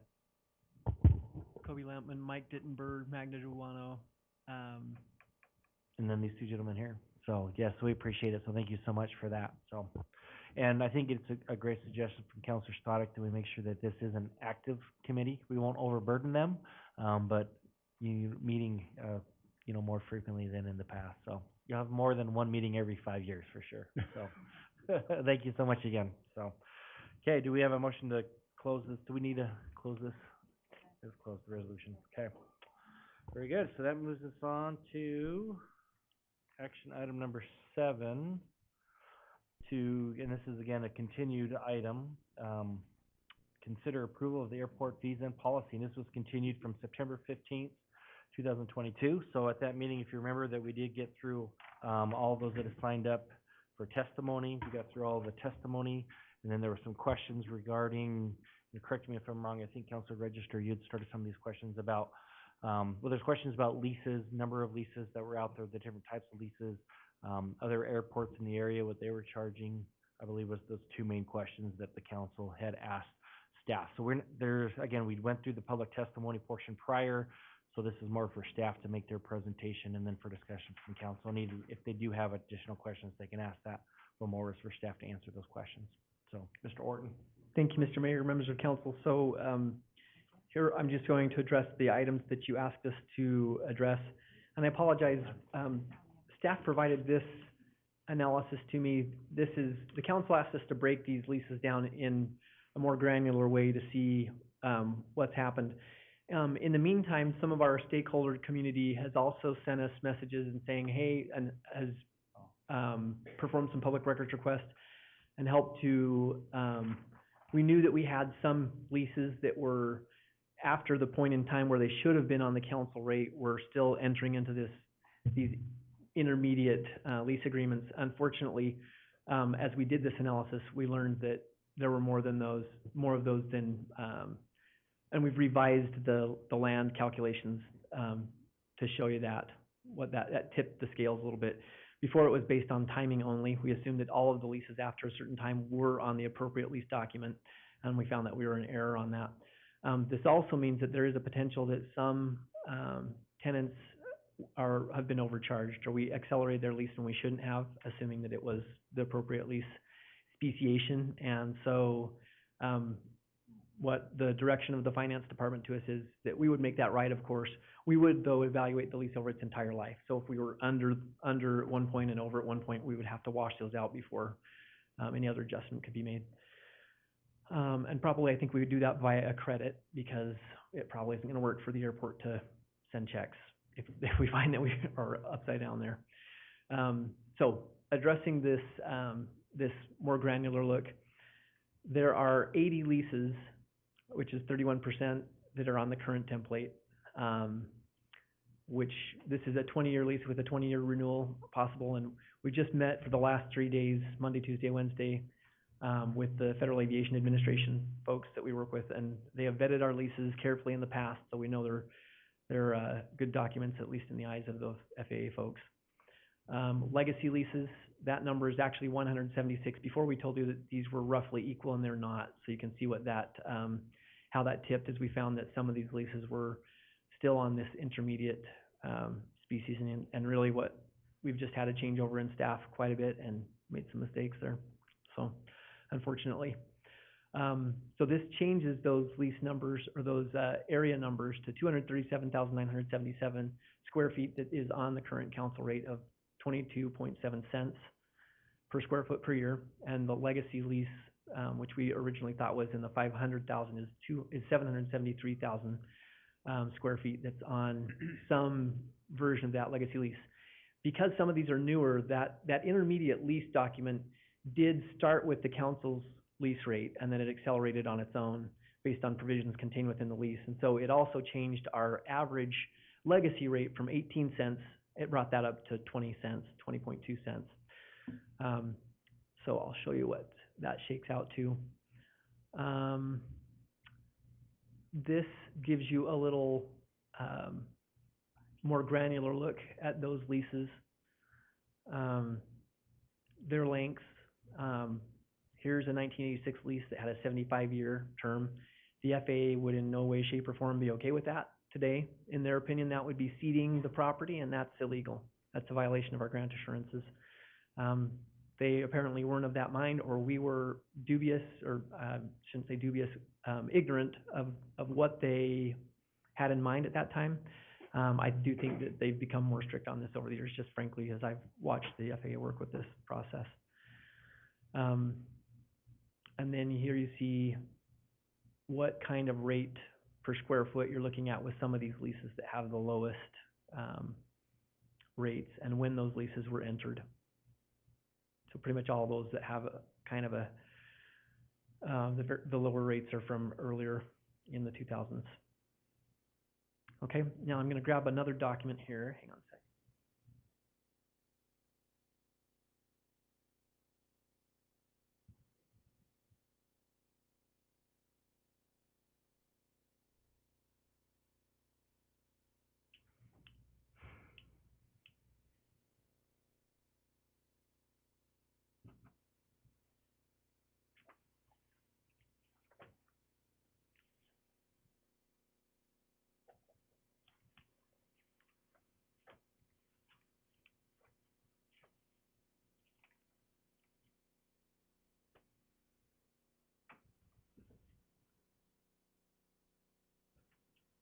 Hopefully make this legible for the audience.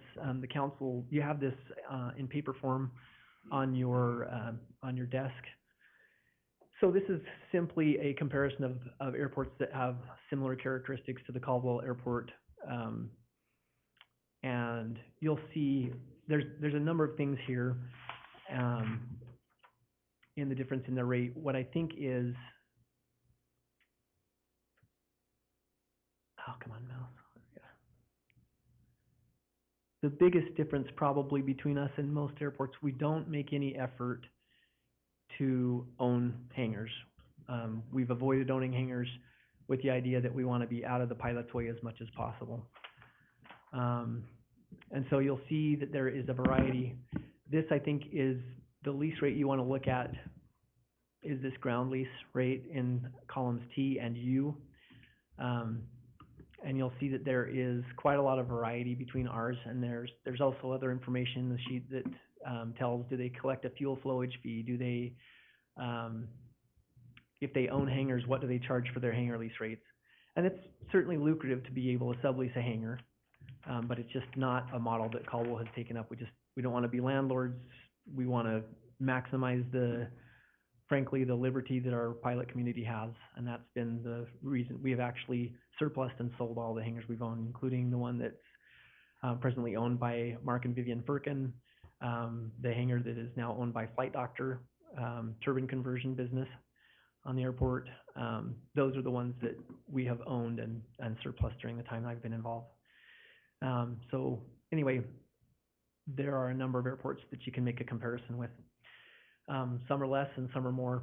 The city of Nampa was another specific example the council asked us to provide. Their rate is 33 cents. Wendy Fraser kindly provided that. She was able to obtain that from another airport commissioner friend that's an airport commissioner in Nampa, and then subsequently asked Nampa if they could supply that document to us in full, and so that was included in your packet.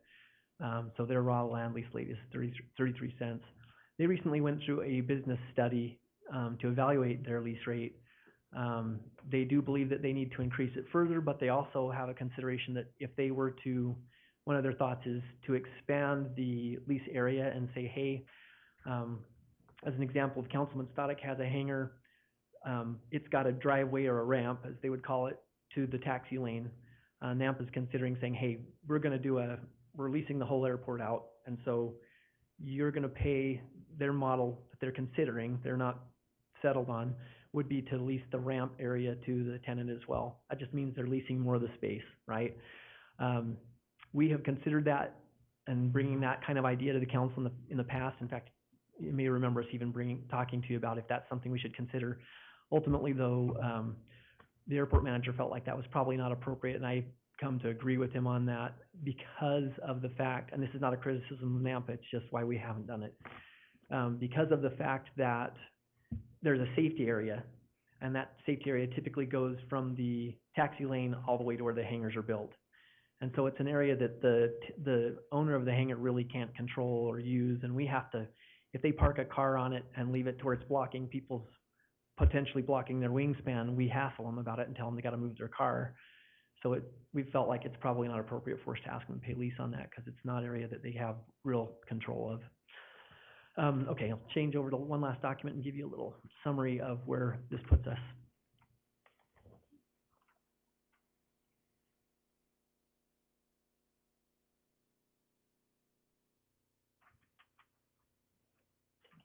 I've forgotten where we're going. Oh, I need to zoom this in. Hang on a sec. Well, it should be compared to that up there. It's not apples and apples. So previously, we showed you these areas that we presume based on our database that were corrected as we found that we had entered a number of leases with the wrong document, with older documents. And so here's how that changes that area breakdown. One of the things we were trying to get at is what does the lease need to be so that we're not subsidizing the airport. We want to get the airport to a self-sufficient position, and that's actually even one of our grant assurances from the FAA. We're supposed to make the airport as self-sufficient as possible. Really, this kind of idea was urged by Councilman Stoddard in his service on the Airport Commission, and I think he's right. You want to make sure that you're not, that we're not unduly burdening the taxpayer for this amenity. The taxpayers do contribute to it, and I do believe it's and I've talked to a couple pilots after the last meeting on this, it's certainly an amenity to the community. It has a great positive economic impact. Idaho Transportation Department did a study that we've occasionally brought before you, just talking about the direct and indirect economic impact. That doesn't, of course, revenue to the city or to the airport. We still got to pay the bills at the airport. So that's kind of what we're basing this fee recommendation on. So you asked me about a couple scenarios, and I'll just explain those quickly. If, before I told you that it was 53 cents is what the rate would have to be if nothing else changed as far as legacy lease rates and things, and to quote some of the folks who testified last time, to put it on the backs of those who are on the new council rate, which we all agree isn't fair, that would have been $1.47, actually, once we fixed all these numbers, because fewer people are on the council rate than we thought. We're not recommending that. That's the rate that we had come up with as a stepwise was 42 cents. That's what's proposed in the fee resolution, and I do need to cover a couple of other fee resolution related items with you, but here's how this shakes down with a couple of the things you asked about last time. Number one, if the area that's under request for proposals right now develops, What impact will that have on the lease rate? Does it help us? It does. In what way does it help us? So there's, this is the existing total square footage of the airport from the center line of the runway to the west. There's 8,255,000 square feet. The current land utilization is approximately 14.5%. So that means that 14.5% of this land is occupied by hangars and is leasable space. So if we look at this new development area here, again from the center line of the runway towards and encompassing the terminal, and assume that we have a similar land utilization there, that would generate an estimated 386,000 square feet of leasable space. At the council rate, the proposed 42-cent rate, that would bring an additional $91,000. The estimated increase in operation and maintenance, which is just taking the existing maintenance and operation cost proportional to area and applying it here as well, would be an increased $170,000, which would bring our total annual cost, including operation and maintenance and the annual average match for the federal grants and state grants that we receive, to $696,000. That, let's see, projected revenue account.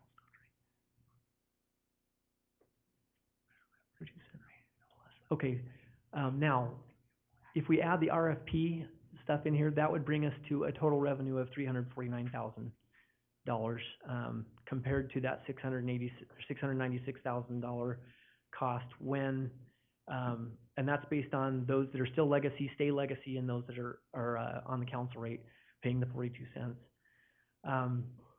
When all leases convert over to the council adopted rate, that would bring, and everything else is held equal, that would bring this up to $598,000 would be the revenue based on that 42 cents. Now, if we were to, let's see, this lease rate for self-sufficiency right now, after this RFP is built, it helps us a lot, because you see that $1.40 up above. This dollar, or this 86 cents is what that per square foot rate would be if legacy leases are as they are today, and we make this 100% self-sufficient. Just subtract out the property tax revenue that comes into the airport, and say that the rest of this is borne by the lease rates and the other fees. Once everything converts to the city council rate, then self-sufficiency is achieved with the addition of the east side development at 44 cents per square foot. And so that's a lot better. That's way nicer.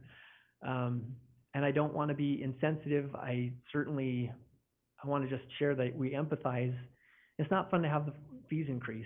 Costs are going up everywhere. The Orton family food budget, which is like feeding a small army, has pretty much doubled with the inflation.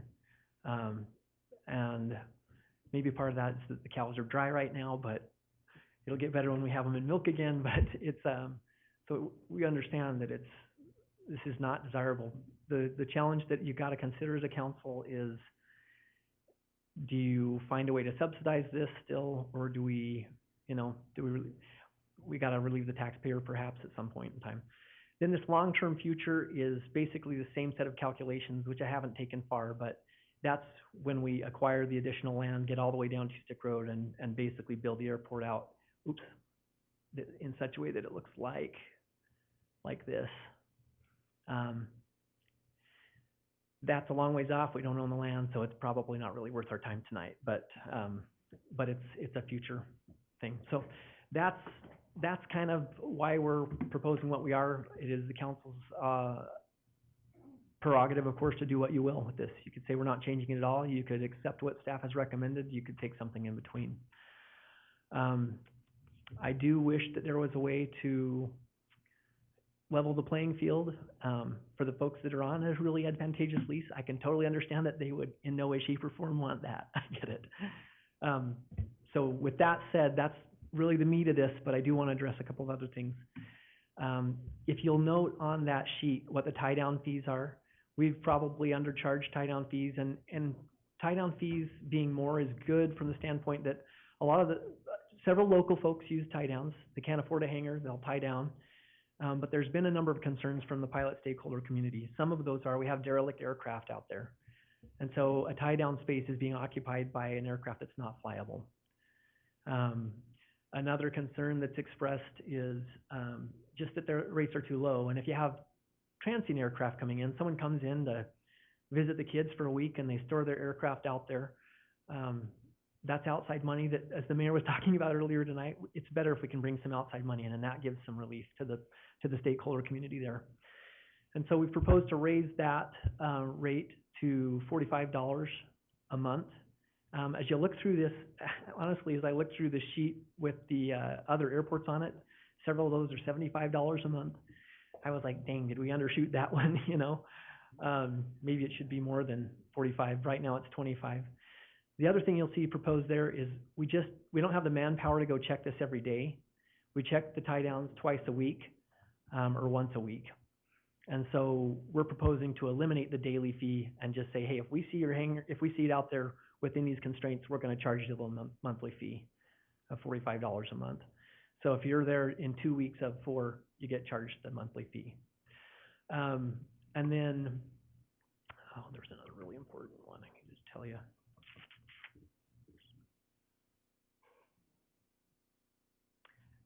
You will note that the non-aeronautical lease rate, it's significantly more. We have an obligation for that to be at market rate. We talked to the City of Nampa's Economic Development Team and the City of Caldwell's Economic Development Team, and subsequently Ophelia also shared a number of things with us, and 10 cents a square foot per month, actually, not per year, is what Nampa's seeing, and in Sky Ranch, we're seeing 15 cents a square foot per month for warehouse type space. And so that's directly the source of the number you see there. It's at the 10 cents. So that's as conservative as we can probably justifiably be to our non-aeronautical tenants, but still at a market rate that's defensible as far as our grant assurances go. Oh, I hope that last thing I needed to tell you comes back to me, because I thought it was really important. So with that, I'm hoping this comes back to me, but may I stand for your questions, and then if this comes back to me, I'll butt in if that's okay. Yeah, definitely stand for some questions. So maybe quick, do you know like what an average size is for a hangar, like square footage wise? Yes. I believe we have it on that Word document. 5,000. Yeah, and if you look at the beginning of this item under the memorandum, you'll see an explanation of what that does to someone's lease rate, right? If someone's at the 22.7, they go up to 42, it shows you what that number is. I guess we can just pull that up here. And that's an annual, correct? It's an annual cost, It's not a monthly, it's an annual. And then this takes effect as leases are renewed, correct? Right, yeah. So if a new lease is entered, they come in at the city council rate, and then they just, under the new documents, they stay lockstep with it. And so you eliminate this variation, and I can tell you, it's a major staff thing too, right? And it creates inequity. Mr. Stoddard, do you mind if I use you for an example again? Go ahead. Let's say that Chuck enters or Councilman Stoddard enters a lease for his hangar in July, and the construction market is hot. Those indices are going to tend to be higher, and I entered mine in January. So every January, I'm getting evaluated based on an index of cost growth that is in a lower part of the year potentially.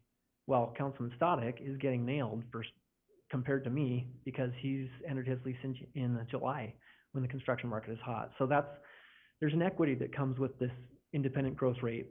And Idaho code tells us that we are, as a city, to set fees based on the cost to provide the service. And so an index maybe isn't super sensible, frankly, because we're supposed to just cover the cost of providing the service, not go over, not be under.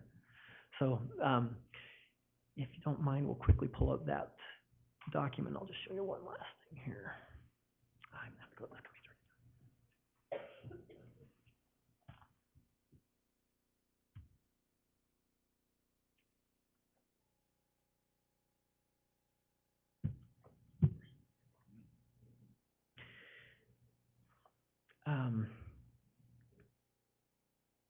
so this gives a lot more detail. This memorandum is all about the airport fees only. So you see the significant increase. This is in alignment with the budget discussions that we had. I don't think we told you 42 cents. We may have showed you the table, but we did tell you we needed to make a significant increase. There's the comparable rate for Nampa, 5,500 square feet. A hangar at 5,500 square feet would go from a lease of $1,248.50 a year to $2,310 a year. So it'd grow about $1,000 annually, and that would amount to about $192.50 a month. They pay them annually, but that's just to give you a kind of a comparative. Tie down rate from 21 to 45. And then this is the important thing that I needed to share with you. This also proposes a policy change. These documents are not just fees, they're policy documents. And so it proposes a policy change to address this issue with derelict aircraft on the tie downs. It contains a caveat, and here's why. This is a policy that we've talked to you about, including in the ordinance. I do think we should do this. When a hangar is sold, or there's been some crafty stuff like selling the business entity that owns the hangar to somebody in order to not have to enter into a new lease. The policy would be, if you adopt this as it is, that when a new owner takes control of that hangar, whether they're buying the entity that owns it or whatever, they've got to enter into the new standard lease document. There's the non-aeronautical we mentioned. This just memorializes the fee for non-aeronautical off-field. For agricultural is our properties vary in their quality, and so it's basically at a market rate for agricultural. If it has better access to irrigation, it's worth more on the lease.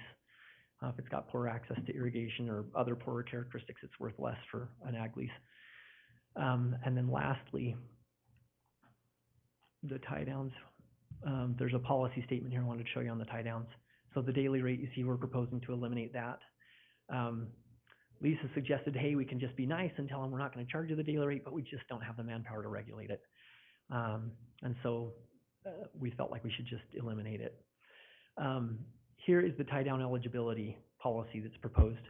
To utilize Caldwell Executive Airport's tie downs, aircraft are expected to be in flyable condition, currently registered, and within annual inspection, or with flyability, current inspection pending or in progress, as when an aircraft is being actively upfitted, modified, repaired, or made flyable by a Caldwell Executive Airport-based business. And that does happen quite a bit.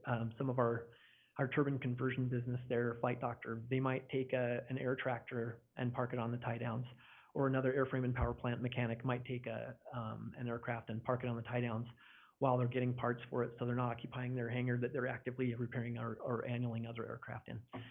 And then finally, delinquency. Aircraft for which tie-down fees remain unpaid for an extended period of time. The city may, I see a typo there, may consider the aircraft abandoned and seek its removal at owner expense. That's really our remedy now, is to seize the aircraft or remove it, but it's just to make that a policy statement here. So with that, I will again stand for your questions and be ready to move out of the way so that the council can deliberate. Thank you so much. Any questions for Mr. Orton? I have been making an entire That's what I was gonna say, I have a lot of questions, a lot of questions. All right. There's a lot of math. First and most important, are you sure you don't have any more PowerPoint so we can? I didn't even bring a PowerPoint this time. Are you proud of me? And on this tie down, Mr. Waterman, what's an extended period of time? I would like something more clear, is what I'm getting at, is what's, if you haven't paid your tie down fees for 60 days or 90 days, or, it says if remain unpaid for an extended period of time, what is an extended period of time? So, Mayor and Council, the current airport rules and regulations have specific timelines. I don't recall what they were off the top of my head for removal. That particular provision isn't specifically related to fees in a sense. I can pull up what the rules and regulations say. That'd be helpful. But there is written rules and regulations with times. Yes, Okay. yeah. Okay, as long as, yeah. Okay, so here we go. On the legacy contracts, is there no legal ability to correct those any sooner than when they trade off? You know, we have looked at that. I've talked to the attorneys about it a little bit, and my friends behind me are probably gonna consider this blasphemy, but I'm just gonna tell you what, those leases, they contain requirements that the lease remain in compliance with federal law, city ordinance, and state statute, including any federal rules, because there are a number of things that are perpetuated by orders, from the FAA, et cetera, advisory circulars, et cetera, which they call them advisory circulars, but they're really like the law, right? And so we haven't pursued this because we weren't sure it's right to pursue, but. I thought you said federal law required us to keep the airport self-sufficient.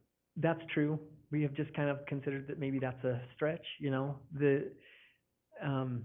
were we to make were we to change the ordinance and say no hangar lease, can deviate from the city council's adopted rate, then there's an argument to be made that that would be a change to the law to which those legacy leases must comply.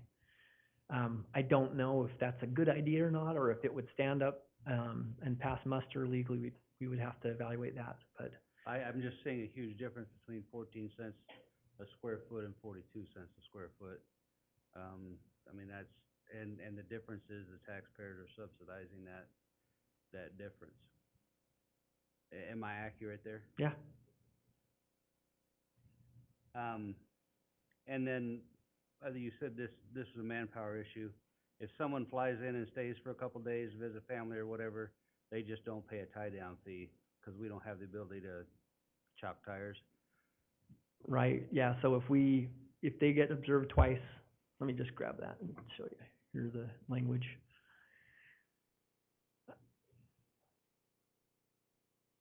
Oh, that's large aircraft, sorry. Monthly rate, each aircraft parking on the ramp at least once during 2 or more weeks in any calendar month shall be charged a monthly tie-down fee. So actually, if they come, stay for 2 days, but they happen to be there during the days when we do our inspection, then they would be charged a monthly fee. Okay. Can I just add to that if you don't mind, Yeah. Mr. Mayor? Why not at least do it on an honor system then?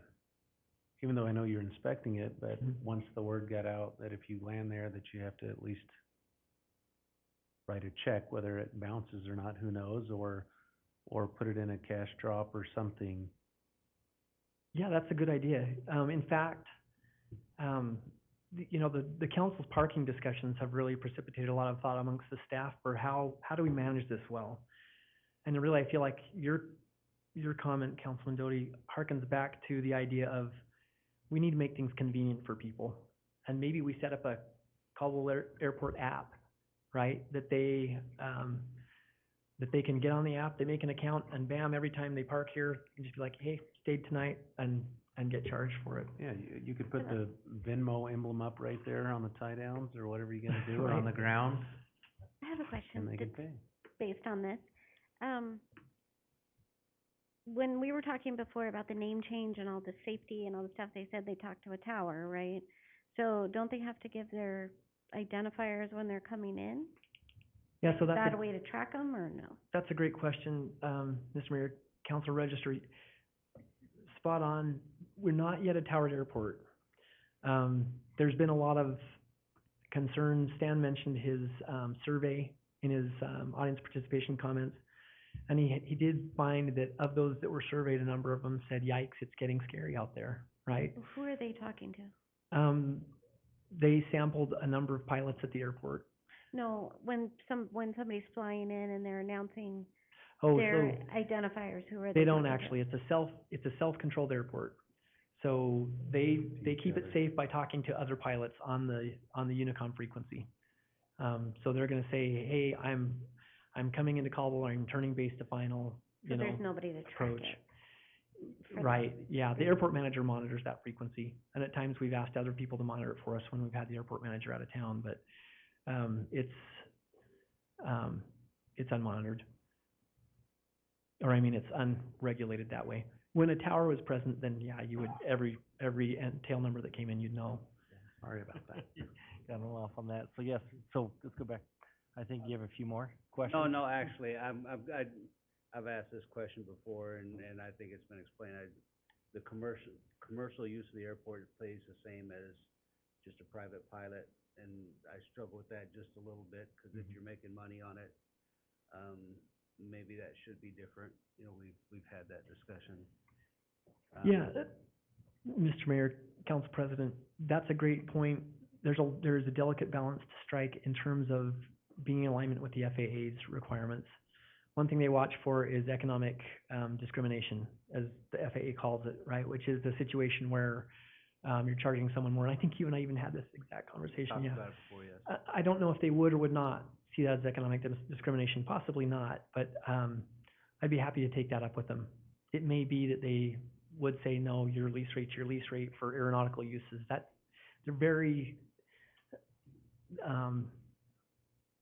protective, and probably appropriately so, about aeronautical use, especially where the FAA is putting so much money into maintaining the airport. So I think out of all of it, my biggest concern is the inequity of a 14-cent lease versus a 42%. Very good. Excuse me. Other questions for Brent? It was a lot of math, so you're gonna have to help me with this.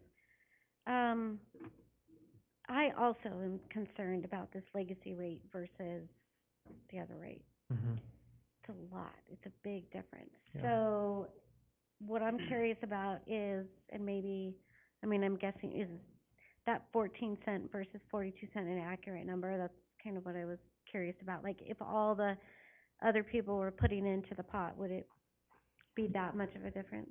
yeah, so here's what the difference would be. I've computed this based on after the request for proposals, after this other side of the airfield is built. And if the hangar utilization is similar, that's what we're relying on for this calculation. But that it would take, if you left the legacy leases as they are today, then to be self-sufficient, the airport would need to charge 86 cents. And that's assuming the property tax stays the same. It will probably go up a little bit year to year, right? What comes in terms of property taxes from the community to help support the airport under the airport levy. But if keeping everything else equal, it's 86 cents, or if we fix that, it's 44 cents, makes the airport self-sufficient. And so there's no subsidy from the taxpayers, besides that they're paying into a levy. And maybe they should be doing that because it's nice to have an airport, even if you're not, into aviation. But that's what it would look like to get, if once we build this site out and have those additional leases, and we're paying for the extra surfaces and things, there's a little net gain there. Then everyone would be paying 44 cents a square foot, and it would be equal across the board. Do the Caldwell pilots get any kind of discount?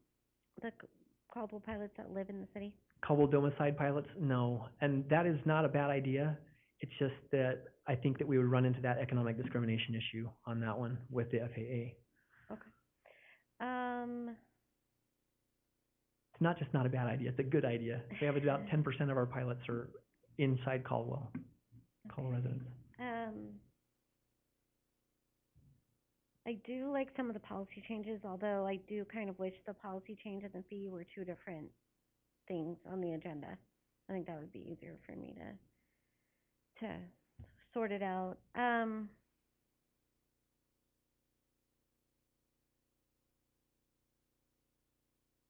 Yeah. And Council Register, if you don't mind me interjecting on that, if you're uncomfortable with where they're at, the policy stuff, just don't remove it. And when you do decide where you want to be on the fees, then you've got it there. I think that's kind of where I'm at right now. Like, I would rather, like, we were talking about the commercial rate, I would rather find out if the commercial leases could be higher to offset the cost for that small group of people that's now going to be eating all the cost for all the people with the legacy rate. I'd rather wait for that and see if it can become more fair, I guess, by the people who are making a profit by paying a little bit more before we vote on anything. But I do agree with the policy changes, so that's where I'm at. Thank you. So I think that raises an important point, and that is recognize that let's say that we found from the FAA that it's not economic discrimination, we can do this, and it's timely because of this RFP and the farmhouse RFP. It's very likely that business, some kind of aviation business will inhabit those spaces, or at least part of them. The east side, I think the farmhouse one, it's almost certain. I think that's what part of the proposals are. The other side, certainly some of them will be aviation-related businesses. And so if we were to find that that's doable and we made that change now, then they'd be entering their lease with that in place. But for the folks that are already, business hangars already established on the airfield that are under a legacy lease, they'd still be untouched by that at this point. How many commercial, leases, I guess, do we have that aren't legacy? I don't know off the top. I could count up a few just from the businesses I know, but let's see. Mostly Dauntless and Dishman. We have a number of businesses on those. We have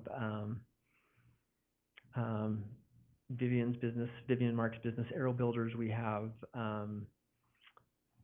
a couple of flight instruction outfits, Cumulus Aviation, Silverhawk Aviation.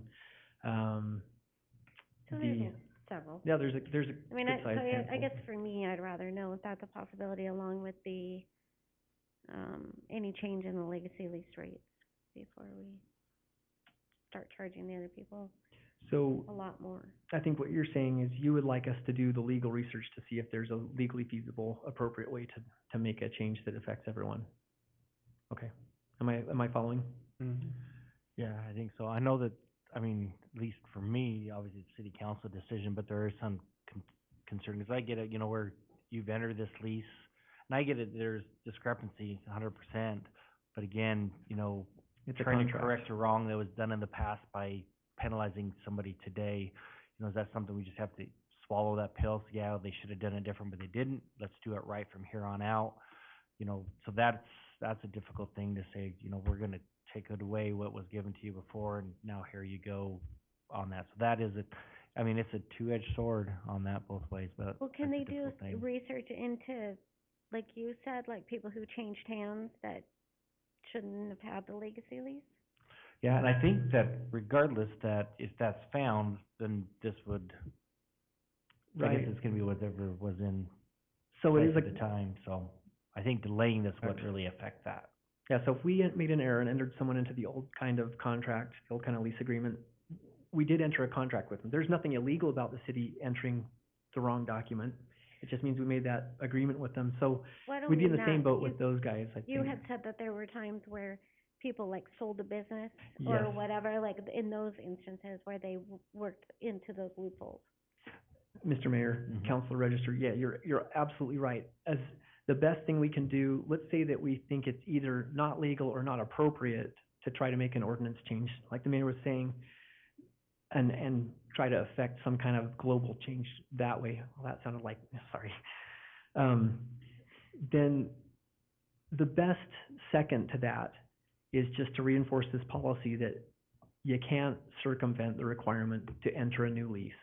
If you sell your business and your hangar goes with it, that new person has to enter the new lease. It's the law. Right now, we're saying make it a policy. When we do come around to changing the ordinance, we would like to ask the council to consider putting it in the ordinance. So my last question, so my last question is, so I know we're putting a lot of, or we're charging a lot more money for the people who don't have the legacy leases, which is hard, but then at the same time, if we don't, we're putting it on the backs of the taxpayers, right? So it's Right. kind of this horrible situation to be in. Yeah. So my question is how much does it affect the taxpayers? Do we know money-wise, like if we don't do it, or we do half of what you're proposing, or anything like that? So I'm gonna go ahead and include, again, if we consider the area on the east side by the terminal being developed and helping with this, helping spread that cost burden out, what you'd end up with is a revenue of $349,000 compared to an expense of $696,000. So you're subsidizing it by about half in that instance. And before the east side's built, and you've got that here, you've got a revenue of about $257,000 with the legacy leases and the council rate leases, as they are, with a deficit of about $268,000. So that's, with those legacy leases totally as they stand today, that's the subsidy. And you've covered that margin in. So taxpayers are covering $268,000? Yes. And if we raise the fees, then how much are they covering then?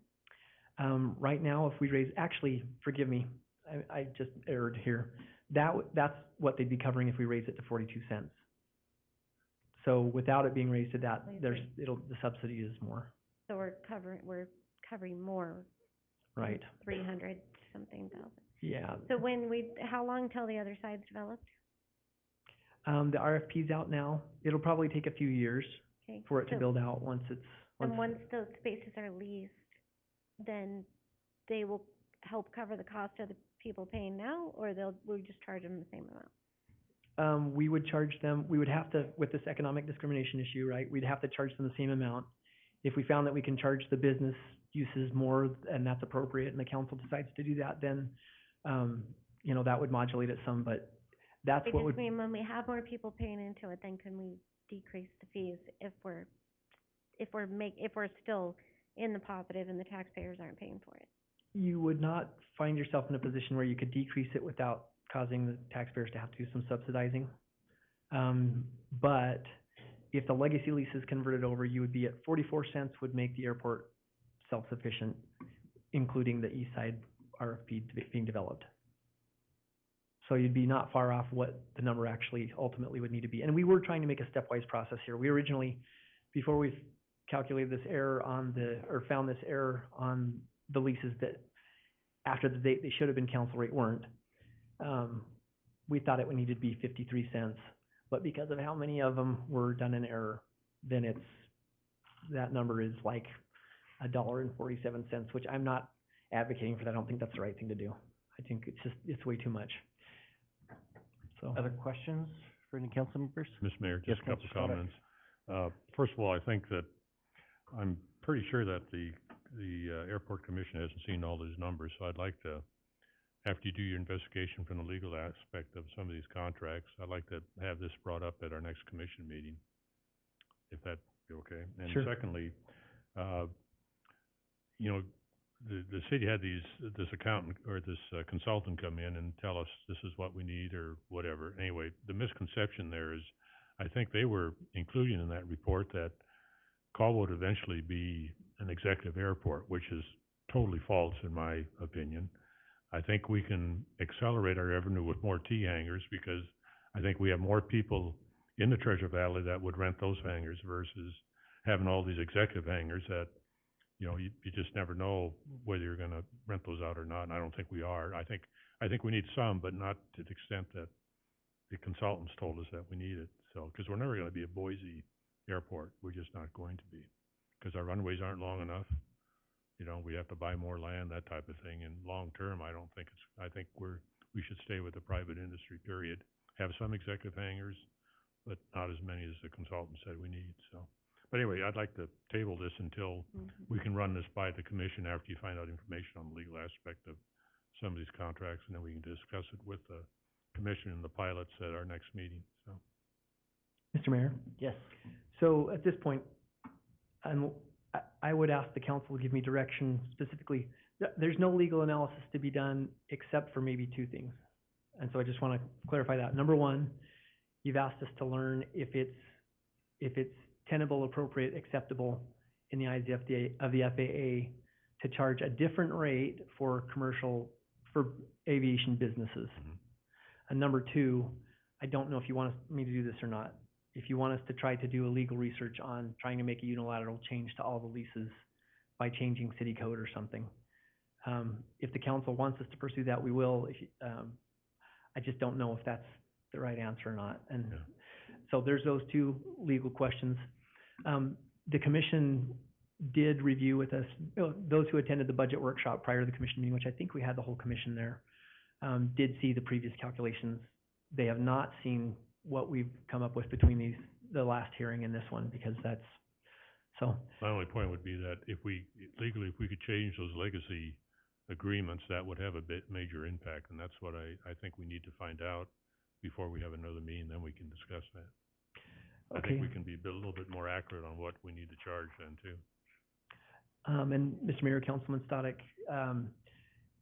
yeah, as far as the hangar types go, the master plan document, is a guide.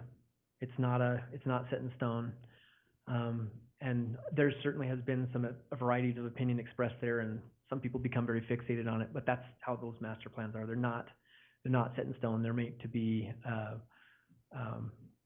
what could be really, and give you a guide.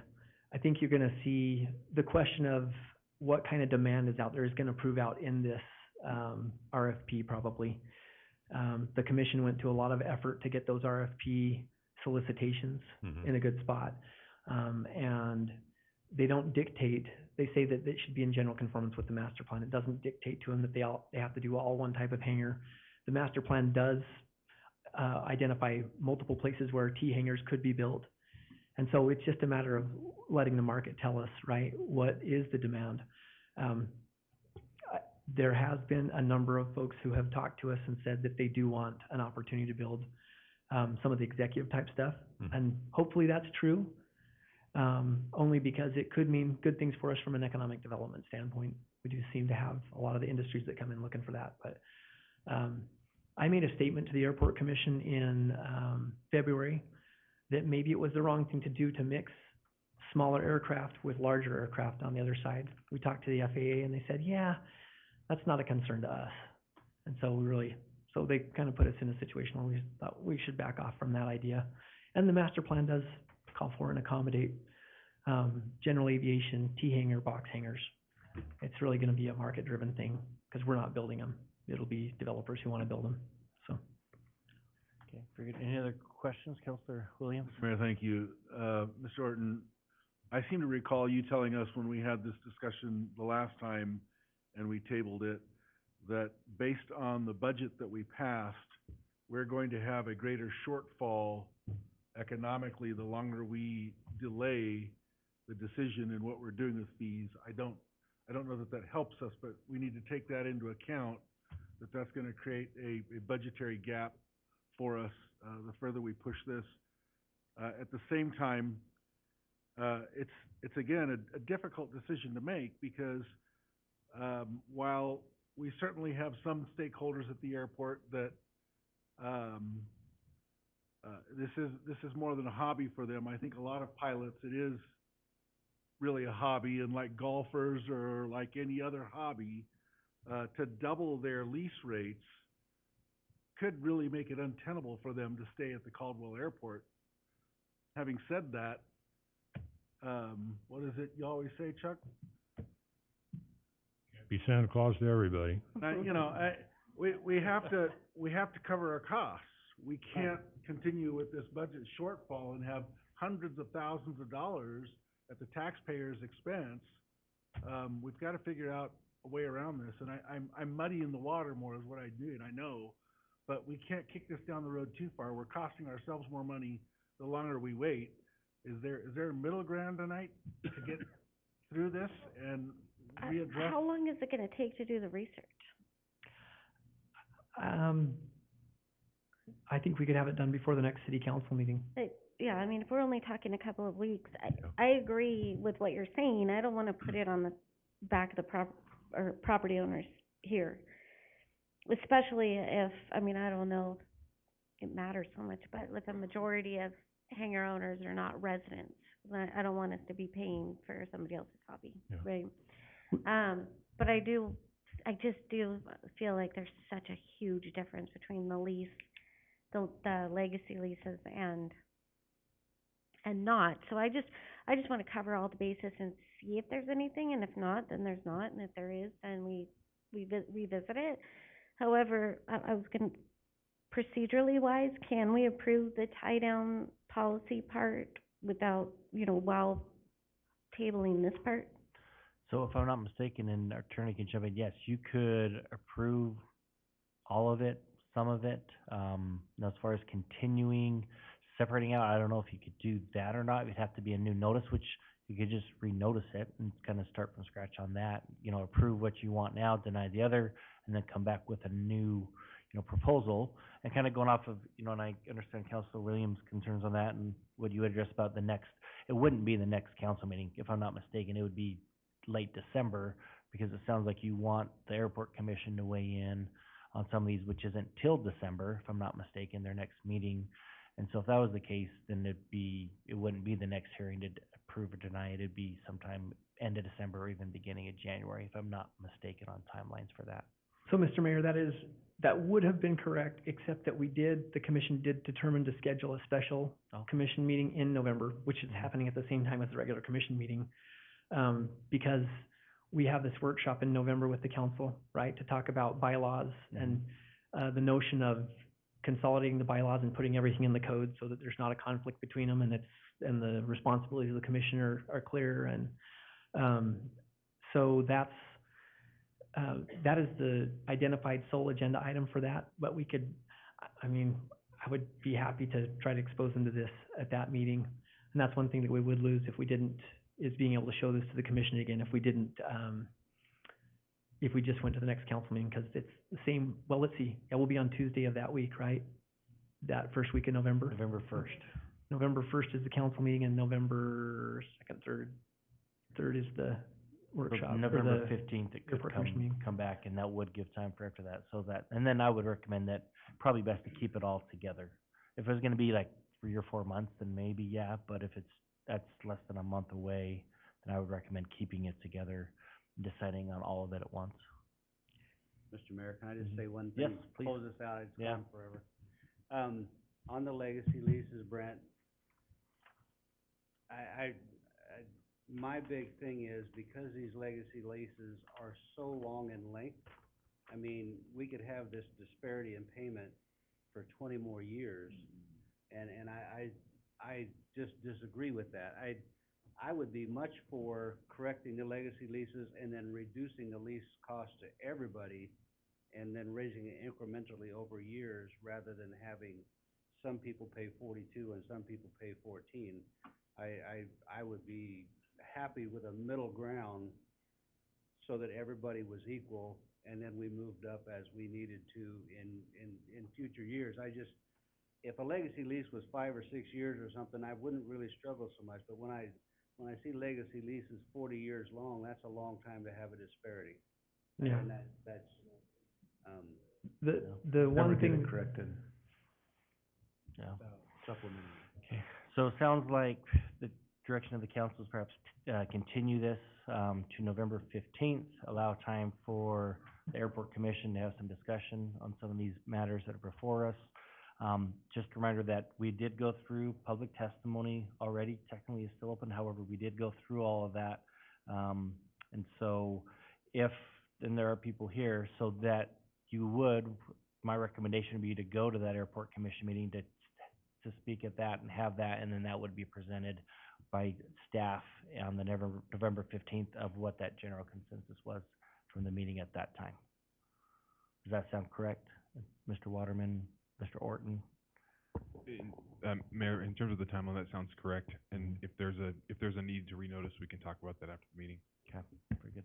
Any questions from council or any motions to continue this to November 15th? Mr. Mayor, I move that we, just say it first, Chuck. You can say whatever you want now. He's already seconded it. You just, I know, let me think of it. Diana gets ice cream on Thursdays. I move that we, I don't even know how to say it. I move that we continue this to the November 15th meeting. Very good. So we have a motion from Councilor Register and a second from Councilor Stoddard to continue this item to November 15th. Discussion on that motion. Friendly amendment to both action items 7 and 8. Okay, yes. To both action items 7 and 8. Perfect, very good. And that's agreeable to the seconder as well? Yes. Very good. Okay, so that is amended to include both action items number 7 and 8. All those in favor say aye. Aye. Any opposed? That motion passes. So again, I would recommend for those that are here with the airport, to attend that airport commission. You can express your desires there, and then that'll be forwarded from staff at our November 15th meeting when we discuss that. Okay, and that finally gets us Thank you. out of old business. In the new business, and somebody may want to break, but before we do that, let's do at least the first item, before she gets up and leaves and decides she doesn't want to work at the city anymore. Turn you down, I know. no. She might have to be like, ask for more money after tonight, and I wouldn't blame her. So, yes, that moves us on to new business action item number 1, mayor's presentation for appointment of the finance director, Raylyn North, effective through January 2024. And Raylyn is here with us and has endured. We promise it isn't usually like this. You don't even have to come to these all the time. When you do, it's usually not this bad. So, but you know, she obviously went through the interviews, and we do have a couple of the council that sat on those interview panels, so you're welcome to chime in. I know that Councilor Doty knows her very well, also from his current employment. I had the chance to meet with Raylyn also and discuss and get to know her. She came in for a working interview with Rochelle and did a great job at that. And so just excited to have her come on board as part of our team. And in discussing with, you know, Rochelle's going through, because there's going to be some training that's going to need to take place. Rochelle is kind of stuck in audits for the next month and a half. And so while the appointment is tonight, the effective date would be January 2nd, 2023, on that. And so, but again, we want to make sure, Torlin, this is kind of what finalizes that. Didn't want to leave her hanging for another month or two, so she knows on that, can move forward in that direction. So, very well qualified. Actually, Councilor Doty, I should turn it over to you, and you can kind of maybe fill us in a little bit. So. Oh, well, yeah, I speak highly of Ms. North, as you know, and she's done a very good job at her current employment for sure. She's well educated, master's degree in accounting, so that's good. It's not, you know, a airplane repair or something. We could use her out at the airport, but no, I 100% support her and appreciate if everyone would do the same. Very good. Excellent. Thank you so much. Raylyn, did you want to say anything, or before we? You're more than welcome to come to the mic and say anything if you like. You don't have to, but you're okay. Very good. Excellent. Okay. Yeah. Yes, that's right. Keep moving. Yes, so I am very proud to present Raylyn North for our finance director for the appointment. So I think I know she'll do a great job. So with that, we'll open up voting for all council members. Oh, yeah, how about a motion to accept that? Mr. Mayor? Yes. I move that we approve your presentation for the appointment of the finance director effective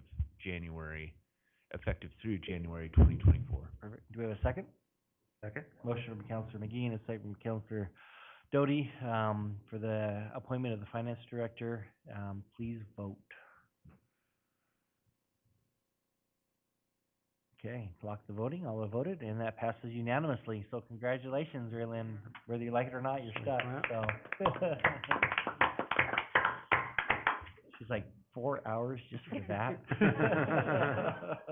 4.5 hours actually. So, but thank you again for coming this evening. I know you didn't need to be here, but we appreciate you coming, and we're very excited. So I'm sure HR department will be reaching out and going through all that process to get everything taken care of. So ready to hit the ground running. So, okay, thank you so much. We appreciate it. You guys want to take a break or keep trucking? No, let's get done. It's up to you guys. So, okay, so we are going to take a quick 5-minute break, and we'll be back for the next item. Are there any cookies back there? There's a lot of people don't think you're having And I have to go back. Okay, almost deserved automatic approval. Yeah, who brought the Merlot?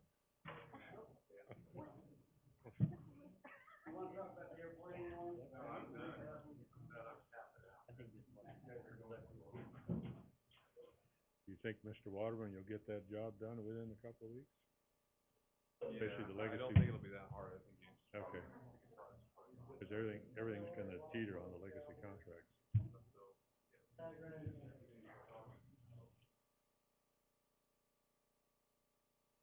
Okay.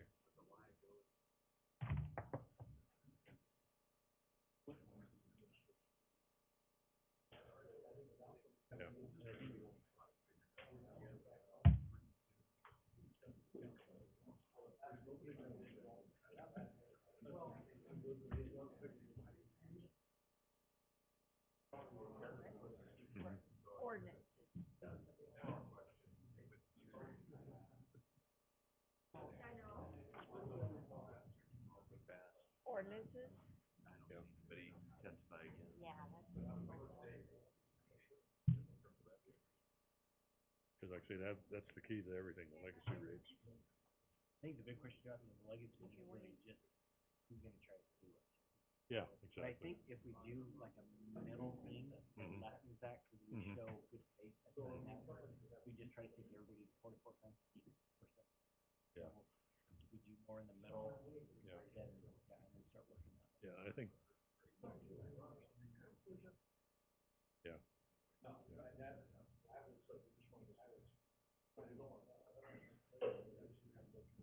We did that with the golf course in about 3 years, but we didn't have any contracts with golf course, we just could say it, and that's it. That's the big difference.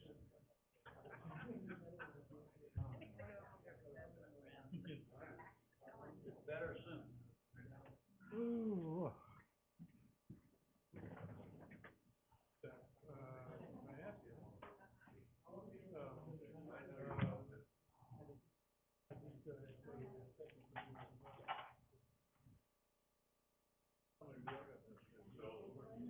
Robin?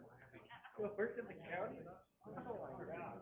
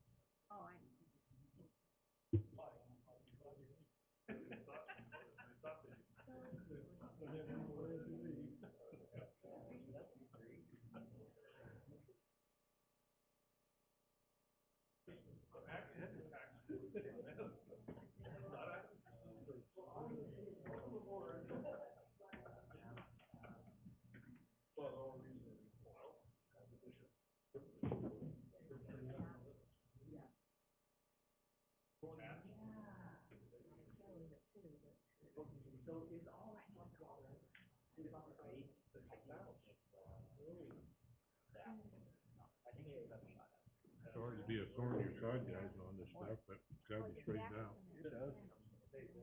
Airport, we could be in a city council meeting. Huh?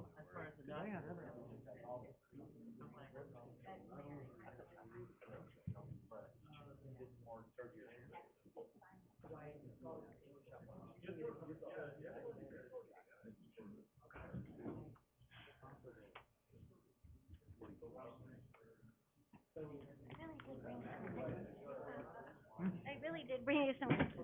Oh, well, I thought you were gonna eat those, so No, all I'm gonna have is one. okay.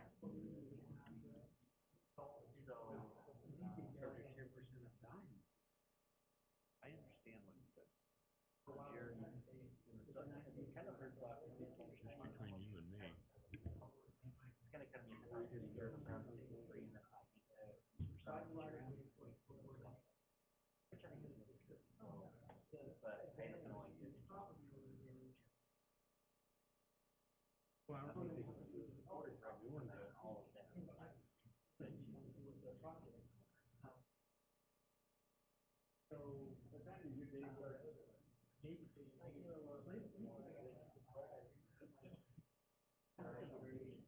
So you want to take tomorrow off, right? Because you're always, never getting out of work. Yeah, go to bed. Oh, good.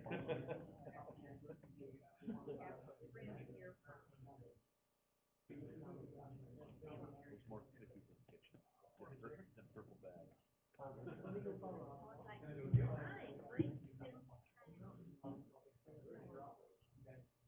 Not tonight.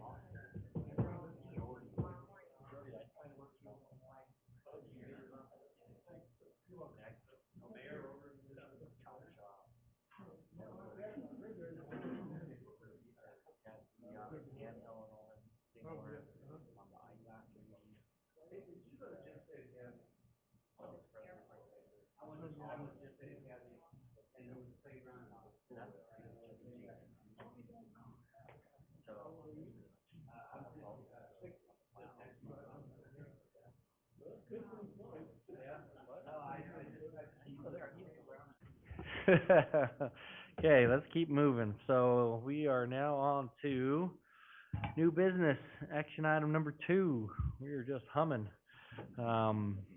Case number ANN 22-15. Somebody want to wake up Mr. Brown? Let him know he's next on the docket. So, this is a request by Clay Brown on behalf of John S. and Evelyn F. Fox for annexation of 1.4 acres with surrounding zoning designation of low-density residential.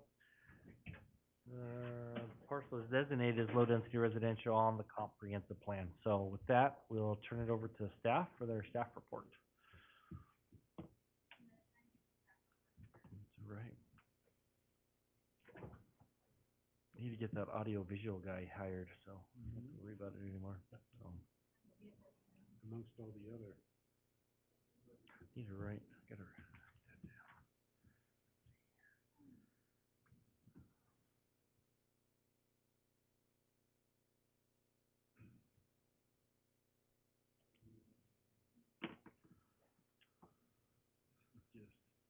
There you are.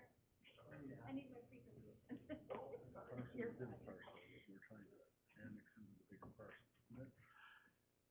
So, let's see, turn that. Address.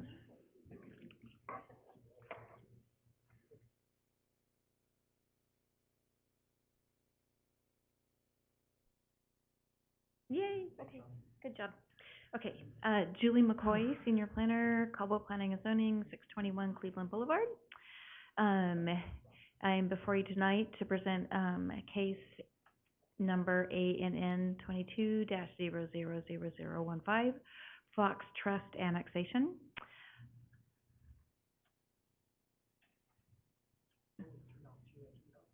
Okay, thanks, yeah. Oh, there we go, okay. And I just wanted to offer real quick a correction, on the staff report.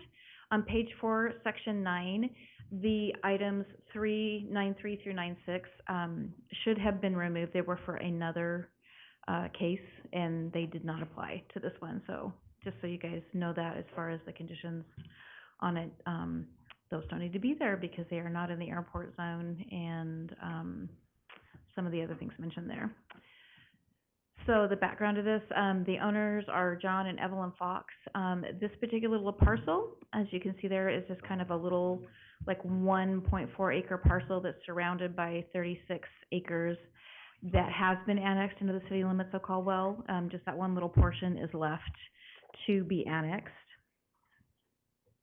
And what they want to do, the nature of this request is, they want to annex the subject parcel so that they can combine it with the 36 acres that surrounds it, and then be able to do a land division on it. But in order for them to be able to do that, it all has to be annexed into the city. The current zoning is agricultural because it's in the county. If it's annexed, it'll be R1, single-family residential, and the future land use designation is for low-density residential, which is appropriate for the area. As you can see here, the land uses around it are primarily agricultural with some single-family homes in the area, and it's primarily zoned R1, which is low-density residential, and the comprehensive plan designation is low-density.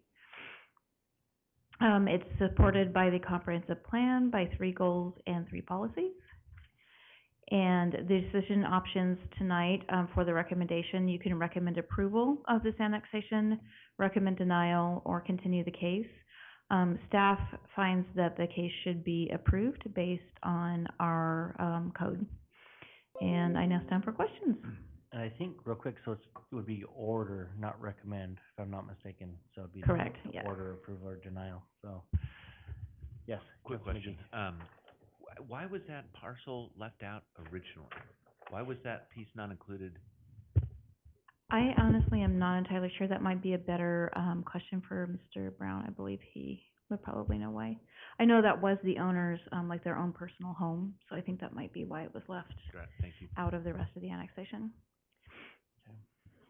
Very good. Any other questions? Mr. Mayor? Yes, Councilor Scott. Is that surrounded by ag ground then, that parcel? It's currently in agricultural production, the land around it, but there are subdivisions just to the west of it, I believe.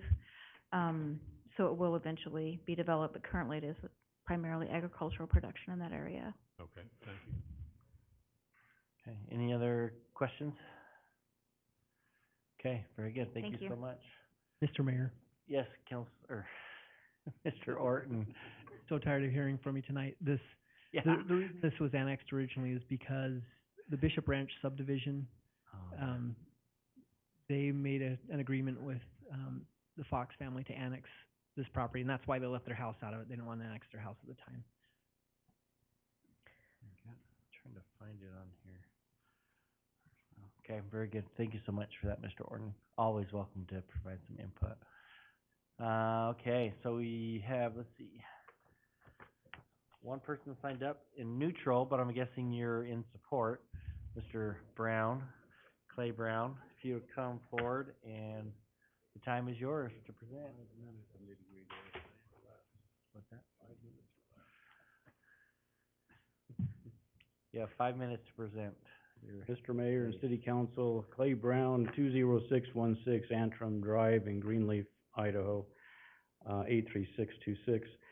I think everything's kind of 11th hour, but I was just contacted by Brent, and I don't know if anything's changed, if you want to speak first, but I just had some questions about the engineering department making these comments regarding the right-of-ways on the roads around this property, which really don't have any effect on the 1.4 acres being annexed.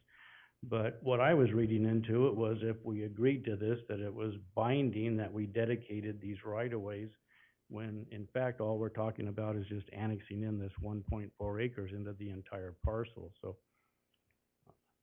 Mr. Mayor? Yes. You can stand it. I'll talk a little more. So there's something a little weird about what we've got in the engineering requirements here. That's why I went and consulted Rob real quick. Rob is the city engineer. He's really the over development for the engineering department. But we have in here some requirements for dedication of right-of-way that are remote from the parcel being annexed. Probably not appropriate. Expecting right-of-way as a condition of annexation along the frontage of the property, totally appropriate. But they'll end up creating that right-of-way at some point in time when they develop the property or do something with the ward lane alignment, and they're aware of that. So I guess what I would propose is, or suggest, is that we strike those requirements that talk about dedication of right-of-way for ward lane, just because they're remote from the annexation. Also, that property, I believe, and I helped process this case when it was done, the Bishop Ranch subdivision, I believe that the development agreement that was executed for Bishop Ranch also included requirements relevant to this property. So those requirements for covering that right-of-way were addressed, I presume, and I can double check, but I presume those were addressed previously. Regardless, it's not the property that's subject here for this annexation, so I think it's not appropriate that we have those in there, and Rob, I called him and he agrees with me, so thanks. Thank you very much, I would agree as well, so, okay. So mission accomplished maybe, but that's why we came to the meeting, because I just wasn't comfortable with what I saw in the staff report. And again, we only got it yesterday, so it wasn't like we had a lot of time to try to figure this out. So we thought we better be here tonight and make sure we do it right and get it right. So appreciate it, Brent. So very good, yeah. Any other questions? Otherwise, I think we've hopefully accomplished what we needed to. Good. And it is good that you're here. As the applicant, you do need to be here, even if it's just to say a few words. So, regardless of that, it's good you're here and that you stuck through it, so. All right. Very good. Thank you, Mayor. Any questions? Okay. I just yes. I just want to make sure, Mayor, it sounds like everybody's copacetic now. That was a word for you, Brent, since you like those words. But everybody's on the same page now. Is that correct? Okay. Thank you. Okay, very good. And like I said, that was the only person signed up to testify on this item. So with that, I'd stand for a motion to close the public testimony portion of this hearing. And a second? Second. So there's a motion from Councilor McGee and no, you're fine. At least you did it. Not made the second after or before the motion. We just want to get through this. Councilor Register with the second. All those in favor say aye. Aye. Any opposed? That motion passes. So before you again this is just an annexation request And for the zoning designation would be an R1 low-density residential. So any discussion on that or any motions would be appropriate at this time.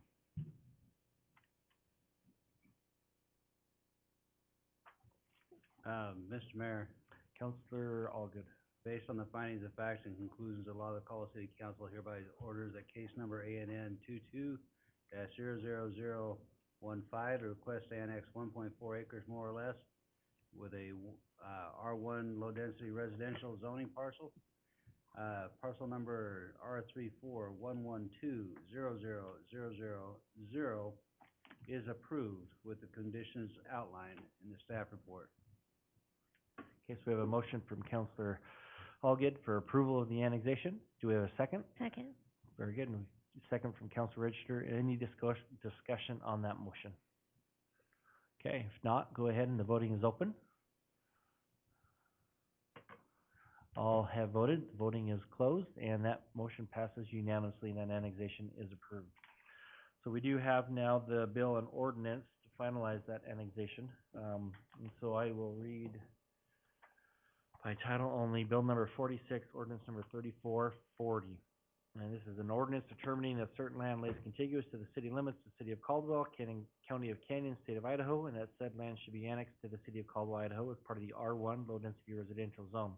Declaring said lands by proper legal description as described below to be a part of the city of Caldwell, Canyon County, Idaho, directing the city engineer and planning and zoning director to add said property to the official maps of the city of Caldwell, Idaho, repealing all ordinances, resolutions, orders, or parts thereof in conflict herewith, and directing the clerk of the city of Caldwell to file a certified copy of the ordinance and map of the area to be annexed with Canyon County, state of Idaho, and the Idaho State Tax Commission pursuant to Idaho Code Section 63-215.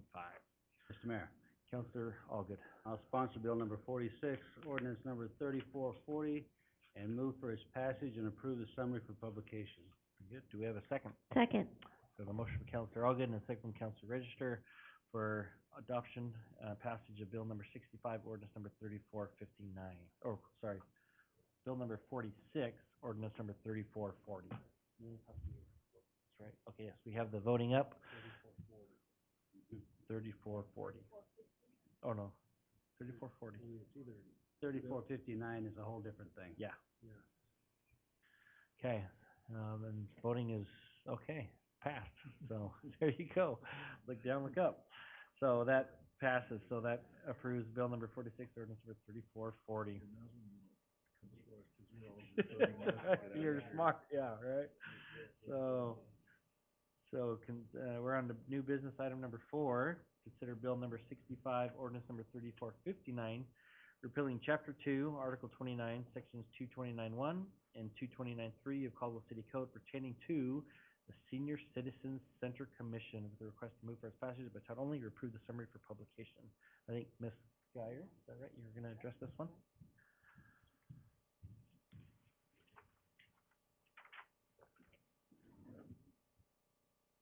Mayor and Council, in the 1970s, when the senior center was built, there was a commission put in place in air, actually, that not only encompassed the facility itself, but it also encompassed their programs because they're a 501c3.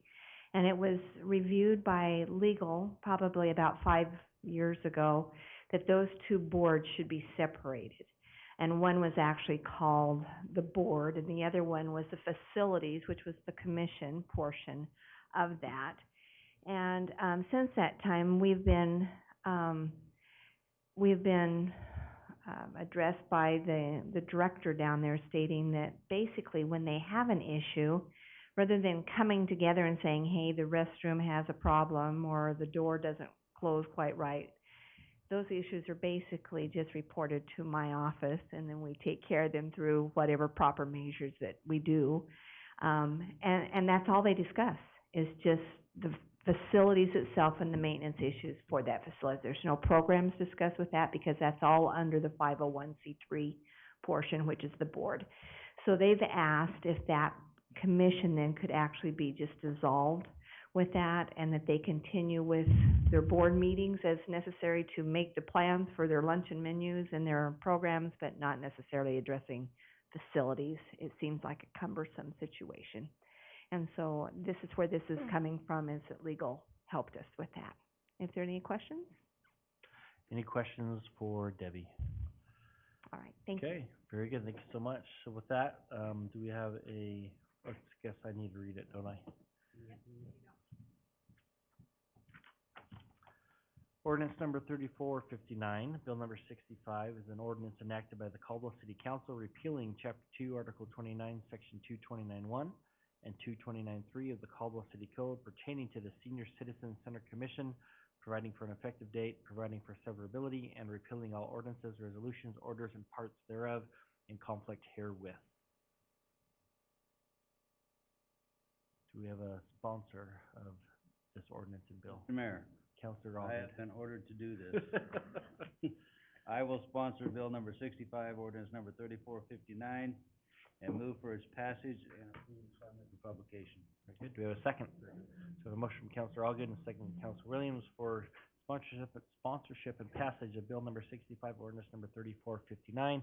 Voting is open. Is there any discussion on the motion? Go ahead, John, go ahead. Don't. Yeah, who dares? Right, okay, voting is closed, and that passes unanimously. Can't even speak. Okay, and that concludes Mayor? that, so yes. I move to accounts payable. I wonder if Dave wants anything. We can just go, yes. I move that accounts payable in the amount of $2,309,421.05, represented by check numbers 165237 through 165560, and payroll for the amount of $526,415.51, represented by check numbers 37639 through 37726, and direct deposits be accepted, payments approved, and vouchers filed in the office of the city clerk. Is there a second? Yes, very good. So we have a motion from Counselor Williams and a second from Counselor Register, for approval of the finance report. All those in favor say aye. Aye. Any opposed? Motion passes. So how about for council reports? We'll just do it all at once. Is there anybody that'd like to give a report? If you do, feel free. I think we should move start time to 8 p.m. I really do have So I one can thing. just go to work in the morning when I leave here. Yes, Counselor Williams. Yeah, and, I can do this very quickly. I spoke with you the other day, Mr. Mayor, regarding the way we're handling, payroll, especially overtime, and the inequity that it appears to be causing in the minds, especially of the police department, as well as some issues with the way we allow them to have time off. So perhaps the fastest thing, the best way to handle this, I think, tonight, would be to schedule a workshop for the FSLA to be presented to us and explained to us, so that then we could interact with them and ask them questions and move from there, rather than trying to dig into it tonight. Yeah, Can we schedule that, and then we can work it out? Yep, and so that would be, like, Chief Ingram would be involved in that, I'm guessing, correct? And I think HR. probably HR, best to come in and fill us in on why we're doing what we're doing and how it's working out. And then, if Chief Ingram were here, he could explain the concerns from the department, from his employee standpoint. Yeah, no, that sounds great. We could definitely do that. Yes, it is. I understand. They can work you 16 days in a row and give you 14 off if they want to. No, but anyway, we'll talk about it in the workshop. Very good. Yeah, we can definitely get that scheduled, so I'll work with Madam Clerk and we'll get a date for that. So, any other counselor comments? Yes. Yes, Mr. Counselor Mayor, Sadek. First of all, I want to thank you for issuing the check to the Caldwell Yes. Veterans Memorial Mhm. Hall. It was $42,800 and some dollars and change, which they really needed. That was great. And secondly, the mayor volunteered me on a Destination Caldwell, CEO interviews. We went through our first batch of them, this morning. There's 20-some, applicants, and we had, 5 on the first tier and 4 on the second tier. We're gonna go to the first tier first here in the next 2 weeks. If somebody doesn't qualify or we don't agree, then we're gonna go to the second tier. So within 2 or 3 weeks, we should have an answer for everybody. Very good. Yeah, I didn't realize you guys had already started the interview, so, somebody had asked me some questions about that, and, yeah. So that's good. So that's exciting. So, any other council comments? I'm just gonna do one real quick. There's others I was gonna talk about, but in light of time, just wanna make you aware, so we will be conducting a city-wide job fair, November 16th. So the planning has begun for that, so it's gonna be all city departments, and it's just gonna be the city of Caldwell. So we're gonna do it at O'Connor Fieldhouse, so feel free to start spreading that word, so we can try to fill some of these vacant positions. And that'll be, again, November 16th from 3 PM to 7 PM.